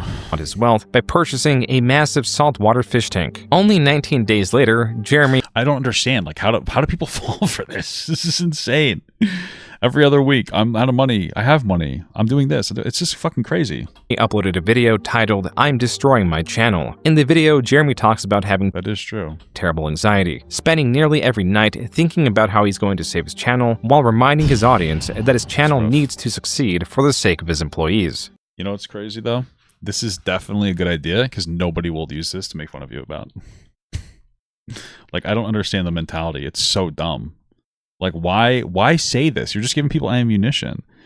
It doesn't make you, and it makes you look like you're just constantly begging, because you are constantly begging. It makes you look pathetic. Why are you doing this? That all rely on YouTube, which has been extremely consistent for me over the past 5 years. What happened? I thought it wasn't. For the first time in 3 or 4 years, I have started losing a lot of subscribers, hundreds, thousands a day. I couldn't figure it out. I can't figure it out. Jeremy pleads to his audience, claiming he is reducing the amount of ad reads to 1 a day. As for his content, Jeremy wants to create in-depth videos and be wrong less. I think the market has shifted, and it's no longer okay just to have to, you know, just to read an article and give my, whoa, that's crazy. I need to be better. Okay. So first of all, what the fuck? How the fuck do I get over there? First of all, you can still do that. You really can. You can still like post like a dumbass if you want to. The thing is like, you know, like this is my thing is he has multiple channels and it's like the same thing, which I guess I kind of get, but not really. I don't know. I just like, what's the point? What is the point?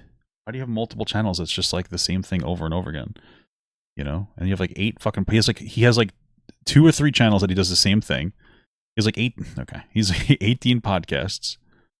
What is he doing? Just like pick some and try to make it more popular, but I guess he doesn't think he can. I don't know. Isn't he a marketing guy? Like, shouldn't he know how to market his stuff better? Does he not know what he's doing? Oh, wait a minute. And to avoid having my wife sell her feet pictures, I have hired a researcher full-time. I was having near daily anxiety. You see me squirming around, doing this, touching myself, like it's a weird tick, like touching my heart. Jeremy was agitated, touching myself, incredible, anxious, and one of the casino's prime targets on their July 4th stream. Here, they covered the previous month's happenings, even Jeremy's new, inferior Rumble contract. So now what he has to do, because of his Rumble deal being changed, he has to show the Rumble subs, and he only gets half of that, honey. Let's just say we took a pretty huge pay cut at the end of our Rumble contract. And I wonder why. Let's go to his most recent video and see if anything that's what I was gonna do. By the way, what's the title of this video? Video? Flight forced to emergency land for insane reasons. So it sounds really clickbaity to me. Okay, at least it didn't start with a coffee plug. Okay. What's the thumbnail? Hang on, let's see the thumbnail. Let's see. I'm done flying forever. So it's just full on clickbait bullshit. By the way, one of the last chances to get your hands on there it is! Immediately he's shilling the coffee. How long did it take for him to shill the coffee? 35 seconds. 30. Damn, dude, he's having a rough go of it. Such an interesting strategy, though, to me. It's like, okay, I'm not doing too well right now. I want to do better. So what should I do? Okay. You know, I think I'll just continuously beg for money. Because even, like, advertisements make sense. Makes sense. You have ads, you have a business, whatever. You want to do a read for your business, I think that's fine, obviously. Does this hurt me? No, it doesn't. Obviously, that's fine. But, I mean, just constantly, like, assaulting people's fucking brains with that is not going to be very productive, I feel like. You just constantly fucking shit and come all over yourself and constantly beg for money. People are going to be fucking pissed off about it. But he doesn't care, I guess. So, I don't know. But it has to, like, I can't believe he hasn't figured it out yet that he needs to reduce the constant fucking harassment campaign against his own audience to get them to fucking buy his coffee or to engage with whatever he wants them to engage with. I honestly can't believe he hasn't fucking figured it out yet. You'd think he'd be a little smarter than that, but I guess I'm dumb as fuck for thinking that. Because holy shit, he won't stop. 55 seconds, so we get literally no content before the show. We click the first video. On Kiwi forums, while much of Jeremy's board devolves into speculation, user Return of the Mac and Cheese, while still joining in on the speculation, would often upload clips from Jeremy's Rumble live streams, making sure to prioritize the release of new information, like Jeremy's bout with gout, his worries with YouTube demonetizing low-effort content, and detailed information on his coffee sales. The Kino Casino would credit and utilize Return of the Mac and Cheese research, making these segments more frequent and more popular. The following will not be eligible for monetization. Reused or repurposed videos, copied content, that seems the same to me. Reuse? What is a reuse or repurposed video? What does that mean? Low effort uploads. Uh-oh. Uh-oh, for me too, dude. By August, it was clear that Jeremy did not improve the quality of his content. Instead of addressing its flaws, he once again turned the blame on YouTube, blaming the company for selectively lowering his channel's viewership. This is why he made the new channel, Quartering Live. Used to have Quarter Cast, and there was like 70,000 subscribers on there, but what the hell? YouTube shadow banned it, which has also been giving me immense stress. Okay, no, it was shadow banned. The stress of the shadow bans. This is what every fucking political grifter says till the end of fucking time. I've been shadow banned. They're suppressing me in the algorithm. Jeremy's Quartering Live channel has considerably less viewership than the Quartering. Well, yeah, he's got to work on it. But I don't even know if he has like enough of a personality for people to be like, oh, let me just engage with this guy. He's so interesting and fun, you know? His uploads often get less than 1,000 views a video. With these tests effectively proving the shadow banning of his main channel was false, he was now claiming that the majority of internet traffic is fake. My videos have basically remained this. I mean, some of it is what they call like the dead internet theory or whatever. So some of it can be fake, but same quality for 12 years. I think that's I think that's probably not a good thing, bud. Oh my God. That's the problem, buddy. Imagine saying that out loud. So you're saying That's so interesting. I guess he just doesn't get it. Everything's been the same. I don't understand why I'm not doing the same. Because everybody else is getting better in some capacity. That's why. Right? Like, you can't just stay the same and expect things to just continuously stay the same. It doesn't make any fucking sense whatsoever. He's just being dumb as fuck. pal, that what worked in 2013 should work exactly the same in 2025. That's delusional, buddy. I just think that there's something weird going on. Like, everybody collectively has had enough of the internet. I'm going to be real. No! I love the internet rules. Okay, guys? There's dead internet theory, which I do subscribe to, which basically, if I'm oversimplifying... Well, that's where, like, AI continuously interacts with itself, basically, in some way, shape, or form. That's what that is. It is that the majority of internet traffic is fake. Jeremy was using all that he learned in the past 2 decades to attempt to resuscitate his channel, even using his oldest trick. Have you ever thought to yourself, hey, guys, please give me money. Somebody should be paying me to watch these videos? Well, I've heard you loud and clear, and that's exactly what this week's going to be. Hey, Quartering, you dumbass. You're supposed to be a businessman that understands this. You know they're supposed to pay you for the streams? That's how you make money. You're not supposed to be paying them. It's another vanity project for you. Look at all the viewers we have that I paid for. Yeah. Jeremy was attempting to fall back on giveaways. Only YouTube had long reduced the influence subscribers have on creators. The Kino Casino covered this and were following Jeremy's financial decisions. Come late August, they also began covering Jeremy's many stories of involuntary bowel movements. I feel like, for sure, Jeremy sits here and, like, he obsessively watches these people. Like, Kino Casino, like, he obsessively watches them every single day. And he lets that stress get to him, and he makes even worse decisions. There's no fucking way he doesn't do that. Damn, I got fucked hard. Holy shit. There's no way he doesn't do that, though. There's absolutely no way. Only keep people for an hour, and I was totally off my game because I have anxiety diarrhea from you. It's diarrhea shit's crazy. He has anxiety diarrhea.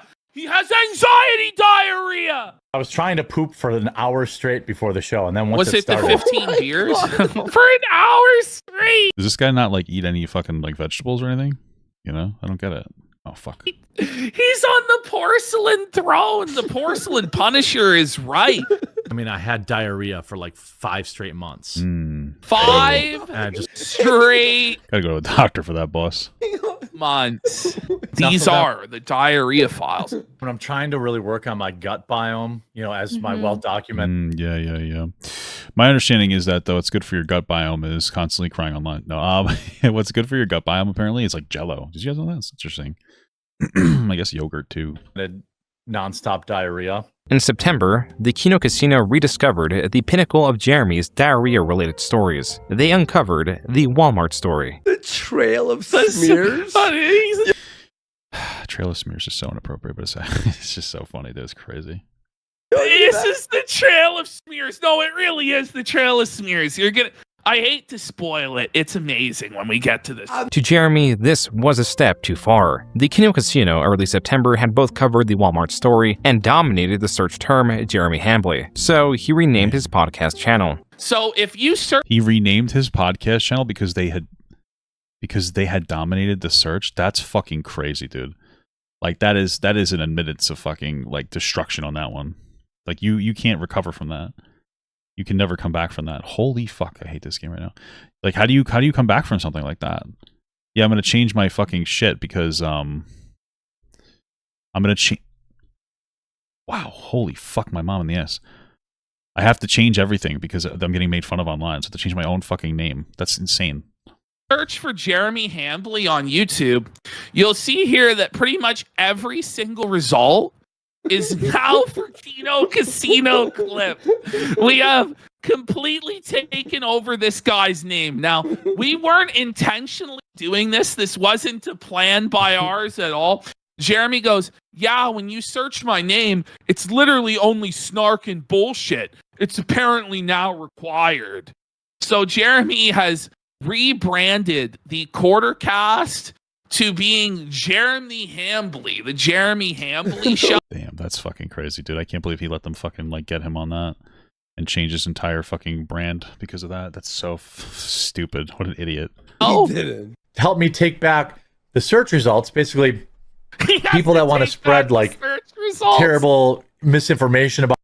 Okay, What what is the misinformation? It's all people who used to watch me. Well, he just says things like that. He's just gonna say, "Oh, misinformation about me. Oh yeah, they're lying." And that's fine. Again, you're allowed to make all the content you want on me. You're just not gonna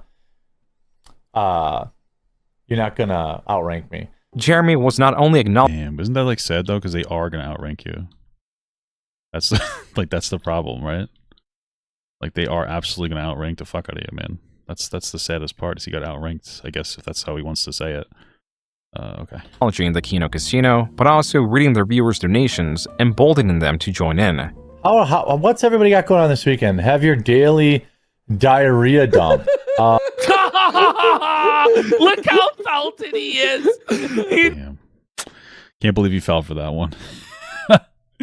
I can't believe you fucking. That's the problem, dude. Like, this is his live stream, right? First of all, he probably doesn't understand the memes that are going out against him. That they're like, well, maybe he should, because I feel like he fucking obsessively watches these people.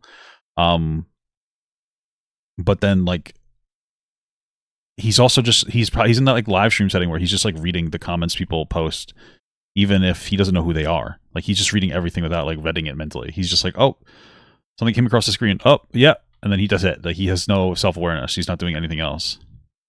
That's what it seems like. He knows. A week later, with the Kino Casino still competing with the search term Jeremy Hambly, Jeremy was now using his main channel to outrank them. On September 17th, Jeremy on Twitter claimed that he has never even heard of the Kino Casino, while at the same time directly replying to their tweet asking to get on their show. Wow. That says 2 minutes ago. Damn.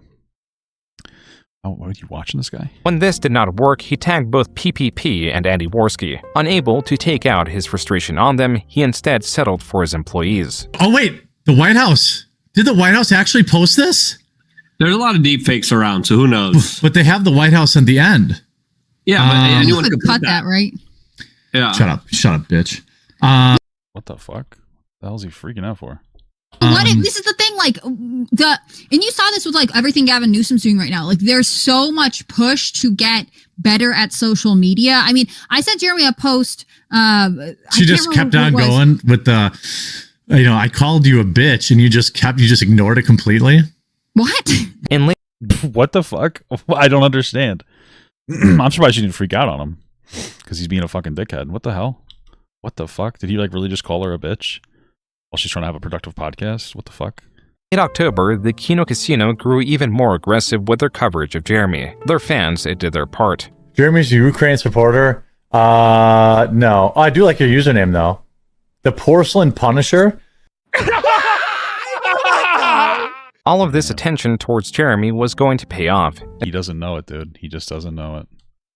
He just doesn't know it. Sad stuff. Sad fucking stuff, dude. Especially as he continued to post information related to his earnings. Like in mid-October when he showed his previous 30 days of earnings on Rumble, amounting to 26,000. That's not all. He also got 6 million viewers and 195,000. Whoa, I thought it was more like 600,000 or 700,000. What the fuck?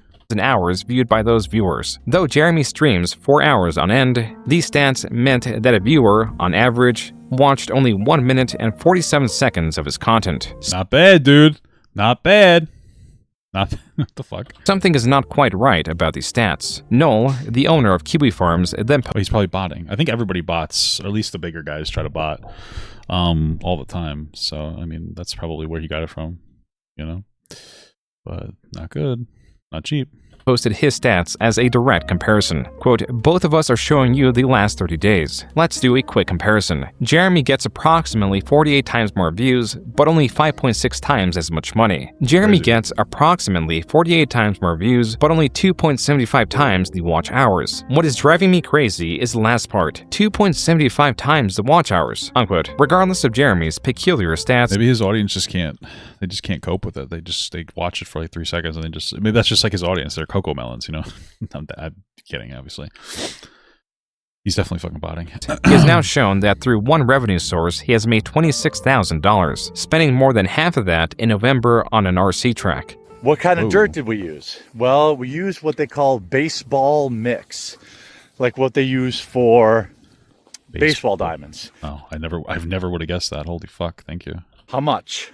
Well, it was about $10,000 to do this. Why? What is he so stupid for? Why does he do stuff? Why does he do this to himself? You know? If you do it yourself, probably going to be $4,000 to $5,000. That shipping container was like $5 or $6 grand, and I installed vents and solar lighting on the top, and inside I've run power, but I'm not going to include that. That's like a luxury. He's not even going to get to use it even one time. I don't know if this is going to survive the winter. Think about it. 10,000 for the track, 4,000 for the shipping container, 14,000. How much is he asking for the he said GoFundMe? 14 grand. Jeremy was indeed fundraising that amount of money for an upcoming trip. I bought. Wait, what a cuck. Why is he doing what the fuck? That's fucked up. He's fundraising money for a trip when he's fucking wasting his money on some dumbass shit like this. What the fuck is he doing? I guess The equipment so that we could do. He's just being Jeremy Hambley, I guess. Can't blame him. Can't beat him, eat him. Oh, incredible. I'll get my ass beat. Do our show live. I want to be able to interview like Russell Brand, Jack Posobiec. And that guy like raped the girl. What the fuck? Why are you trying to interview the rapist? Oh. Wait a minute. I know why. He just admitted he already bought all the equipment. Okay.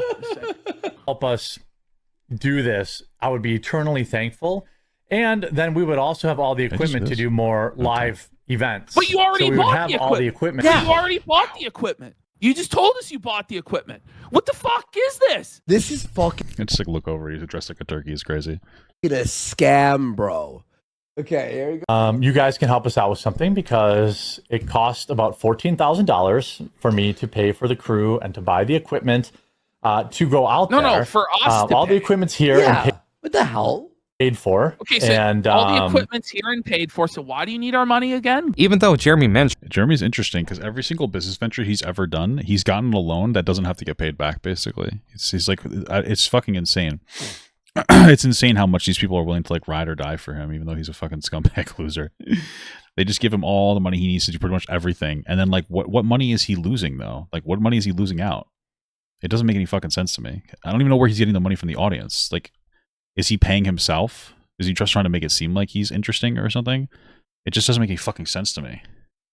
He already bought all of the equipment, he would still include it in the fundraising costs. Perhaps Jeremy was reluctant to spend more money because of the failure of the Publica and the downturn in coffee sales. His yearly Advent coffee calendar sold 3,500 units in 2024. He does not think he will surpass 500 sales for it in 2025. Lucky for Jeremy, 2 donators made up the cost for the trip. Jeremy was... Why?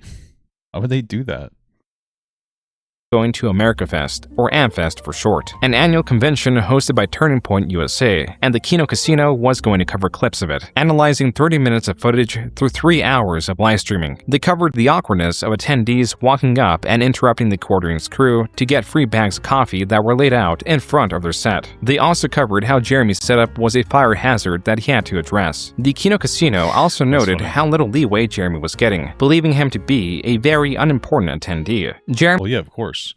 I don't think anybody likes this guy. Like nobody, he doesn't do anything like valuable. What does Jeremy do? Like what kind of content does this guy make where people are like, wow, I really like him? Like nobody, I don't think anybody likes him outside of his ability to do things for them. Like nobody's like, you know what? I really like this take on this. No, nobody cares about that. They're just like, hey, Jer, you have money. I guess you're like a influencer, I guess. I guess we kind of have to consider you one now, huh? That's pretty much it. Jeremy brought on guests, spoke of the convention, and fumbled much, to the extent that he misnamed his guest from the organization Gays Against Groomers as Gays for Groomers. So we've got someone from Gays for Groomers coming. That's incredible, bud. You're doing a good job, Jer. You're doing an excellent job. Oh no, that's the same one. No, that's the same one. Context. You're like a new viewer, and you don't know that he mumbles and mush mouths, and you go, "He's having who on?" And then there was this interaction. That's true. That's funny. Like if they didn't know who the fuck that person was. Well, I mean, at the end of the day, I mean, I don't really remember exactly what Gays for Groomers is, or whatever the fuck they want to call it, but it's definitely like some fucking horseshit. It's definitely like something that just tries to make it seem like all gay people are groomers. I think that's the point of that type of that's the point of shit like that. So it's like pick me gay people that are just looking to make money, so they're willing to like sell themselves out. They don't give oh, come on, dude. I fucking definitely did not get about that. Come on, lick my balls. Action. Melanie and I will be watching the football game tonight, and Is he gonna say something about her boobs or something? What the fuck? Hannah Claire is like, what the fuck? I haven't been invited to this football game. maybe going somewhere family orientated. I can't watch football with you guys. You can. Ooh, no, But Mel look goes, yeah, come, please.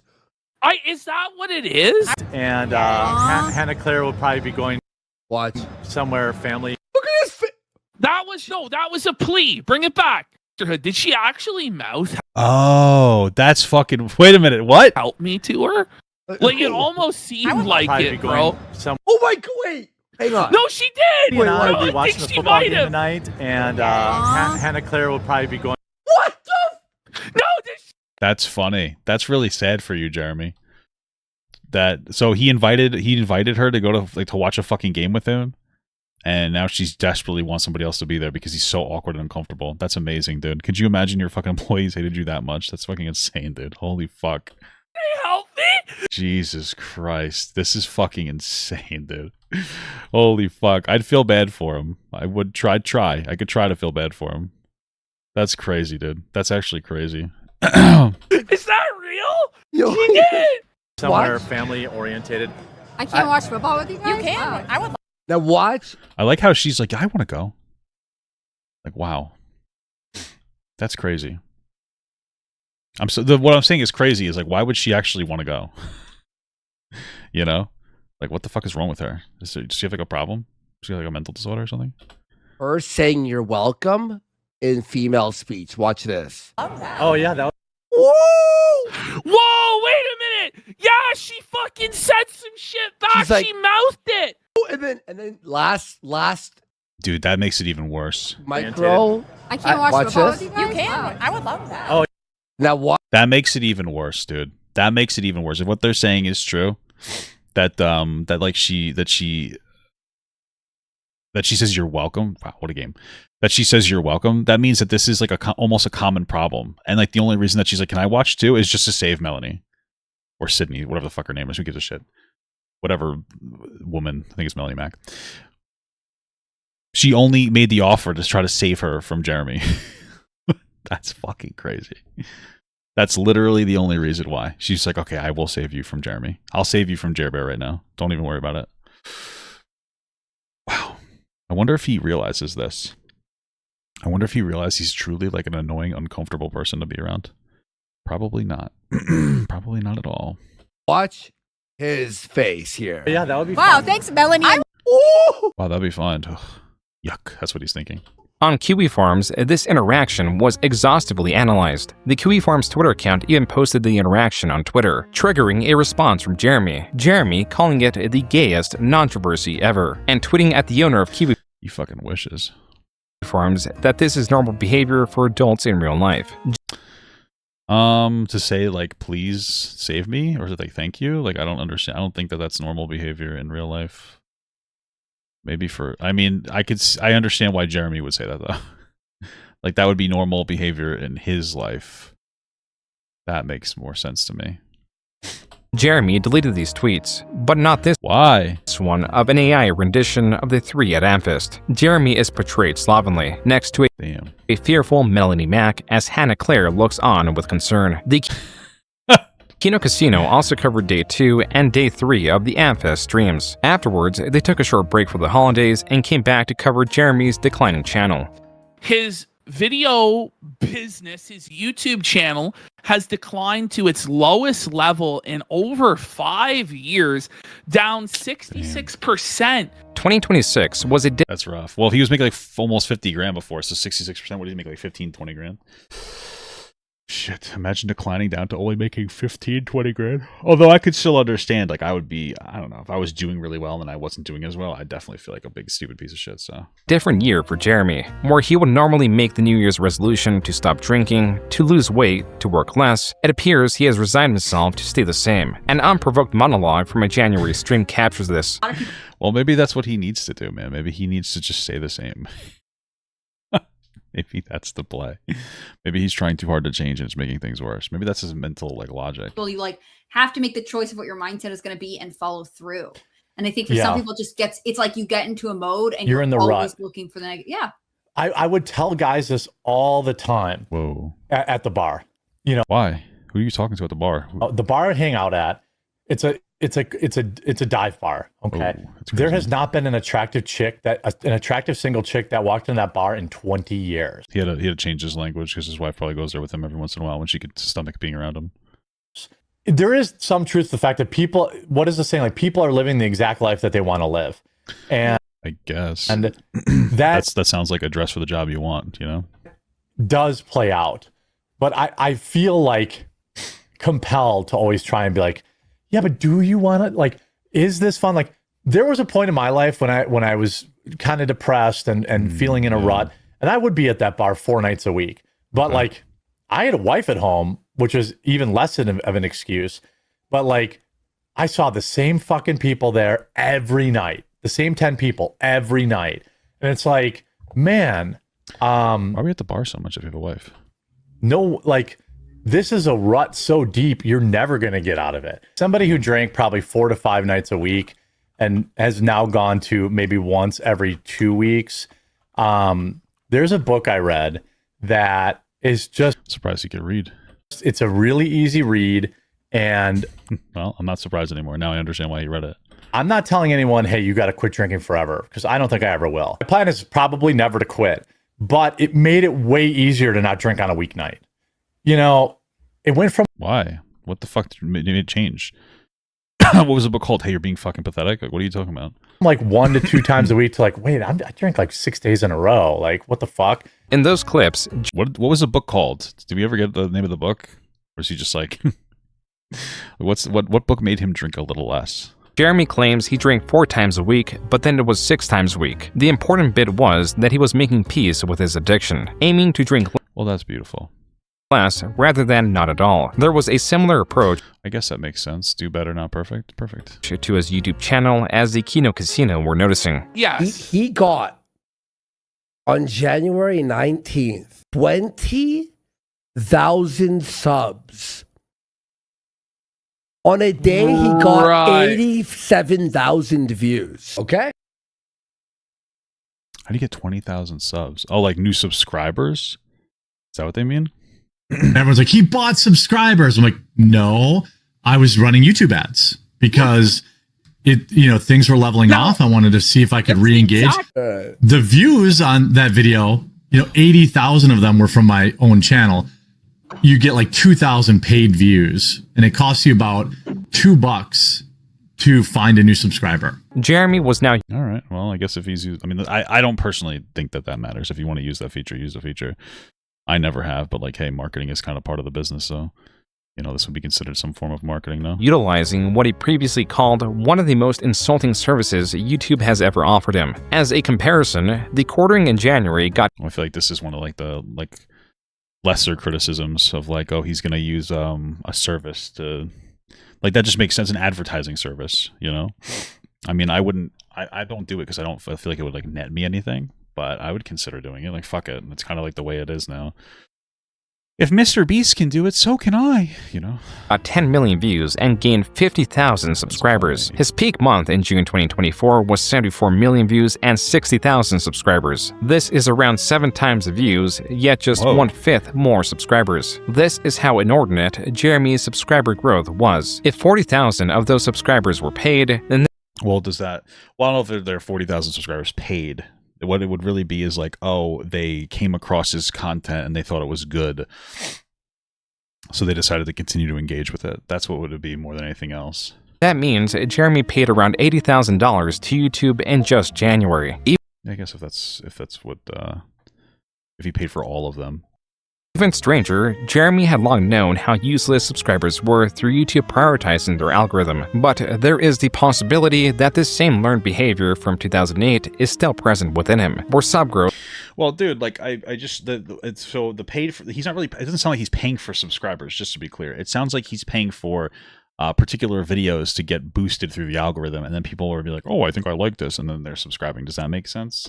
Directly translates to dopamine, creating a strange loop where Jeremy is endlessly working to escape his life, is burning himself out and exhausting his money to artificially grow his channel, all done to feel better. What's more, exposing that he does. Well, again, I don't like, this is one of the ones where it's like, you know, it's fine if you want to say he's being a hypocrite or whatever, but again, like him paying, I don't think that this is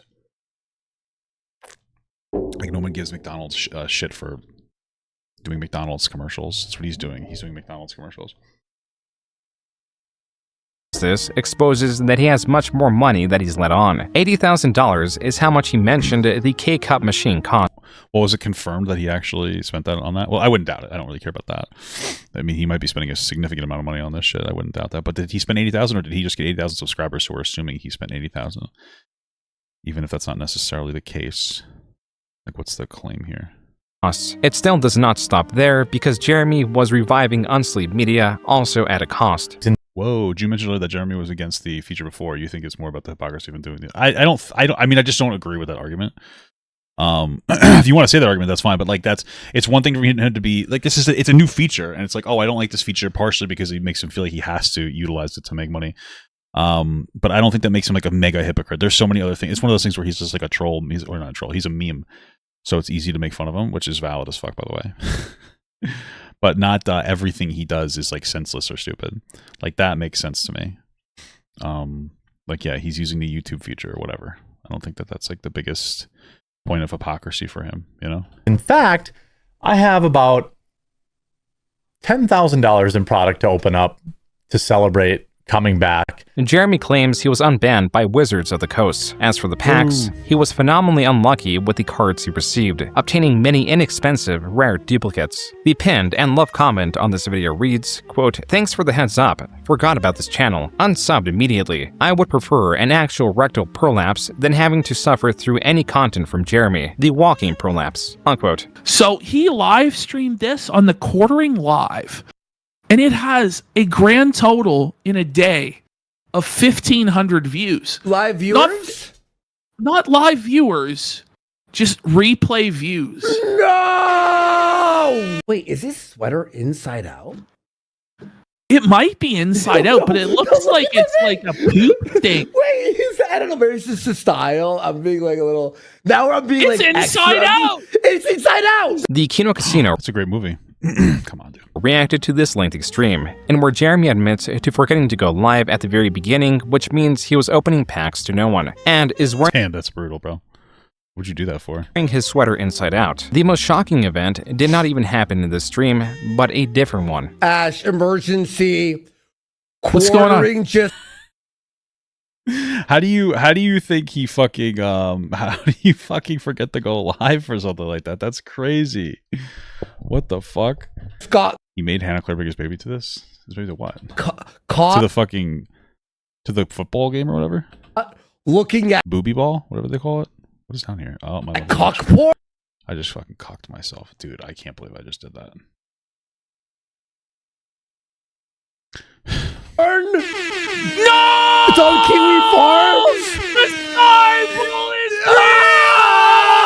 is why I can't scroll Twitter. Out.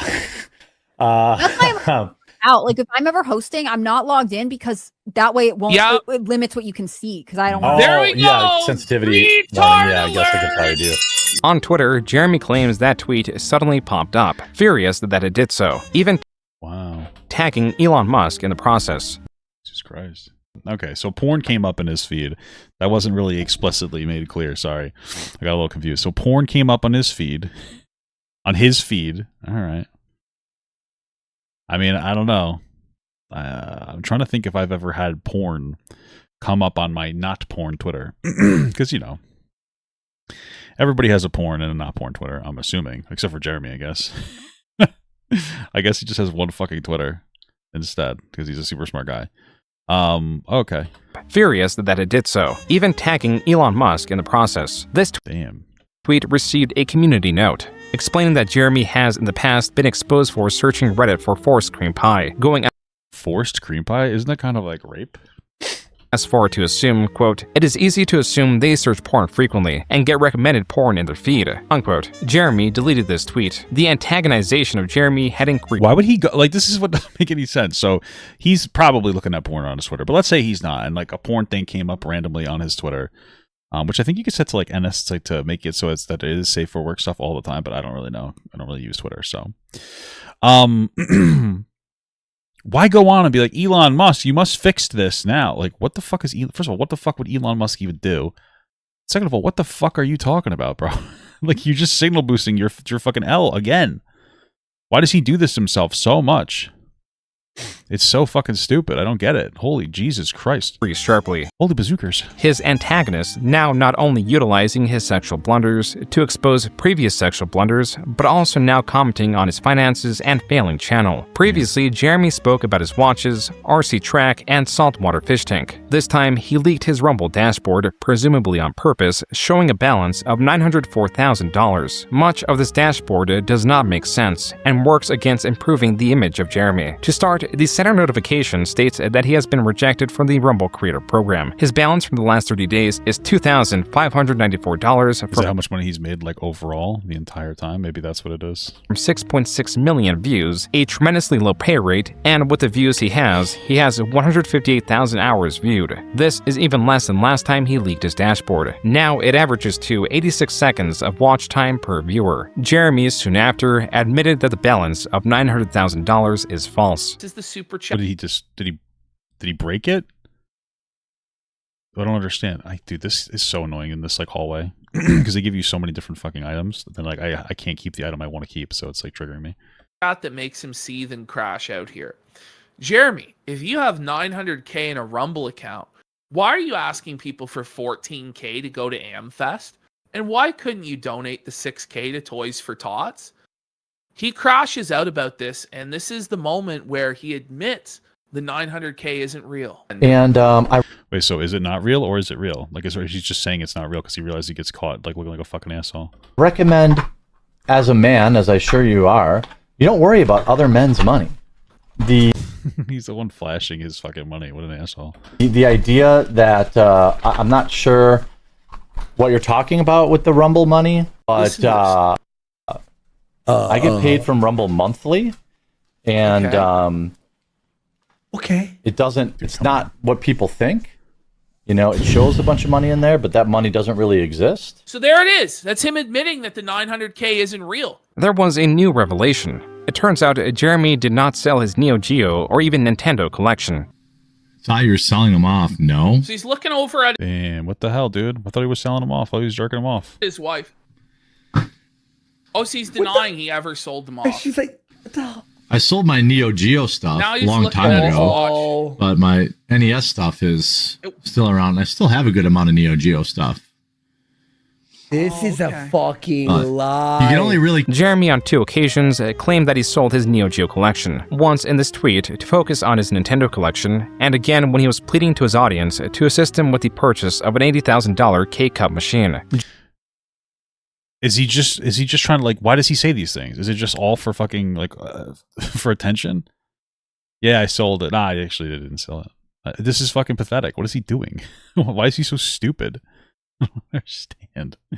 Why is he so fucking dumb? Like, why lie about these things? Why does he think it makes him look good? Like, it doesn't really make any sense. Or why, like, or just keep up with the lie. Write it down. He can't even keep up with his own lies. He's just speaking in the moment. He's like a goldfish. Jeremy in the stream also touched on him promoting his videos, claiming he was spending around $20,000 a month, a large difference from the presumed $80,000. He arrived at the $20,000 figure because he doesn't find it strange to reinvest 20% of his earnings back into his channel, alluding to now earning $100,000 a month. Lastly, he clarified— Wait, he's saying he's spending $20,000 on advertisement revenue? For K-Cup machine. Jeremy in the stream also touched on him promoting his videos, claiming he was spending around $20,000 a month, a large— That's fucking insane. $20,000 a month. It's just, this guy's he's just a lying piece of shit. I feel like I'm trying so hard. It's like, what why does he do this? What is this? What is this? What is this? But like, the guy's a fucking asshole. That's why he does it. Who cares why he does it? He's constantly lying to beg for money. He's a piece of dog shit. It's fucking insane, dude. Large difference from the presumed 80,000. He arrived at the $20,000 figure because he doesn't find it strange to reinvest 20% of his earnings back into his channel, alluding to now earning $100,000 a month. Lastly, he clarifies that he has $20,000 to throw away each month. If I didn't have 20 to 30 grand a month to advertise my own videos, do you think I would be doing it? With this revelation, Jeremy's fundraising for events like Amfest seemed even less necessary than before. Regardless, Jeremy and I wonder if he just says that. I wonder if he's just saying that. Like, he doesn't really spend that much. I wonder if he just goes from back and forth between like I wonder if it's that he does make a lot of money and then he begs because he wants to keep his money up and he gets like afraid or whatever because his views are down, or if he really doesn't have a lot of money and he just like tries to flex it to make it seem like he's doing really well because like that is really important to him. Because he feels really self-conscious about being a fucking dumbass dog shit bitch, you know? In March, claimed he is not wealthy. Isn't Jeremy rich? Why'd be concerned about finances? Well, I'm not rich. Only the rich can own a shipping container, according to fat retards from Canada. Whoa! Yeah, if only fat retards from Canada were actual people. On Rumble, I've never paid for bots. I don't give a fuck. I have a contract. I thought he did pay for bots. What? With Rumble that does not care about my minimum viewership, does not care about any of that. I could have swore he just like lost his contract, no? Because they obviously do care about viewership. Why wouldn't they care about that? None of that. Multi-million-dollar contract with Rumble. Multi-million. And they have never had minimum viewerships or anything like that. So, again, wait, so you aren't rich but willing to risk 100K? Yep. I am. If you can prove that I've ever bought bots for my live streams, I will give you 100,000 USD or even in Bitcoin if that's what you want. Okay. Just to be clear, you're begging us to buy your charity coffee. At the same time, you're trying to flex your finances. I'm not begging anyone to buy my coffee. You're living in a he does it all the time, dude. What he's talking about? He's constantly begging people to buy his fucking coffee to the detriment of his own fucking platform. He won't shut the fuck up about it. Loser mindset. Do you have any idea? Like, I sell $150,000 of coffee a month, every month. You think I'm fucking poor? I don't even know if I believe this. I feel like this dude's just saying this so that he feels less self-conscious. I'm saying I make well over $1 million a year just on coffee. You think I'm poor. So I'm done addressing you unless you put your money where your mouth is. Put your money where your mouth is. What is it, Super Smash Brothers? That last video is where this video was meant to end. And this post, by Return of the Mac and Cheese, posted March 24th, was only a footnote. Now, it is the reason this video had to be rewritten to include a new chapter. Damn, dude. Well, hey, good timing. At least we got the new chapter in here. Quote, yep, I got an anonymous tip from someone who claims to know people who know of Jer IRL. He probably sells the coffee to himself. Maybe. That Quartering's best friend is a legit wife-busting bull. I looked into it and can 100% confirm this is real, and dude and his wife swing through the Hambley house to get blackout drunk and hang out in the hot tub and use your imagination. What else? Wow, I could believe it. I feel like after this video, like, it just, why would you want to be around this guy, you know? Unquote. Jeremy's friend. So it makes sense that she would only stay with him if he would do the cuck shit. Because could you imagine, like, if his wife left him, do you know how, like, that would be so, what the fuck, are you kidding? If his wife, if his wife left him, do you think that, like, he would never hear the fucking end of it? Like, that would be, like, he would care less about his wife leaving him and more about the fact that people wouldn't let him, like, hear the end of it. You know what I mean? So I feel like, I feel like I could see him, like, letting that happen. And I could also see him enjoying it. That's another thing, too. I guess I should keep that in mind as well. And has stated publicly on Twitter that they are friends. He is also part of the Quartering's Discord server, even given the unique role of Quartering legend. Mac and Cheese then shows Jeremy's friend's Discord ID is GrapeJelly817. There is a Reddit account with this exact same username. The problem was that this post and commentary was hidden, but a bug allowed Mac and Cheese to somehow view the hidden comments. Several comments were made on r/Midwest Hotwives, a subreddit dedicated to lewd photos and swinging, and also the Wisconsin Bulls subreddit. This is specifically dedicated to seeking out a quote-unquote bull, a third party to join in. Damn, do you want to get a new bull? Is that what it was? or does this bull become his best friend? Damn, it's one thing to do the bull stuff. It's another thing for the bull to become your best friend. That's fucking preposterous, dude. The fuck? An intercourse with a couple, sometimes as one partner observes rather than joining in. And Jeremy's friend, with his real name on Twitter, can be seen petitioning women for sex. That's beautiful. Wow. This all proving that Jeremy's friend is an active swinger. The rest of the post is full of clips or photos meant to convince readers that Jeremy and or his wife is involved with his friend and or his friend's wife. I can't believe he's bulling it up. First of note is this clip considered to be a Freudian slip. Right? Like, he's got some STD, or clearly he's taking a part in that lifestyle. He's got an STD? Why? Because is this like a gay thing? You know, in my experience... What? I've never taken part in this lifestyle, but I know... Wait, what do you mean? In my experience? He's talking about being cucked. Oh, I have friends who have, and then obviously I've covered people who have, you know, swingers. You've covered? So your experience? That's crazy. Instead of cucking now, they call it hot wifing, which is... Why are you telling us this? Literally just letting your wife bone other dudes. Yeah. This post also includes... Bro, this guy is actually a cuck. Holy shit. Jeremy's belief that Nick Rekieta, a different controversial creator receiving oral sex from a woman who is not his wife on stream, is not a quote-unquote own. Jeremy's previously leaked search of Reddit for cream pies, the specific type of pornography that appeared on his Twitter timeline when he streamed, a time that Jeremy allegedly posted cuck porn to his Twitter, a fantasy he explained while showcasing an interview with Gina Carano, where he is a loyal friend who sits on the sideline. Dude, the cucking is real. I genuinely, I mean, at this point, I mean, I was a little skeptical before, but at this point, the cucking is definitely real. While Gina would be sleeping with various other individuals before Yeah, I remember that. He had like an actual, he's like, oh, I wish that this would happen. To Jeremy inviting his friend and his friend's wife. Bro, you gotta show it, dude. You gotta show these. These are so funny. Over to join him in his hot tub, while also commenting on his friend's wife's big old boobs. Various other. That one you might be able to justify. Just the big old boobs comment kind of makes a little bit of sense to me, you know. But that's crazy. Mentions of Jeremy's friend's wife visiting his house, sometimes to clean, other mentions of Jeremy acting inappropriately towards women who are not his wife, and finally is this. He constantly does it though. Like even the people that work with him, like he has no professional boundaries. It's fucking insane. Like it's actually unhinged as fuck. Part of Mac and Cheese's closing statement. Quote, obviously nothing here is stone cold proof, but perhaps there is something to the long-term speculation in this thread. Let's just... I don't know, dude. I'm not doubting that it's a little bit more than just speculation. I mean, it is all speculation, I guess. Technically, it's just speculation, but I'm feeling like this is some real shit, man. I'm feeling like he really does this cuck shit. Just focused on the objective facts. Jer is a pervert and creep.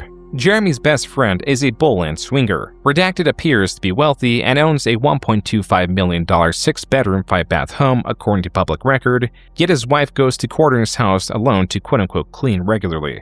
Wait, is that? How do they know he's wealthy? That seems a little conspiratorial. But hey, why not? Damn. I mean, if the wife is going to Quartering's house, though, does that mean that maybe the Quartering's getting some too? Maybe the Quartering's getting a little too from the wife? Is that what we're hearing? I don't know. Jeremy makes comments about his friend's wife's fat tits and how bad wants her in his hot tub while drunk on stream. Jeremy has cuckolded. So maybe he's fucking the wife, dude. Maybe he's getting some too. And cuckold adjacent fetishes, which he publicly exposed. Jeremy openly talks about having sex with women who are not his wife or simps for women and spends massive amounts of money on them with seemingly no fear of being exposed despite having many enemies on. Do you think that he's like, do you think that he gets off the paying for stuff, or do you think that's the only way that he can get it, you know? Which one do you guys think it is, truthfully? Which one? Online, and admitting his family and friends follow his online presence. Until recently, Jer and his wife were admitted atheists, and Jer's very obvious hedonistic lifestyle of constant drug and alcohol addictions was tolerated. And we know that like atheists, fuck, what was I even gonna say? Never mind. Oh yeah, we know that religious people never do like weird, degenerate shit. Unquote. This post has received even more likes and rewards than Well, he does the religious grift now, right? That's what everybody does. Like even Asmongold, he used to be like, I'm not religious, and now he's like, oh, I am religious. Oh yes, God. He'll still mention God every once in a while. Even the first post on this thread. It is possibly even the most awarded post on Jeremy's thread. As such, the Kino Casino dedicated 5 hours of their 7-hour stream into covering this post and Jeremy in detail, not censoring Jeremy's friend's face or name and promoting the belief that Jeremy is unfaithful to his wife, while also periodically mentioning that this is speculation and their opinion. Jeremy Hambley is a cock! Jeremy Hambley is a cuckold confirmed! Cuckold confirmed. I guess they're just speculating. His best friend Adam is a fucking bull that comes over to his house every fucking week and is plowing his wife. It turns out that Skyrone was a vanilla gorilla all along. Over the coming days, the coverage of That's fucking crazy, dude. Jesus Christ. Mac and Cheese's post was reaching Jeremy and bringing even more interest towards him and his shortcomings. Mac and Cheese and the casino were celebrating with a victory lap. Jeremy was none too pleased with what was going on, nor with the Kino Casino. PPP or Andy Worski, either one of you guys are welcome on my show anytime. Anytime.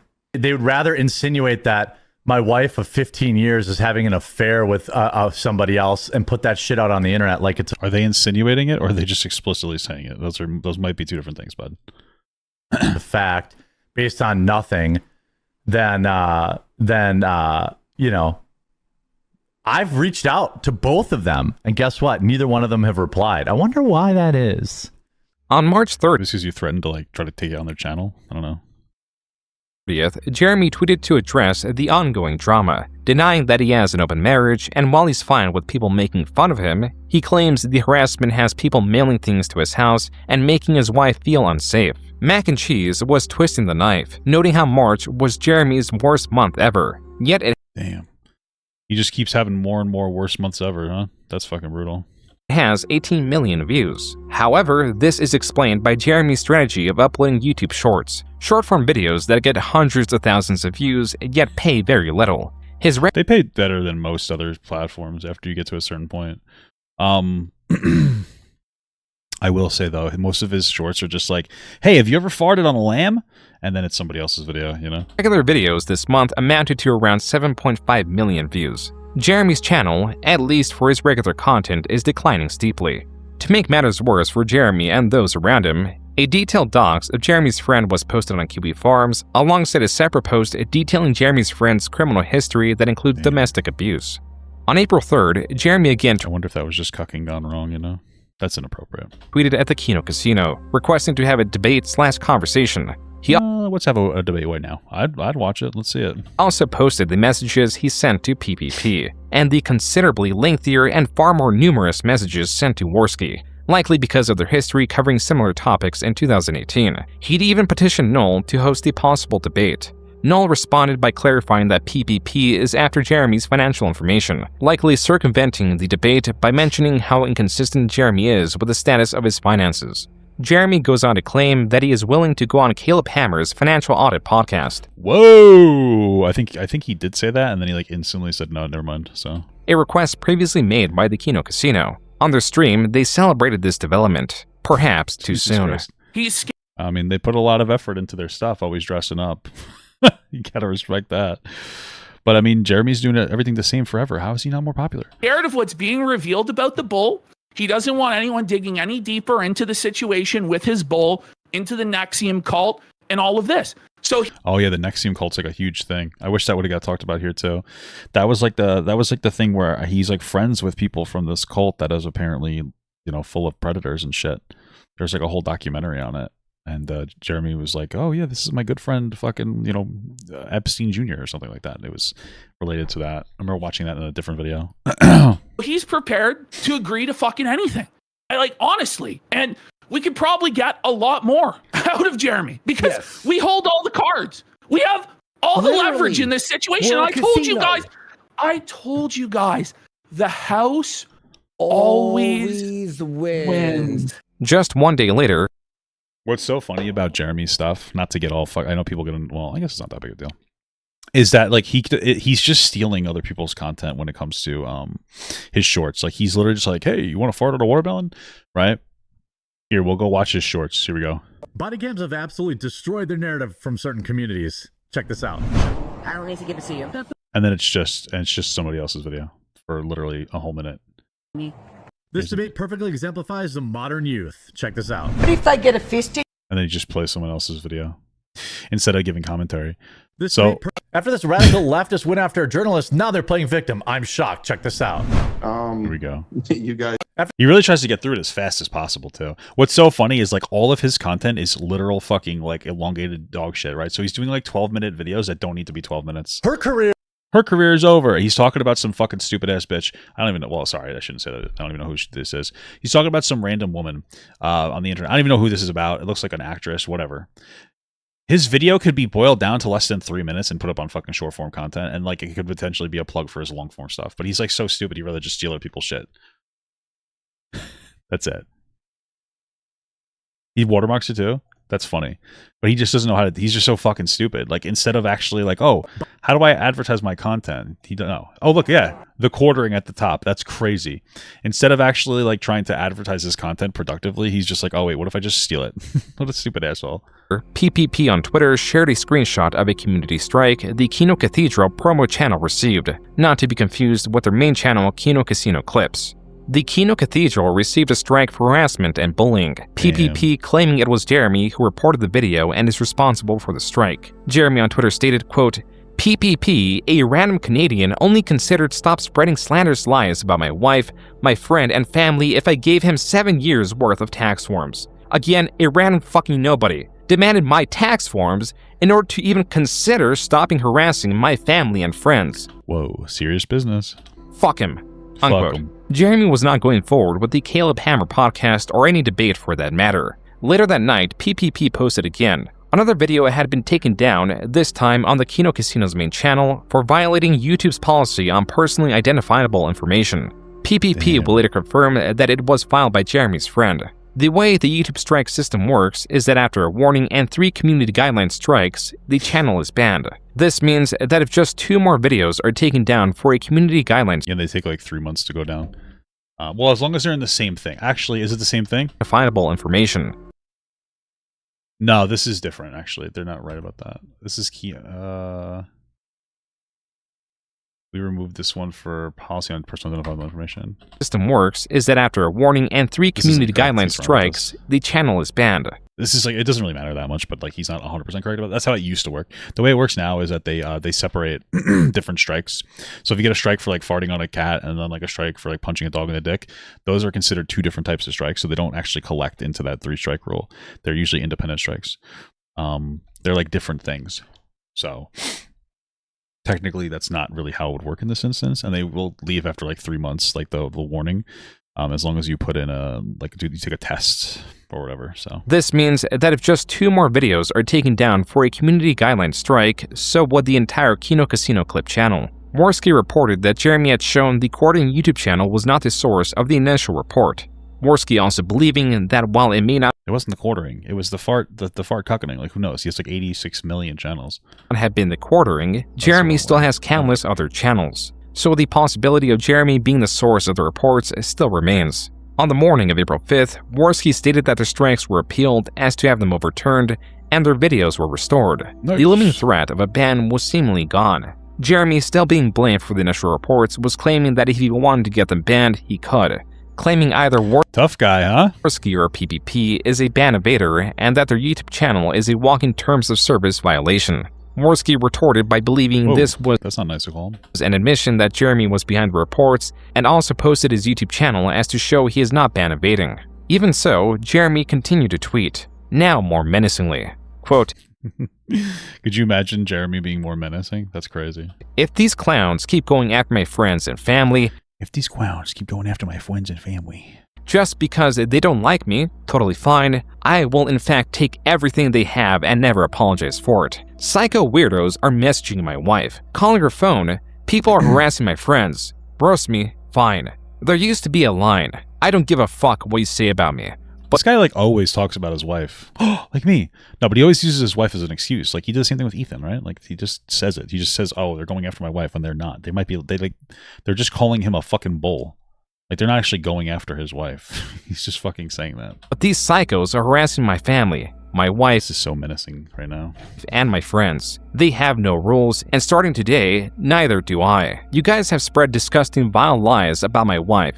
You literally retweeted a Photoshop picture of her, someone who is not on the internet. I strongly dislike you, but would never dream of bringing your family into anything. I don't think it's crazy. I feel like he would.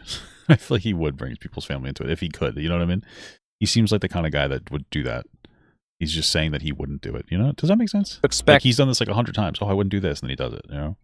Two other grown men to understand that my wife, who is not an online person, to be left out of things. The more they push it, the more I want to become the villain they already accuse me of. Bro, this is actual fucking, like, he's literally the Jonkler right now. The more they push, the more I feel the need to push back. It's like, what the fuck are you doing, man? Unquote. This was viewed as yet another empty threat, one that brought on even more ridicule. New to the mix was Jeremy's often uttered, inane question, "How was your weekend?" A question Jeremy poses before going on what are viewed as excessive discussions of mundane activities, all in an effort to fill time on his podcast. I remember that meme. It's just silly to me, sorry. Jeremy was not being taken seriously. So again, still on April 5th. No, Jerbear. Maybe if he paid another e-girl, like online, sort of e-girl money, maybe that'll fix everything for him. He reconfirmed his threat. Quote, "First will be your YouTube, which is in violation of ban evasion. Easy takedown. And next will be..." It wouldn't be in violation of ban evasion. How the fuck is he? How does that? How does he quantify that? Does it make sense? Your kick. I literally begged you two to be reasonable. I tried everything. You chose it. I widow begged. White now, so hard. All I wanted was to let you guys dunk on me. Unquote. PPP responded by stating that Jeremy is shameless, has no power anywhere, and is a cuckold. Okay, well, message received there, Jerbear. Jeremy then reached out to Null again as a medium to relay a message. He is demanding that the Kino Casino take down their videos attacking his marriage, or he will bury them. He's gonna bury them. What, with your dick? You gonna put your fucking penis in them, dude? You fucking weirdo. And that he can burn it all down with his 5 years guaranteed salary at Rumble. Wow. In this screenshot, Jeremy claims he has a non-racial slur YouTube representative, and all it would take is one phone. What does that mean? Oh, I'm assuming it's a racial... I think it's a racial slur against Indians. I think, from what I remember. We've seen this before. Call. The medium of communication would become exceedingly important in the coming days. As for Jeremy's threats, PPP posted this message and refused Jeremy's offer, calling it a Mafia Don extortion tactic. That was... Pretty weak Mafia Don, then. ...the final straw. In the early morning of April 6th, Jeremy promised scorched earth. More mockery came as a response to Jeremy's newest threat. Kiwi Farms celebrated both Jeremy's rage and how well-fed PPP from the Kino Casino would be in monetizing Jeremy. As many hours had gone by, and Jeremy... He really just doesn't know. It's so interesting. Like, he's been around for so long, TheQuartering, and yet he still doesn't understand, like, how YouTube works. It's very interesting. It's like he's just been kind of fumbling around YouTube. Like, oh, does this work? Am I doing good here? Like, he doesn't understand anything. Whether it's, people are making fun of you and he just keeps playing into it. And it's like, I'm going to ban you. I'm going to use my power to ban you.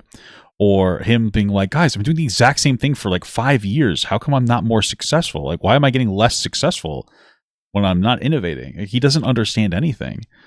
Or just constantly fucking begging over and over and over again for money. And then not understanding why people would hate that. Or just like plugging his... like his coffee brand coffee, which is fine. People do advertisements like right at the beginning of the video and just being like relentlessly annoying about it. I mean, Jeremy, for all fucking, like, it's just in every way, shape, and form should be a failure of a creator. It doesn't make any sense. It really doesn't make any sense. I have to... What the fuck? That was weird. I have to imagine... That was fucking crazy. What the fuck? Okay. Anyway, I have to... This is like a new ability. I have to imagine that everything is just like, it must be just because he lolcows himself. That must be like the only reason why people interact with him, because he just fucking lolcows the shit out of himself. He had failed to make good on his threats. His Twitter replies had become so filled with comments mocking him that even the ones he purposely hid were so numerous they possibly outnumbered the unhidden replies. Even Noel commented on Jeremy's inaction. Finally, Jeremy began streaming, and many viewers anticipating the stream both joined and were banned, likely for their comments. I'm surprised he even went streaming at that point. Noel also I know I did a command move. I just didn't know what that move was. That was fucking crazy. So commented on the stream, as Jeremy was not even talking about the Kino Casino, rather returning to his standard programming. The scope of mockery was increasing. More creators were jumping in to denounce Jeremy, often in support of the Kino Casino.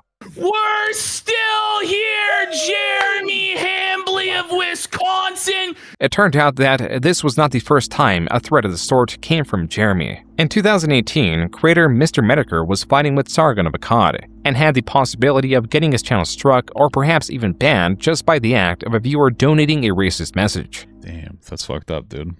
Gotta ban him. TheQuartering threatened to do such a thing, going as far as to demand to confront him, but only on Medicare's live stream. He has a history of just striking down channels with Magic the Gathering times, but he got away with it. What a fucking cuck, dude.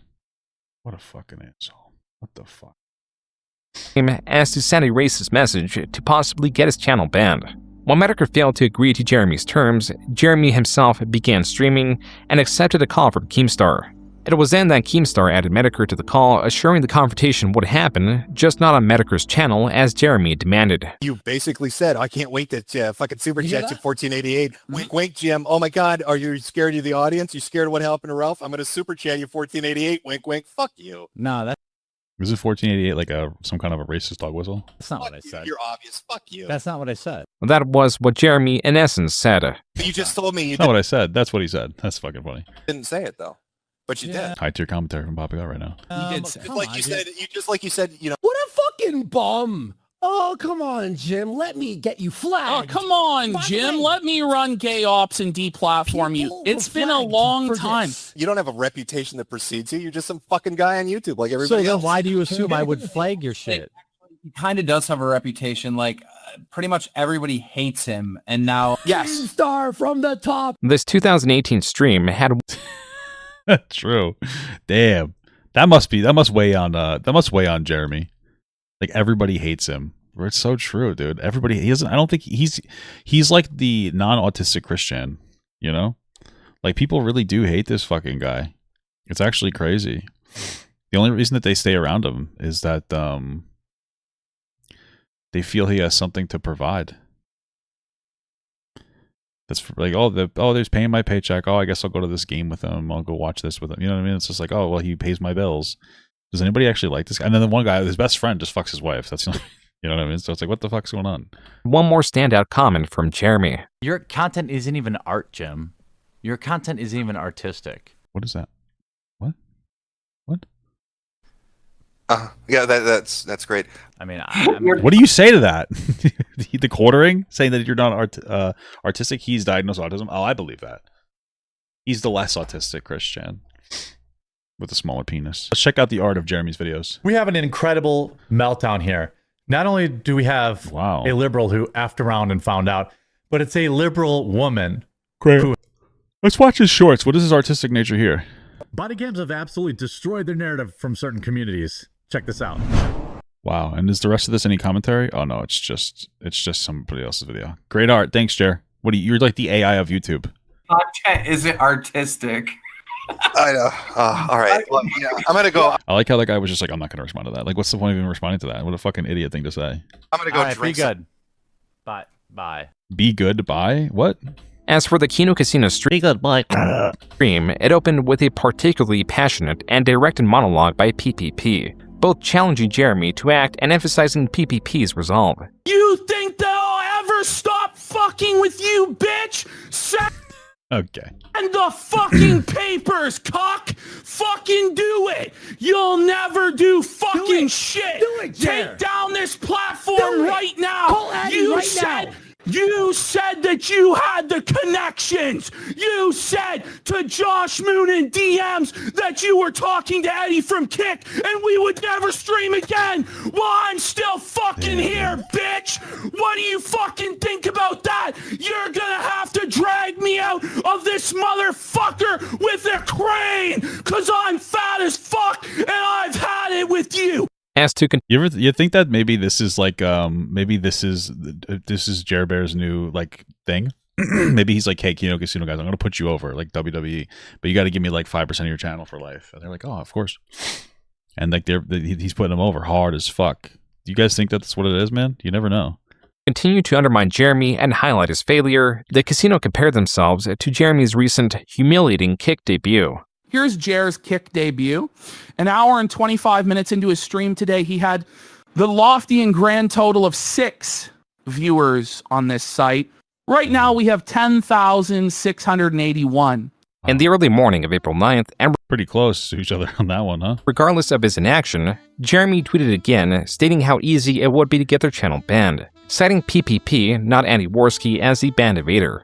Jeremy, in another deleted tweet, even alluded to getting their Kick channel banned. Just when it appeared that Jeremy was going to take the Kino Casino down, he posted this multi-paragraph tweet, now saying that he should have never implied anything about taking their channel down. Implied. Okay. I never should have implied I was going to do that. I wasn't going to, though. It was just an implication. Because of the implication, you know what I mean? And that it was him getting emotional. Even though he is displeased with the rumors they've spread, he also understands the error in oversharing information and how it has become weaponized against him. How long did it have to take for him to realize the error of oversharing? Wow.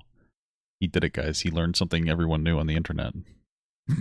New strategy is to write it out. This was not so easily accepted as creators and viewers alike had hardly forgotten about the gravity of Jeremy's previous threats. Jeremy on his gaming stream was getting harassed like never before. This was meant to be the fuck is he gaming streaming for? Pinnacle of the scandal, the pinnacle of outrage directed at Jeremy. In reality, it was just the beginning. On April 10th, the Alright guys, it's over. Alright guys, controversy over. Do you think he's gonna say that again? Guys, controversy over now, I admit it. Kino Casino's biggest channel, their Clip channel, was banned for violating YouTube's terms of service. On Twitter, PPP stated on the matter, quote, "Well, sure to his word, Quartering flagged down our entire Clip channel for quote-unquote ban evasion. He really is the most pathetic worm you could..." How the fuck did they get a ban evasion? Didn't they get, didn't the strikes come off their channel? And just because they have a copyright strike doesn't mean that they, like, you're only ban evading like if you're stunted. What am I saying? If you're like banned. What am I saying right now? I don't know what I'm saying right now. You understand what I'm saying? Like if you have it doesn't matter if you have a guideline strike. It matters if you are banned for the week, right? So if you're not on the ban for the week, it doesn't matter. How the fuck? What did they get? Like what ban evasion did they even do? Possibly imagine. Free speech warrior my ass. Our channel is under attack. Unquote. Hundreds of creators and Twitter users were quote tweeting in support of the Kino Casino. Andy Worski reconfirmed the reason the channel was taken down was for ban evasion, just like Jeremy threatened. Even Andy Worski's main... They didn't even know the channel. Oh, but I thought the channel didn't even get hit with anything that was like actually give them a week off, but it's not even their channel. But I think that, I guess on the technicality that like if it's not their channel, that channel would get permanently taken down anyway, so it's probably better off that they take the week ban unless they want that Clip channel to get taken off. I'm pretty sure you're not supposed to do that. I don't really know. I mean, either way, it doesn't matter. Quartering's a fucking asshole. The channel was banned just minutes afterward. Jeremy shared this photo and message about receiving a gift from his wife, mentioning that his birthday weekend was kicking off right. The gift was a box of sorts that included decorated playing cards, a die, and even casino chips. This was thought to be a direct reference to the Kino Casino and their banning. Just 1 hour later, the Quartering's weekend took a dark turn. Quote, "Oh shit, he got a black bull. In the last 5 hours, people have shown up at my house. Caller ID blocked numbers have called both mine and my wife's phones. My channel has received multiple reports. I assume this is because I made fun of Israel deranged people. This stuff..." Israel deranged people? What? Does anybody give a fuck about this guy's political opinions? "Is insane." Unquote.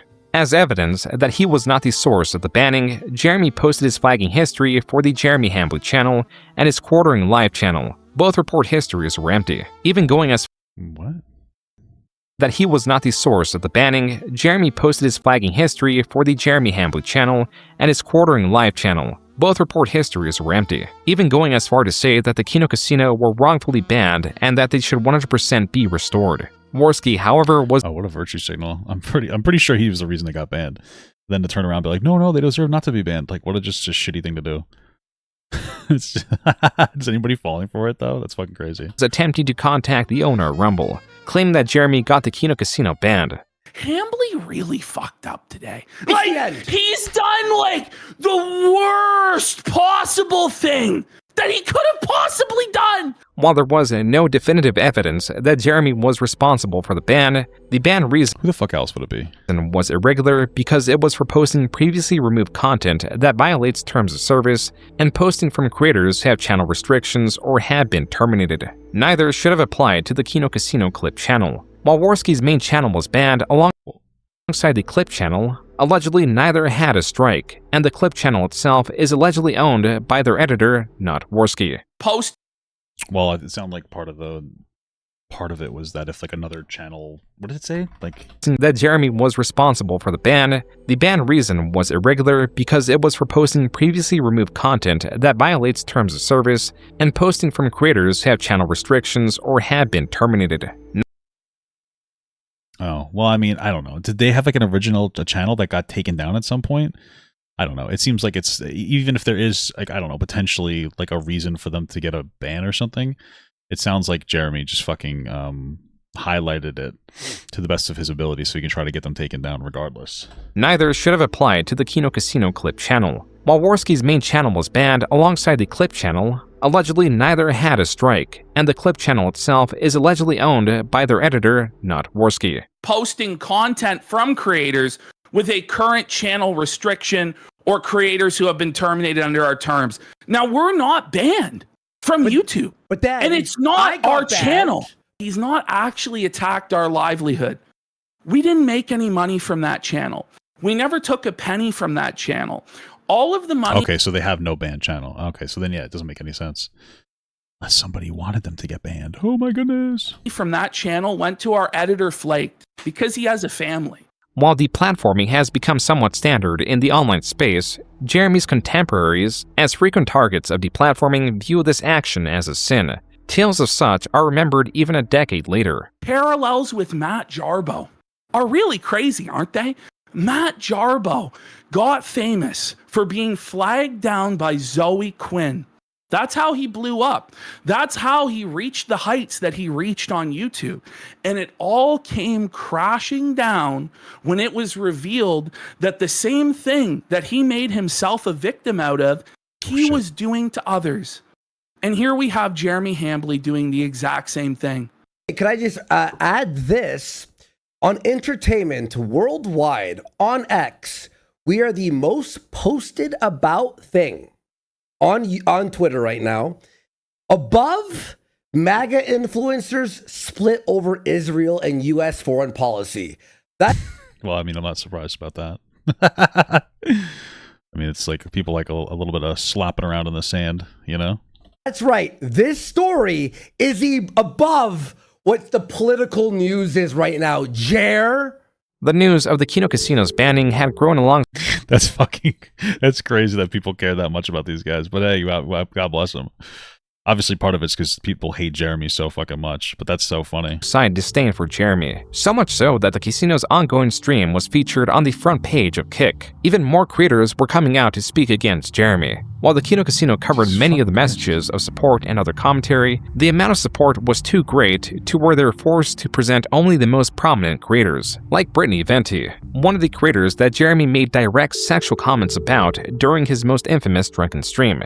Well, if she's a girl, he's making sexual comments about her, so. And a newly resurfaced different drunken stream. Let me tell you this about Venti. As much as the host do either. I would give everything I had to have babies with that girl. Venti, wow. We love the online sexual harassment, baby. We love it. We love to hear it. We love it. After the clips resurfaced of Jeremy being a creep, a pervert, talking about how he would give up everything that he has in this world, including his wife, his mansion, his YouTube channels, just for a chance to impregnate Brittany Venti, okay? And also clips of him directly being drunk and creepy with her on live stream. She said that she was going to go scorched earth, that she was going to do a stream on Jeremy Hambly exposing him. Well, Jer didn't want this to happen because he's desperate to control the narrative, and that's how we end up where we end up now. So he starts DMing her, saying he's acting a little female coded lately.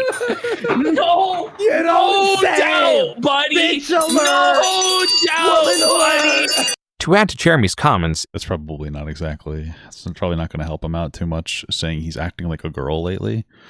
But I guess that's just a joke for him. I don't understand. Like, you think that he would learn that like he shouldn't make jokes because he doesn't have proper delivery for his jokes. Like his jokes become. Like, it's one of those things where some of his jokes might be able to be funny, but he's just such a deeply unfunny person that it's just not going to work out for him. And he needs to learn to fucking read a room. Like, he just doesn't have the talent, you know what I mean? So he should just stop doing it. It was now being alleged that he attempted to cheat with a porn star. Why the fuck does she have this? Well, Ralph and her have now come out to say that Jeremy tried to cheat on his wife with Scarlett Hampton. By the way, Scarlett Who the fuck is that? is based in the Milwaukee area, not very far from Jer's home in his home state. Jeremy in his stream played the video game Crimson Desert while noticeably becoming more intoxicated and more belligerent at everything that was coming out. The Kino Casino made sure to cover it. Is this really like the best idea for him to start fucking live streaming when he's... This seems like the worst time for him to start live streaming, right? Right, like this is the worst... What the fuck? This is the absolute worst time for him to start live streaming, is when he's getting such significant amounts of heat and people are like shitting on him so constantly. You think that he would want to be like, you know what? Let me just stick to my regular content. This is not a good idea. But not Jeremy. He's a fucking super smart guy. I gotta get something to help me breathe underwater, I think. Hey, Maiden. May I be of assistance? Yeah, can I put a baby in your belly? Whoa, buddy! Dude, this is actually... Okay, this joke... Okay, now that I'm thinking about this joke, if you pair this commentary with earlier, where he's like talking about how he like... Where he like really wants to have a kid, I think that he wants to have a baby, but his wife won't have a baby with him. I think that this is like deeply and genuinely sad. He keeps making jokes like this, and he mentioned earlier about how fucking sad he was for not having a baby. I think that this guy, like, I think that this guy is like unironically in some kind of weird arranged marriage or something. I don't really understand it. And the only reason she doesn't leave him is because, I don't know, maybe she likes the cuck stuff, or she likes the financial security, or I don't get it. It doesn't make any sense. Like, he complains all the time about, you know, oh, Ethan Klein or Kino Casino making fun of his wife or whatever. But, like, he's the one who disrespects his wife the most, talking about having babies with other people. Like, oh, it's a joke. Like, yeah, sure, it's a joke. I get it. Whatever, dude. You don't see me making jokes about having babies with other people. Like, that doesn't make any sense to me. It's kind of fucking ridiculous. This is nothing yet, by the way, folks. Watch. Is she holding out for a hero? Gonna force a cream pie in her. First there we Oh, go. there it is. He's owning Gonna force a cream pie in her. Wow. the cream pie meme, folks. Her Jew bull cuck husband left her here for me.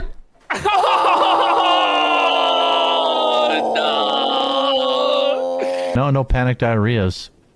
Sorry, you'll have to spec. He's infernal. He has a low sperm count. I don't know if that's true, but I could see that being true. Just to be clear, I could see that being like 100% true because he drinks so much and stuff. Hey, come on. Maybe that's what it is. There's something going on here. I don't know. Is that true? Spend your Thursday night somewhere else. The Walmart I feel like that's speculation, but I wouldn't doubt it. editor asked if he's having panic diarrhea. Oh, no. Jeremy was being brigaded by detractors so fiercely that even several newly promoted chat moderators could not keep up with the constant stream of detractors. This was just on YouTube, and damn, I thought he had like nobody really watching him. As Jeremy was multi-streaming on Kick as well, where his chat ran rampant, until he was notified of it and set it to subscriber chat only. After he did so, not a single chat message could be seen, implying his Kick chat was entirely made up of detractors. Opposition against Jeremy. Damn. Sad stuff, brother. Sad stuff. was innumerable. And yeah, just talked about this. His wife's vagina stinks. What? He's talked about how his wife's vagina stinks? That's not nice, dude. What the fuck? That's crazy. Maybe he was just upset with her at the time because she wouldn't fuck him or something. Support for Jeremy came down to a handful of creators like Melanie Mack, who released a video this day. She refutes the accusation that Jeremy has ever made her uncomfortable, and well, that's nice of her. The accusations that she is constrained to the podcast due to her finances. She also believes that the hate towards Jeremy is manufactured as a topic of the week, and also believes this is Satan's doing, as Jeremy has recently come to Christ. It's Satan's doing? What the fuck? Truly convinced that it's because that at the root of it's because he came to Christ. Melanie's you think that TheQuartering decided to be part of Jesus Christ, and that's why he's getting the hate he's getting? She's making that argument unironically. That's actually incredible. Video was not well received to the point that she turned the comments off. Jeremy took a similar strategy on his Twitter, only allowing what appears to be accounts he follows the ability to reply to his posts.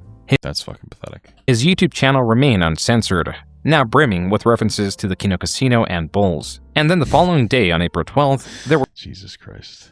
Two major developments. First, a different channel known as Illicit Clips that hosted a video of Noel discussing TheQuartering's recent scandal was hit with a community guideline strike under harassment and cyberbullying. As for the second development, a discovery was made.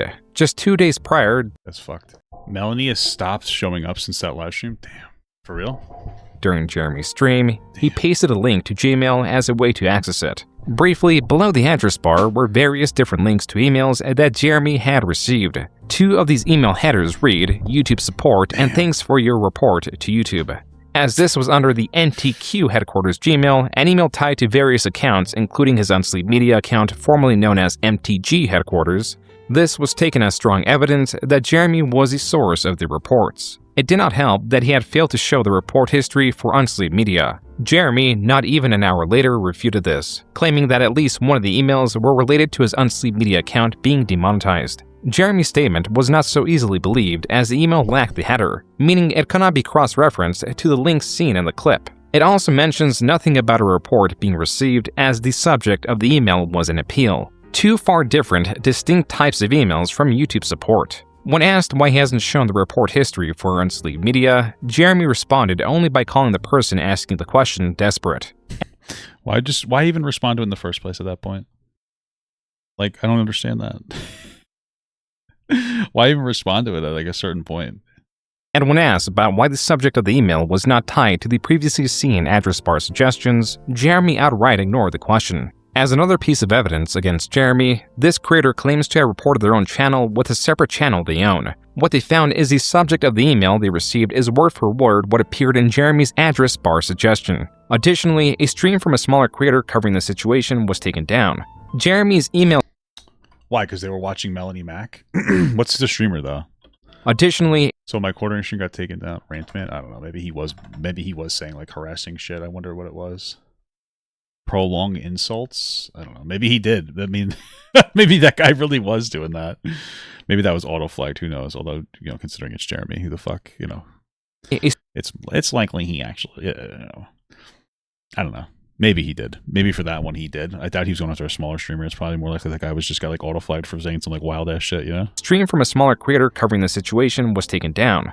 Jeremy's email scandal, along with many other developments, would be covered in the Kino Casino's 11-hour April 13th stream. It opens with the newer theory that TheQuartering was able to get the Kino Casino banned not through email, but through a phone call. TheQuartering made a phone call. He has a contact at YouTube that's high up behind the scenes. God he might have a rep, yeah. Only knows how the fuck he got this contact. But it's a complete cloak and dagger conspiracy with this fellow. Yeah. It's so insidious the way that this was done. It was done 30 minutes before the close of business hours in California. The reason it was done like that is so that nobody could contact their YouTube rep until Monday. So we weren't even able to contact our own YouTube representative until noon today Eastern time. Interesting. That actually kind of would make a lot of sense then. Holy shit. That's fucked up. To begin the process of reversing this. in his DMs with Josh Moon.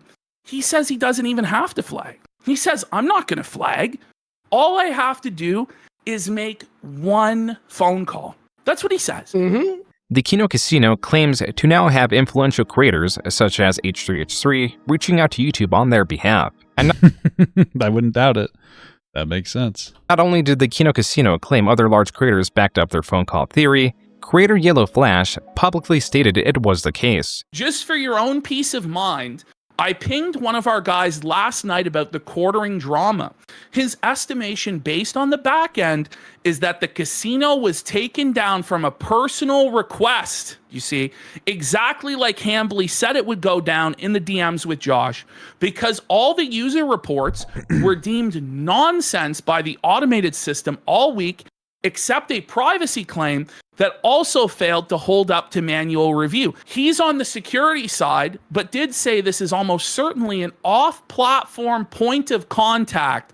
Call, text, email. Jeremy refuted this theory. His dismissal of it was hardly satisfactory. I mean, he's bragging about it. On the one hand, he's fucking Jonkler posting about how he's going to do this thing. And now we're supposed to believe that he's not going to do this thing. I wonder if he thought people were going to be on his side. They're going to be like, oh man, yeah, he's going to go after this guy because they're going after his wife. He obviously doesn't even respect his own wife, so I don't know why anybody else would expect us to care about that. But even then, nobody's disrespecting his wife. They're just saying she's getting fucking cucked by a bull, which is maybe true. I don't know. A lot of evidence to suggest that might be the case. It's crazy theory you mean. But if anything, Jeremy fucking disrespects his wife more than anybody else, talking about impregnating other women and shit. Like, that's fucking wild. That's insane. So, in what it's you all like a fucking virtue signal. Told us yourself, Jeremy, what we showed earlier in this presentation, when you told Josh Moon that all you had to do was make one phone call to take our channel down.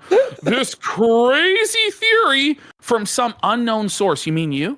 The unknown source is literally your own DMs and your own words. Kino Casino then shifted to covering a long history of Jeremy's hypocrisy involving harassment and how demanding he was for others to show proof of harassment. The fuck? That was weird. Jeremy's hypocrisy involving harassment and how demanding he was for others to show proof of harassment. Oh, that was weird. I think that was on my end. What the fuck? When now he himself was failing to do such a thing. The Kino Casino also covered more of Jeremy's recently uncovered exploits. When I was in my teens, I had one threesome. It was just two guys, and it was. He's participating in sexual acts with other men. Wait, two guys. So three men. Oh no! It was two guys and a girl. Okay. And like, wait, was he the last one on the train? Is that what it was? Why is he acting like he was watching a threesome with two guys and a girl? What's actually happening here, Jeremy? It's like third person. The Kino Casino's banning had triggered a fierce Streisand effect. Normally, these tales of Jeremy only reached the dedicated viewers of their clip channel or live stream. Yeah, no, I think like I've had the quartering on my radar, I guess. I've seen some of his stuff every once in a while. I'll see something like making fun of him and some dumbass shit that he does. But this shit is really fucking blown up ever since this stupid asshole has like participated in this. I really just don't understand where he gets the fucking gall to do everything. I really don't understand it. What kind of a person does that? Because nobody likes him universally. He talks about how nobody likes him, and then he's like, "Oh, I'm going to go on a tear and try to use my YouTube platform as a way to take other people down." Is it just maybe it's just that he doesn't care if people think he's fucking cringe for it? Is that what it is? I don't get it. Why destroy it? Well, what reputation does he have? What does he really do? He just like shit posts. He fucking slop posts online. He might as well just AI himself and just like have it look like a fucking, some other girl. Like use the technology that they use to scam people and just like pretend he's a fucking attractive girl and use like AI to do that and just change the channel to that and make a new one. The clip channel's videos rarely surpassed 100,000 viewers. Now, even just this VOD on Kick was more than double that. What's more, the Kino Casino stream had a segment where they shouted out various creators who had tweeted or made videos in support of them. This amounted to 78 creators with hundreds to millions of subscribers. Within were some former and even current friends of Jeremy. Even enemies of the casino were reaching out in support. That's fucking crazy, dude. Never has Jeremy faced such large-scale opposition. And the worst part of it all was that he could not rely on his typical tactics of dismissing the criticism or manipulating the narrative to support him. Even if they're— Yeah, because he usually goes after people that seem to be smaller or they're in a different sphere. So, like, he can still just say, like, his dumbass shit that's like, oh, they're coming after me or some whatever dumbass shit, and just, like, free for the narrative. Now these people are in his sphere. I mean, Kino Casino are definitely more edgy. I don't really know how political they are, but they're definitely more edgy. So, you know, that's where his audience is going to lie in, more edgy individuals. So this just looks really bad for him. There was truth to what Jeremy spoke, and he had no hand in the casino's banning. The hate towards him was too great and melded with rhetoric from the enemies he's collected from the past 10 years. This is to say that even outside the Kino Casino, Jeremy had made so many enemies that, ostensibly, the collective attack on Jeremy was partly the result of years of pent-up frustration. Years of hiding behind the status of his allies and politics. Years of manipulating narratives to benefit him or dismiss criticism. The day was finally here where Jeremy could no longer hide. He was now entirely unequipped to face these consequences, and entirely exposed to the derogation of the Kino Casino that even previously he was unable to rival. Just typing weekend in Jeremy's live chat will result in a ban. His paranoia— Damn, dude. He must really hate the weekend. That's fucked up. had grown so— How was your weekend? Great that his regular viewers were not only being exposed to Jeremy's antics through constant brigading of detractors, but also being caught in the crossfire. I've been a fan of Jeremy since 2017. Why was my other account just banned for asking why there are so many comments getting deleted? This is wild. I'm 63. He's 63? Damn. That made— wow, dude, what is wrong with me today? Holy fuck. I was gonna say this is probably ingenuine. This is probably just like some fucking person trolling. But now I believe it. Now I believe that the only person that would like really unironically watch Jeremy, or TheQuartering, I guess I should say, is some fucking like old dude that's just like, yeah, I just like the way he talks, but he doesn't really understand what's happening around him. He just likes to hear somebody like talk to him, and it just reminds him of his like son. That's a little bit odd.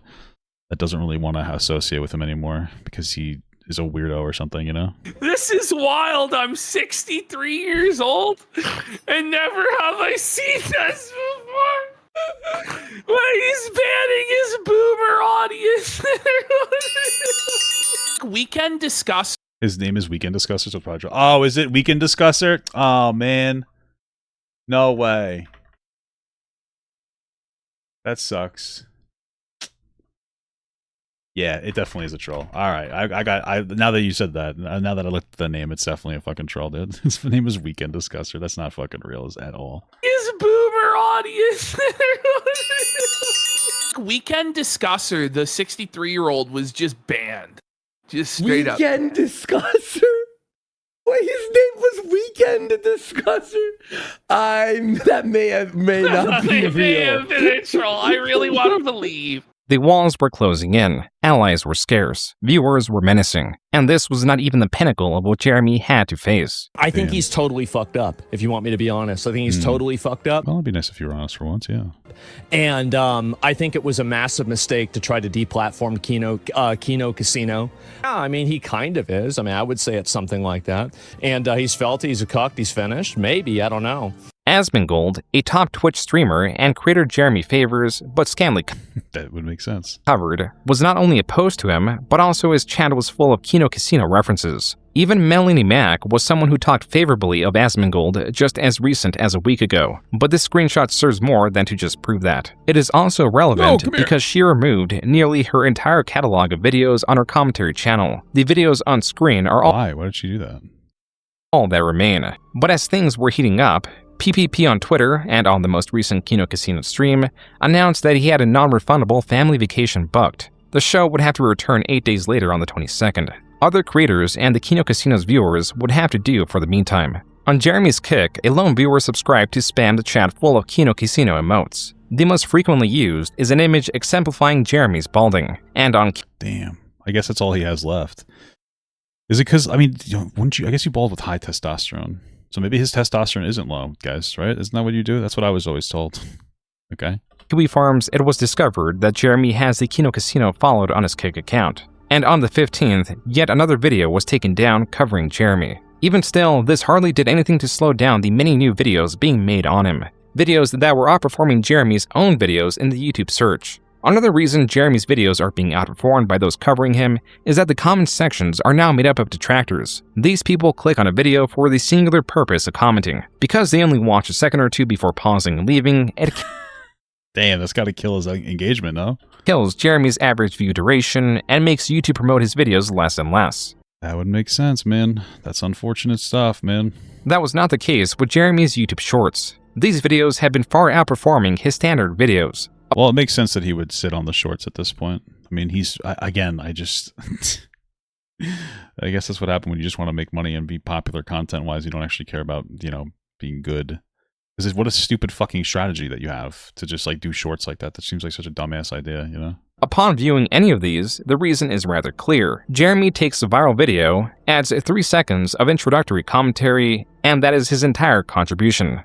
See, a 63-year-old really would love content like that, though. Wow, I love this guy. He's just, hey, take a look at this fart. And then he just plays something, This is a compilation a Twitter user made of such a thing. Check this out.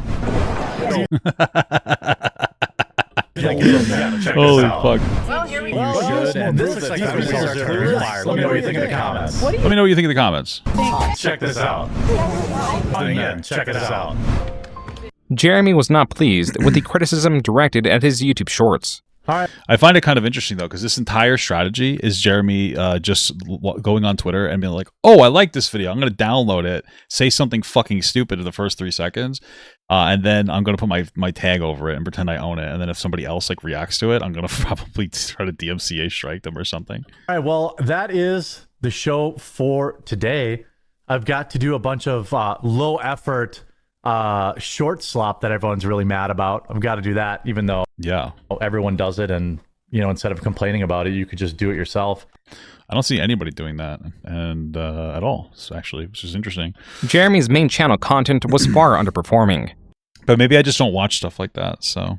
His shorts were being criticized for lacking critical commentary needed to satisfy fair use. Can you do a short like this on a quartering clip? I could try, dude. It takes a lot of effort, though, so I'm not entirely sure I could pull it off. Yet he still had Rumble. He is both looking forward to a massive year on the platform, who claims to always have his back. On one of the tweets, creator Nicholas Diorio commented, quote, "Didn't you just stream to 82 people there the other day?" Unquote. Jeremy did not respond. Separately, wow, Jeremy's learning not to respond to comments.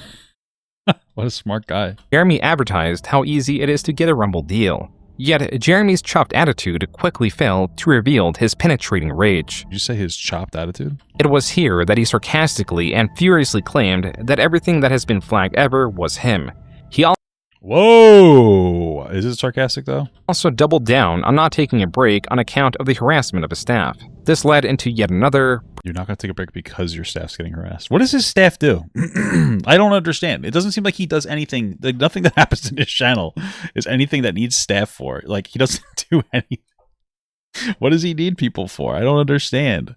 Presumably drunk and tirade. Another sign of Jeremy being undone, as he had claimed to have quit alcohol cold turkey just a few days prior. Perhaps this was the reason Jeremy... Dude, I would love some fucking cold turkey right now. I'm so hungry. He was lashing out even more heavily. On April 17th, Chris Pavlovsky stated that no creator has a 5-year deal with Rumble or even close to it. Jeremy's 5-year $1 million contract with Rumble was a sham. As if... Whoa. Is that true? This day could not get any worse for Jeremy. The H3 podcast dedicated yet another episode to him, covering his old and recent scandals, even recontextualizing the basement peeing event. He's angry that his wife went for pizza without him. And I'll give credit to Diorio for this, and it makes a lot of sense. He was like, I wonder if that's code for fooling around with other people. That's possible. That's entirely possible, dude. I wouldn't doubt it. This fucking asshole frog. I wouldn't doubt that. I wouldn't doubt that it was just about legitimately about pizza also. I really wouldn't doubt that. I wouldn't doubt that this guy's like, I really wanted to go out and get some pizza. Or, maybe we're overthinking it. Maybe she went on a date with the bull. She went to get pizza without him, right? She went on a date with the bull. That makes sense to me. Wow, what a game. H3H3 even commended PPP for his dedication, deeming him to be one of, if not the most dedicated, passionate, and entertaining troll. Jeremy had set everyone against him, but he appeared unrelenting when on the 18th, yet another video was taken down. This time it was a video by Luther Morgan, the author that wrote a book on lolcows that Jeremy unwittingly promoted. Luther, in his removed video— What? He wrote a book on lolcows? That sounds interesting. I wonder if it's good or bad, you know? Good being, you know, maybe explaining to people that you shouldn't harass relentlessly certain people. Specifically, you know, what the fuck? That's cool as hell. Oh, fuck. Specifically, ones with intellectual and developmental disabilities. I don't really care about people like Jeremy. Fuck him. Wow, this is incredible. This thing sucks. Penis. Video reinforces the notion that Jeremy does not roast his coffee. In a separate event, and even though Jeremy had made it a point that his wife is not at all in the public space, he posted this image of his wife. Why do I think does she look different? Point that his wife is not at all in the public space. She looks nice. He posted this image of his wife. This image is sourced from Jeremy's lengthy YouTube community post. In said post, he denies the cuck allegations, states they've been doxxed, and have people showing up to his house, etc. While Jeremy's claims could be true— his response to try to, like, contest that is to get people to stop harassing his wife is by showing his wife? I don't get it. He has failed to show evidence of these happenings. Furthermore, he's using the exact— Maybe he means that there are people showing up to his house to, like, fuck his wife or something. Same strategy to deflect criticism from him that he used in 2020 when H3H3 made their content court on him. Though the Kino Casino and the return of the mac and cheese allegations are far more offensive, Jeremy has invited speculation on his marriage, not just from various clips of him talking about his wife, such as in the basement peeing clip. He has also made countless sexual comments towards various women, live with little remorse. It is an undeniable fact that Jeremy is— Damn, he's just fucking horny. He's horny on main, dude. What is he doing? A persistent sexual harasser who frequently expresses interest in other women. And it is also possible that Jeremy, in continuing to post images— He's not even smooth about it either, man. Like, he could probably— Well, he probably couldn't do a goddamn thing. But he's not even smooth about it. You know, that's the part that's the real problem, you know?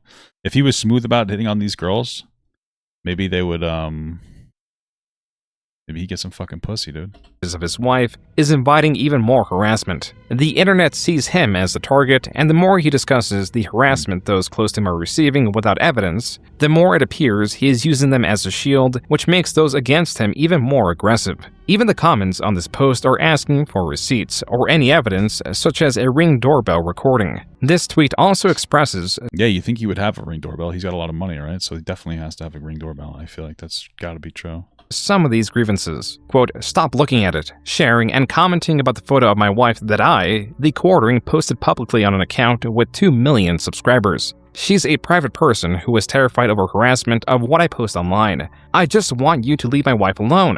Unquote. With each post, tweet, and livestream, Jeremy, even with the absence of the casino, was unable to escape the near-endless mockery, and the casino was set to return in just 4 days. As the days passed, Jeremy's anxiety grew. On the 21st, the day before the casino was meant to return, Jeremy on Twitter announced that for the first time in 3 years, his livestream with Melanie Mack and Hannah Claire would be going on break and would be returning May 4th. That's so scary. Hey, may the 4th be with you. I'm assuming that they ended up returning, right?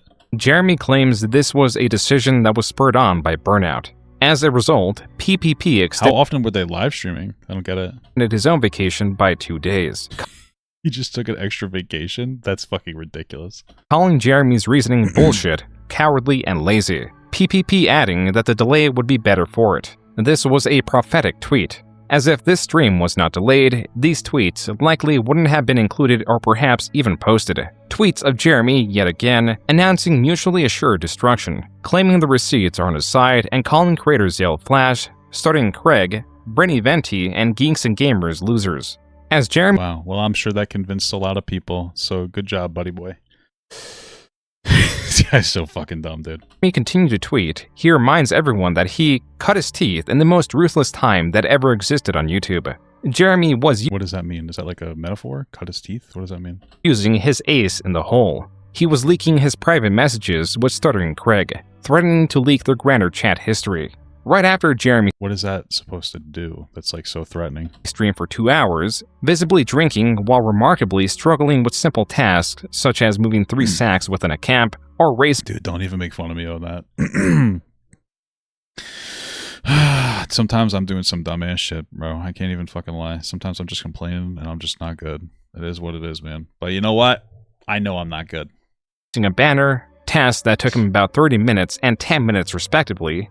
Stuttering Craig on his side-scroller's channel preemptively leaked the private messages between him and Jeremy. The question was, what was so damning within these messages that was Jeremy's ace in the hole? The answer was Jeremy just trying to play a game where he's like, oh, there's so much damning shit, but there really wasn't? Was nothing. Yeah, that sounds like what it was.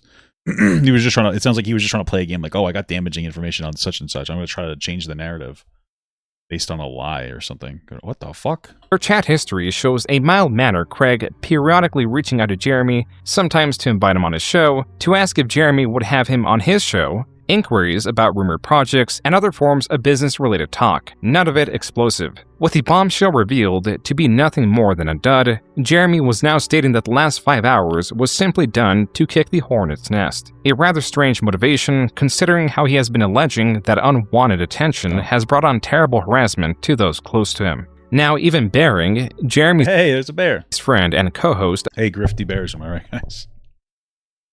We're going after grifty bears. Of the incredible salt mine made a video on him, asking Jeremy to quit drinking while also emphasizing how his threats towards the casino were indefensible. I think he shouldn't quit drinking. I think he's a good time when he drinks. I actually feel a little bad for him, but he's such a... it's hard not to feel a little bad for this guy, right? Like, it's hard not to feel a little bit bad for this guy. It seems like his entire life sucks, except that he's a millionaire. That part's... I mean, that part's kind of good.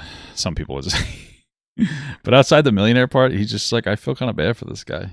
And now Mudahar, a creator with 3.8 million subscribers, made a video on Jeremy, exposing him to a wider audience and covering things like his YouTube shorts. Ridicule of which had in a very short time span, evolved to where several creators were tagging their intros leading up to Jeremy's intro of his own short. In today's totally transformative content, there's a whole lot of people that are wondering what the heck these oranges are for. Let me know in the comments.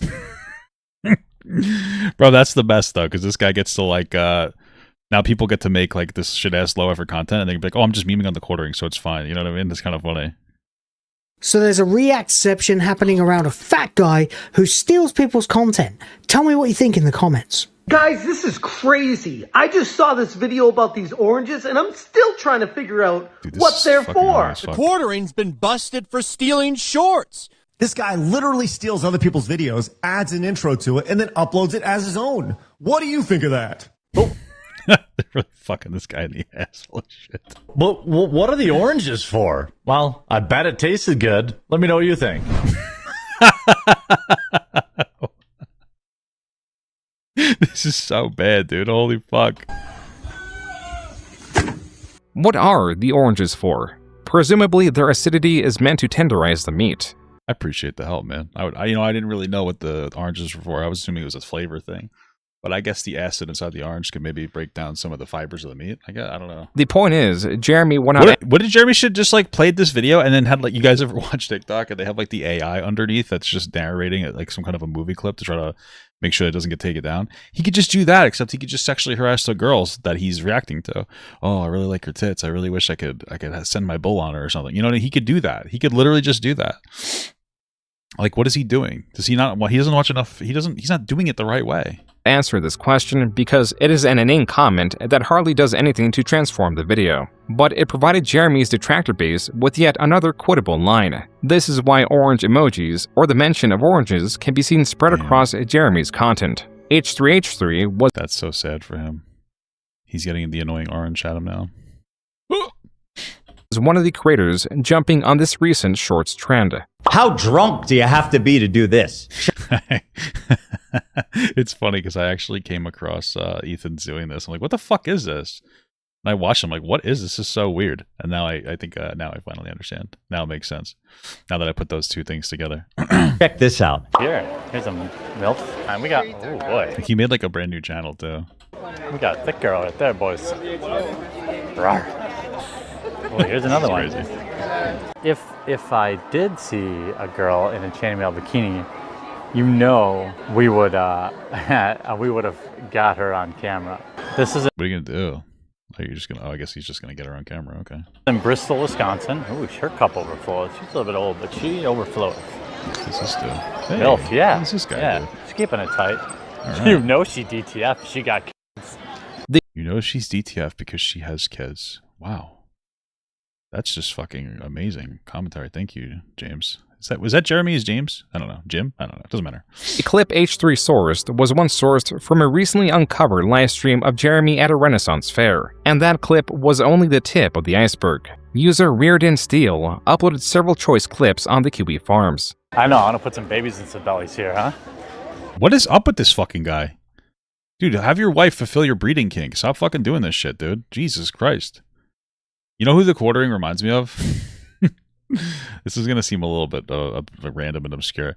TheQuartering gives me like the vibes of somehow being worse than the husband from Fleabag.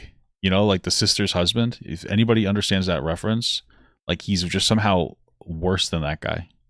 If that makes, hopefully that makes sense to some of you guys.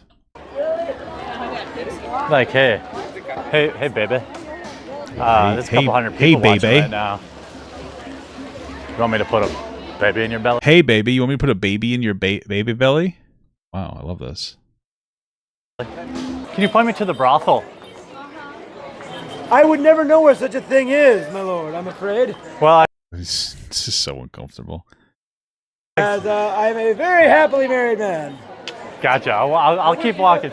Well, that's that. I think that was unironically out of this entire video. That is unironically probably the most destructive line for Jeremy out of everything else. And the only reason that I say that is because all that does is like go, hey, Jeremy, the fact that you're looking for a brothel means that you're not in a happy marriage. You don't love your wife and she doesn't want to have kids with you and you have no friends and your wife should be your best friend, but she doesn't want to be around you because she's constantly getting bullcucked and she's going on pizza dates with her bull boyfriend instead of hanging out with you.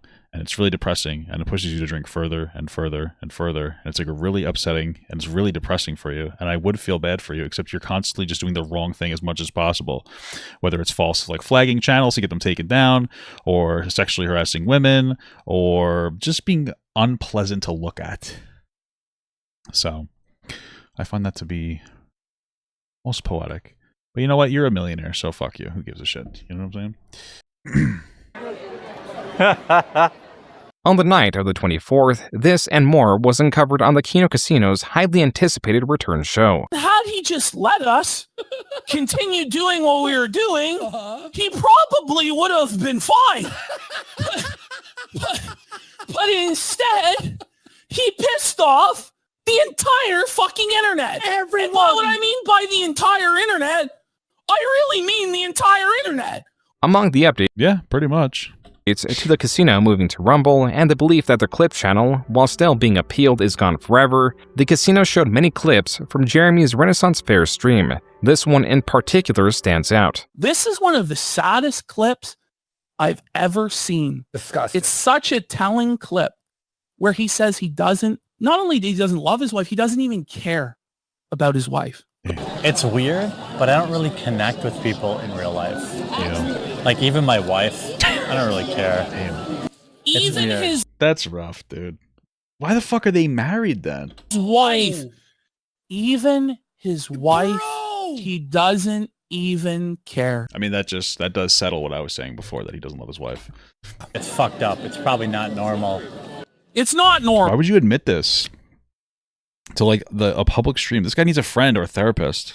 But I crave companionship of. What? Oh my god. You're married. You crave companionship. Dude, this is so fucking sad for this guy. This is so sad. Holy fuck, dude. This is actually pathetic. Because it's one of those things where like he's not even like, you know, listen, not everybody can be in as happy of a marriage as I am. A little bit of bragging. But like I love my wife and she's my best friend. And if she was gone, then I would too. That's all I'll say. Right? But like, what the hell? That was crazy. But he's not even in like a relationship where it's like, yeah, it's not great, but you know, it is what it is. He's like, they're genuinely like nothing. I mean, all of it makes sense, dude. I don't doubt that he's fucking doing like the whole bull thing. if anything, just because she doesn't want to, like, I don't know, maybe she doesn't want to fuck him or something. I don't know, man. It's just, it's fucking, this is just so sad. Like, it makes sense why she would want to potentially do some kind of bullshit. Because of whatever the fuck this is. You know, they don't really have a particularly happy marriage, it seems like. It's not even just like, yeah, we're kind of friendly, but like whatever. It's just nothing. There's nothing going on there. You know what he says? But I crave companionship of anonymous people online. I feel like so often I just leave it all behind and go get like a 2-bedroom apartment. Really he wants to leave it all behind. It's not sad. Don't be sad. It's not sad. It is really sad. It's one of the saddest clips I've ever seen. The casino would go on to show many more comments Jeremy has made expressing his interest in other women. Among the videos showcased was Luther Morgan's second video covering Jeremy, provoked by the takedown of his first video. The second one goes into even more depth, not only on the mysteriousness behind Jeremy's undeclared roasters, but also the various infractions involving the coffee's packaging. I wasted 40 of my own dollars to get coffee brand coffee. Luther Morgan, in his video, explained how Jeremy, with his coffee brand coffee, is breaking Amazon's rules, not following FDA labeling guides, and breaking FDA code by not labeling the manufacturer or distributor, the flavor additives, the expiration date, nor the added caffeine content on any of the bags Luther purchased. As another blow to Jeremy's business, it was found that the trademark for coffee brand coffee was abandoned. And with that, the last... Damn, somebody should take that. That'd be kind of funny. Could you imagine, like, Kino Casinos took the coffee brand coffee? That'd be really fucked up. That'd actually be kind of funny, though. And then they started selling it. I mean, I think I might actually buy it at that point if I'm being fucking real with you. Although I don't really drink coffee, so this is actually pissing me off so much. Holy fuck. Jeremy's hope to escape his endless grind narrows, just as was with the Publica, Exclusively Games, GameFindr, RCNightmare.com, and many more failed or failing projects. Jeremy, in the past 2 decades, has left a trail of failure, as failure is an unceasing force that leads him. Such is the fate of a man with no talent, no principles, and no ambition. The only driving force Jeremy has is to earn money, and the reason he earns it is to quell his anxiety. But the more he suppresses it in this manner, the stronger it becomes, and the stronger it becomes, the more reliant he is on it. And finally, the house of cards have come crashing down, and Jeremy has a significant toll to pay. Years of escaping his issues with the growth of his channel and the money earned through his grift are no longer areas he can escape into. His new strategy of uploading an absurd amount of YouTube shorts is an expected, desperate strategy taking low effort, meaningless content to its maximum, as the only variable Jeremy can control to grow his channel is content frequency. This is his channel's swan song. At the end of it, he faces not only a growing... But here's the thing. This is a real question. How long can he do, like, just take other people's content and provide zero value to it or, like, any commentary and just repost it with that before YouTube goes, like, this is actually kind of a problem and gives him, like, a ban? Like, this could potentially ban his entire channel. List of eager enemies and a tattered reputation, but also a deep lack of personal connection and everything else he has been avoiding. It is ironic that a man that has built a career in sowing division, in spreading misinformation, and in eroding trust has unified so many, even if only as opposition against him. Well, sometimes you need somebody to hate. So, all right, man, good video. That was a fucking long one, though. Jesus Christ.